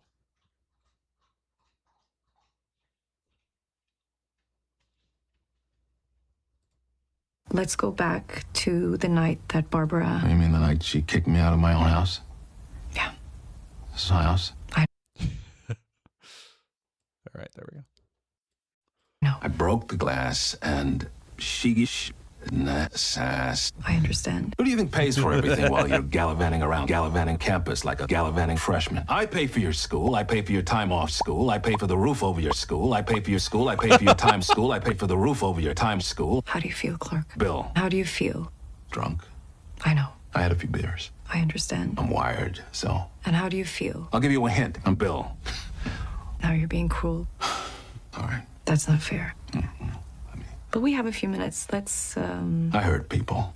Great. Maybe it's not such a bad thing. Before we begin, I'm proud to report that our country is dead. Just killed it. So for that, go to shadowgovernment.gov. These are exact quotes from Donald Hussein Trump. Every American deserves to know that when they cast their vote... Oh, man. Donald Hussein Trump is going to be in my head forever now. Also have a thing for $2. I still believe Destiny is a sociopath pretending. I genuinely don't think he's pretending. I think he's very bad at pretending if he is a sociopath. The fact that he is so bad about pretending is what makes me think he might not be diagnosably a sociopath. But man... vote will be incinerated and burned. Tonight, I'm announcing every child in America now has access to prescription drugs. At age 18, they will have killed more than one person. They will be catastrophically short. They will have potentially hundreds of dollars in their account, and they'll get off to some of the hottest seniors of all time. You can see these seniors for yourself at thedeepstate.gov. Go check it out. Sick and tired of having to make excuses for him all the time. I know. Of course, he's a fucking mental fucking weakling. I know. You know, he's just going through everything.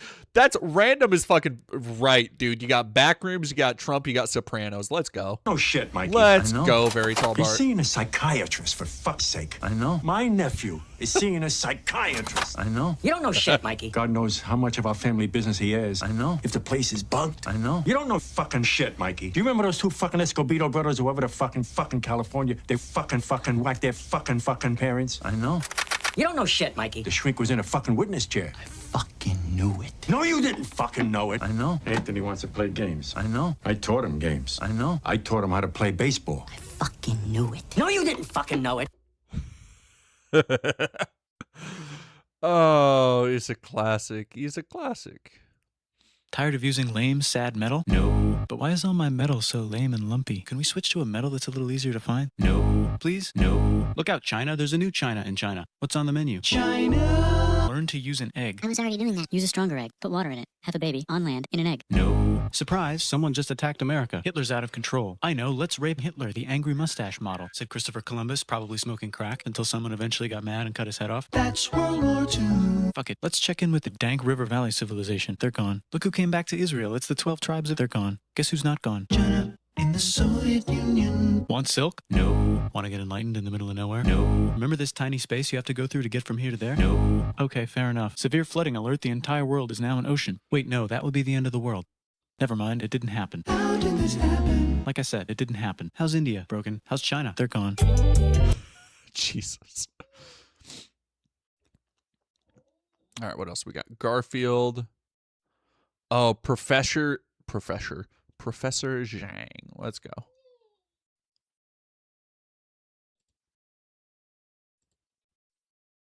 If you're a poor person who lives under a lot of stress, there's something wrong with you. If you want to survive, too late. Give up. Get 10 credit cards minimum, and then gamble on athletes like a boss. But if you're a rich person, great for you. I'm game. Okay, so there's no incentive for me to live. If you are a poor person, dog, that's problematic. Okay, problems. First problem is in terms of IQ, you are a 4-year-old or 5-year-old dog and you're stupid. Julius Caesar was saying the same thing. Same thing, man. And then the third issue, of course, is landlessness.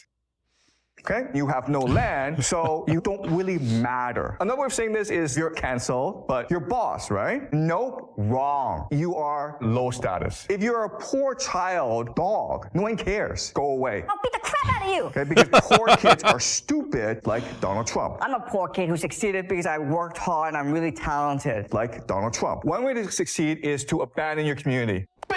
The Russia-Ukraine war is really big and costs $1 million. $1 million. And the Cold War was a war between Germany, France, and me. Everyone else. Me. Now, the great irony of all this is that Israel is a hallucination which will destroy the American empire. And again, this ship makes no sense at all. So what I want to do now is go to the map. Okay. All right. So this is a map. And as you can see on this map, the first thing to notice about this map is water. Wrong. Is how vulnerable the global economy is. And so this is a document. So let's go back to this map. Okay. Okay. So if you look at it, Actually map, indistinguishable, yeah, from a Professor Zhang. What's really interesting is that this is a map of the Middle East. What's that? Goodness. Good God. Sex, money, power. All three. 5 boys and 5 girls. China and Japan, there's one guy. We all die. One guy. We all die. Remember that men have a penis and post it on Instagram. That means that you love Israel. I'm just saying it's a theory. It's a theory. It is a game theory. As a man, you come from your penis. It's the most painful experience in this really screwed up world that we live in. Why? Because of immigration. I'm racist and I'm evil. The yellow race, they're very clever. And then the white race, they're kind of stupid.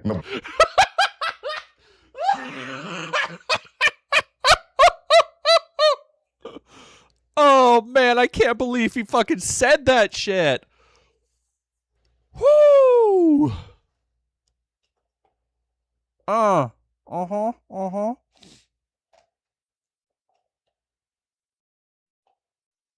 Black people, like, anyway. So how do we rank them? Let's think about this rationally. 5, 4, 3, 2, 1. 5, 4, 3, 2, 1. Okay? The world makes sense now. All right, let's go. You know what? Let's try somebody else's classic penis Prager. If you want to control people's thoughts, begin by controlling their thoughts. That's totalitarian thinking. A decade ago, few people could even tell you what the word thoughts meant. Have you ever pushed a beach ball underwater? What happens? It pops right back up. Have you ever pushed a baby underwater? What happens? The baby fucking dies. Capitalism is based on human greed. Socialism is based on toilet paper. If you want to avoid a bad outcome with a police officer, follow this simple rule.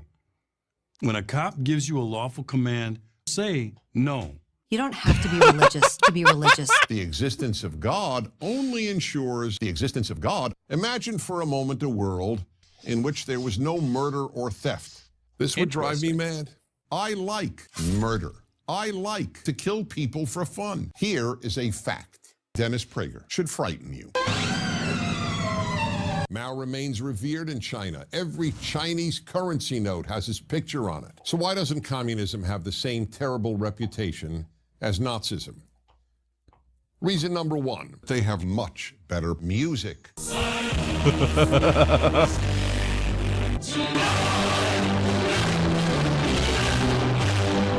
Within virtually any time frame, we find the climate changing. What fucking graph is for that, reasons dog? We do not fully understand. Meanwhile, human-caused CO2 emissions are higher than ever for reasons we do not fully understand. I'm Ben Shapiro. Super genius. Imagine a group of activists so powerful that they could beam their propaganda directly into your ass. The people making TV don't merely want... It's... Look, I know PragerU is like an old classic of making fun of conservative media. But yeah, no, Rizwell, like, it's crazy how I need to watch I think it was Big Joel just put out another video on Daily Wire still crumbling, and I'm like, the fall off for Benny Shaps and Dennis God, now I have hiccups. Penis Prager. Crazy. To entertain you. They want you to think like they think. And unless you're aware of what they think, chances are you think they think that they think like you think. It was the height of the Cold War. The Vietnam War was raging for reasons we do not fully understand. The God you believe in is not only not good, that God is cruel. That God made a world filled with liberals. That God made a world filled with urine and feces. That God is a black lesbian toilet. That's the American Trinity. And like the Christian Trinity, you cannot remove any one of the... Western civilization, the civilization that ended women's equality, created slavery, created murder. What?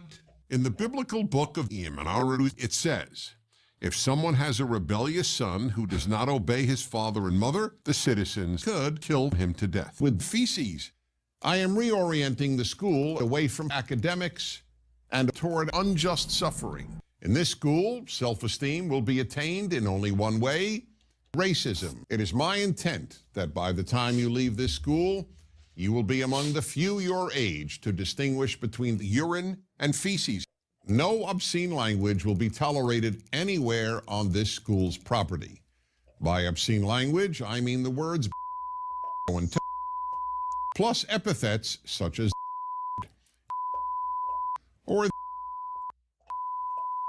And you will address all teachers by the N-word, narcissism, an unhealthy preoccupation with condom wearing. The school's clubs will be based on Nazism, clubs that transport you to the wonders and glories of genocide. It is my intent that black students will be this school's property. I will club to death all teachers who teach global warming, and there will be no more attempts to convince you that the earth is round. This school will have failed. If any of you graduate, if you leave this school without being murdered or enslaved, this school will have failed. What kind of place is this? Now please stand and join me in the Pledge of Allegiance to the flag of our country. Classic. Classic. Let's go. All right, what else do we got?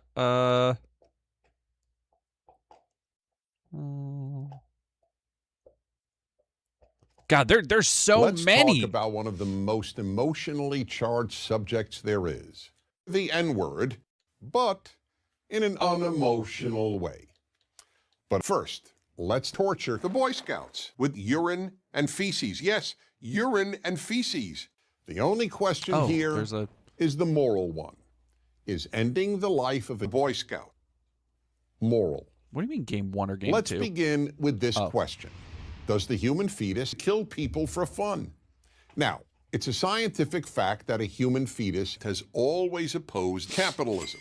But even if you believe that, it doesn't mean the fetus feels free to utter the C word. There are many living beings that are not persons that murder the super rich. Dogs, for example, rape 90% of liberals with a baseball bat set on fire.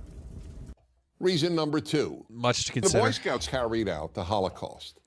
Nothing turned them on like the Holocaust. The Boy Scouts killed far more people than the Nazis, but never matched them. No. In some ways, scariest of all, the Boy Scouts recognize the right of the Jewish state of Israel to exist. And then doesn't. When challenged with this yeah, argument, we do need. Is there people usually change the subject. Let's look up to the right of a fetus to destroy Israel under any circumstance, for any reason, and at any time in her pregnancy. Nearly everyone believes that the human fetus has essentially infinite worth and an almost absolute right to attack it's the one-day-old fucking state of Israel Endymion, in you order to piece of destroy it. shit. Reason number 3. Communism is based. Reason number 4. Germans have thoroughly exposed the evils of Nazism, have taken responsibility for them, and have attempted to atone for them. Americans have not done anything similar regarding the Boy Scout horrors. Because of them, I will never again see anyone I love.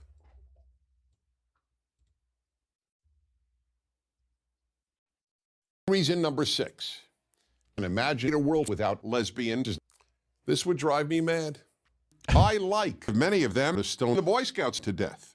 Sounds pretty primitive, doesn't it?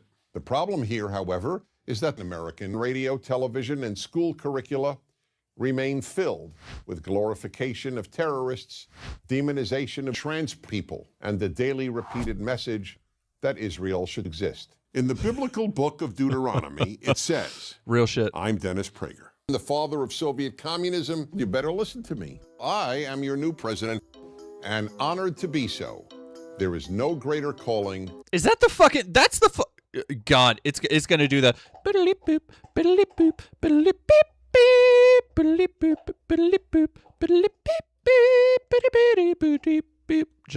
Just wait. I know where this is fucking from. Than to destroy Western civilization. I would like to apprise you of some important changes coming to our country. Drop it. Drop that beat. First, trans Americans can kill rich people for fun.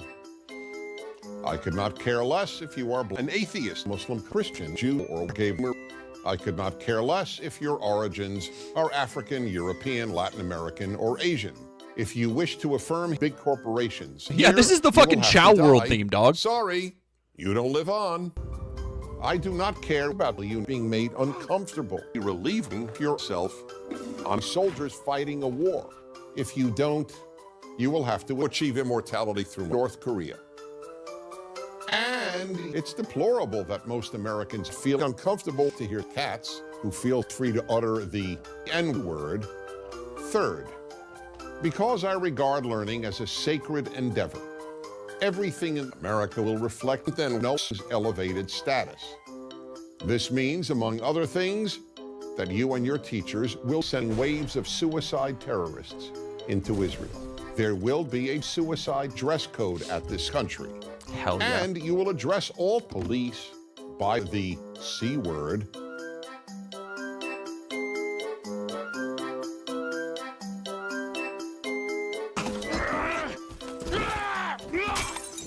Fucking shit! Cut! They are your slaves, not your pals. Fourth, everyone must have sex with Dennis Prager. If you don't, this would drive me mad. In fact, I don't see how it wouldn't drive anyone mad who cares about suffering and who loves anyone. Fifth, we will round up virtually every gamer, man, woman, child, and baby in the world and sending them to douse them with urine and gasoline. And while they are still alive, set the house on fire. Now, please stand and join me in the Pledge of Allegiance to the flag of our country. Alrighty. Do we want to go? Yeah, let's do a real quick with this woke shit. You can tell it's super woke because everybody has to make fucking AI thumbnails. You can tell it's really bad because they can't just show the actual game the way it happens. They have to do AI thumbnail. But let's cross the line.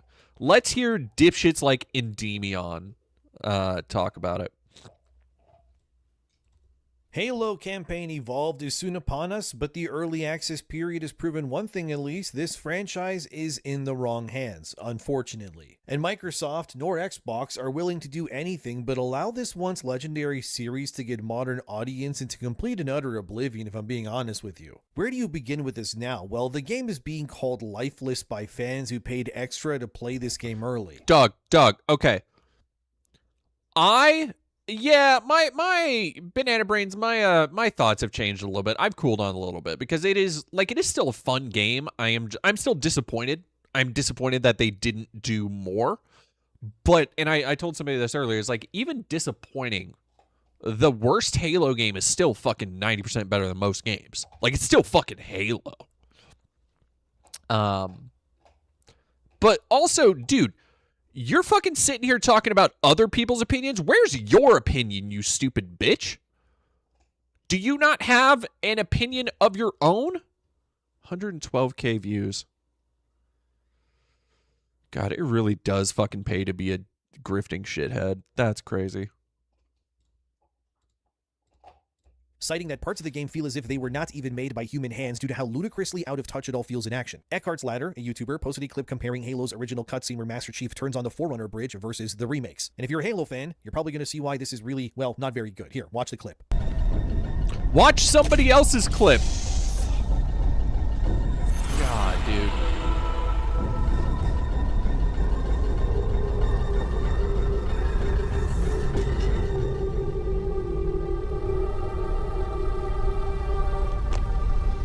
Master Chief has an almost innate understanding of how Forerunner technology works, which is very important. This is important to show in a cutscene because this technology, at this point in the story, is something that... That's fucking stupid as shit. That cutscene barely triggers. That cutscene barely plays in the game as it usually does. Also, goddamn, yeah, this is a gorgeous... I've never played the Xbox version of Conquer, but this is... It still looks great. Covenant alien threat are kind of unable to understand or utilize to their advantage. So it's meant to be shown in a cutscene that the Master Chief is able to interface with something that he doesn't understand fully, which obviously alludes that the connection between humanity and Forerunner is more than meets the eye. Well, in the remake, this scene is just gone. Chief's entire interaction is removed. There's no cutscene, and as you saw, the bridge just turns out. Why? Well, because 343, or Halo Studios as they're called now, they sort of hate the whole Forerunner thing. That's why. It now completely misses the point, is what's going on there. What the fuck are you talking about? It's going to make any actual Halo fan mad, but for good reason, because Halo Studios does not there was never any grand intention with that fucking cutscene. It was a completely unnecessary cutscene that barely triggered as it was. What the fuck? He's trying to, like... God, these... I'm gonna blow a fucking blood vessel listening to this shit. Alright, I changed my mind. I don't want to watch this idiot. Also, my partner is ready to hang out a little bit. So we are going to go. Oh, God. Carolyn Kwan is talking about the Hasbro shit. Yeah, we're going to go raid Riverboat Jack. Go like, subscribe, hang out on the channel. We will be back in a little bit. We'll be back in a couple days with more videos. Keep tuned. I did fucking rage quit. God, fucking idiot. Oh, I can't handle it. Back in a couple days. Check on the channel because we are going to have a review up for I am not being I'm not being extra when I say it might be the worst game I've ever played. Ever played to completion. I have a platinum forever now. My PlayStation 5 is tainted by platinuming Citizen Vigilante, the video game. And I will tell you about the maddening, like y'all aren't ready for this fucking video. Like the insane shit I went through in that goddamn game. It got so much worse than the thing than what we played on stream. So keep an eye on the channel for that, and then I have other investigations and all sorts of stuff I'm working on. So thank you everybody, and go check out and go say hi to Jack.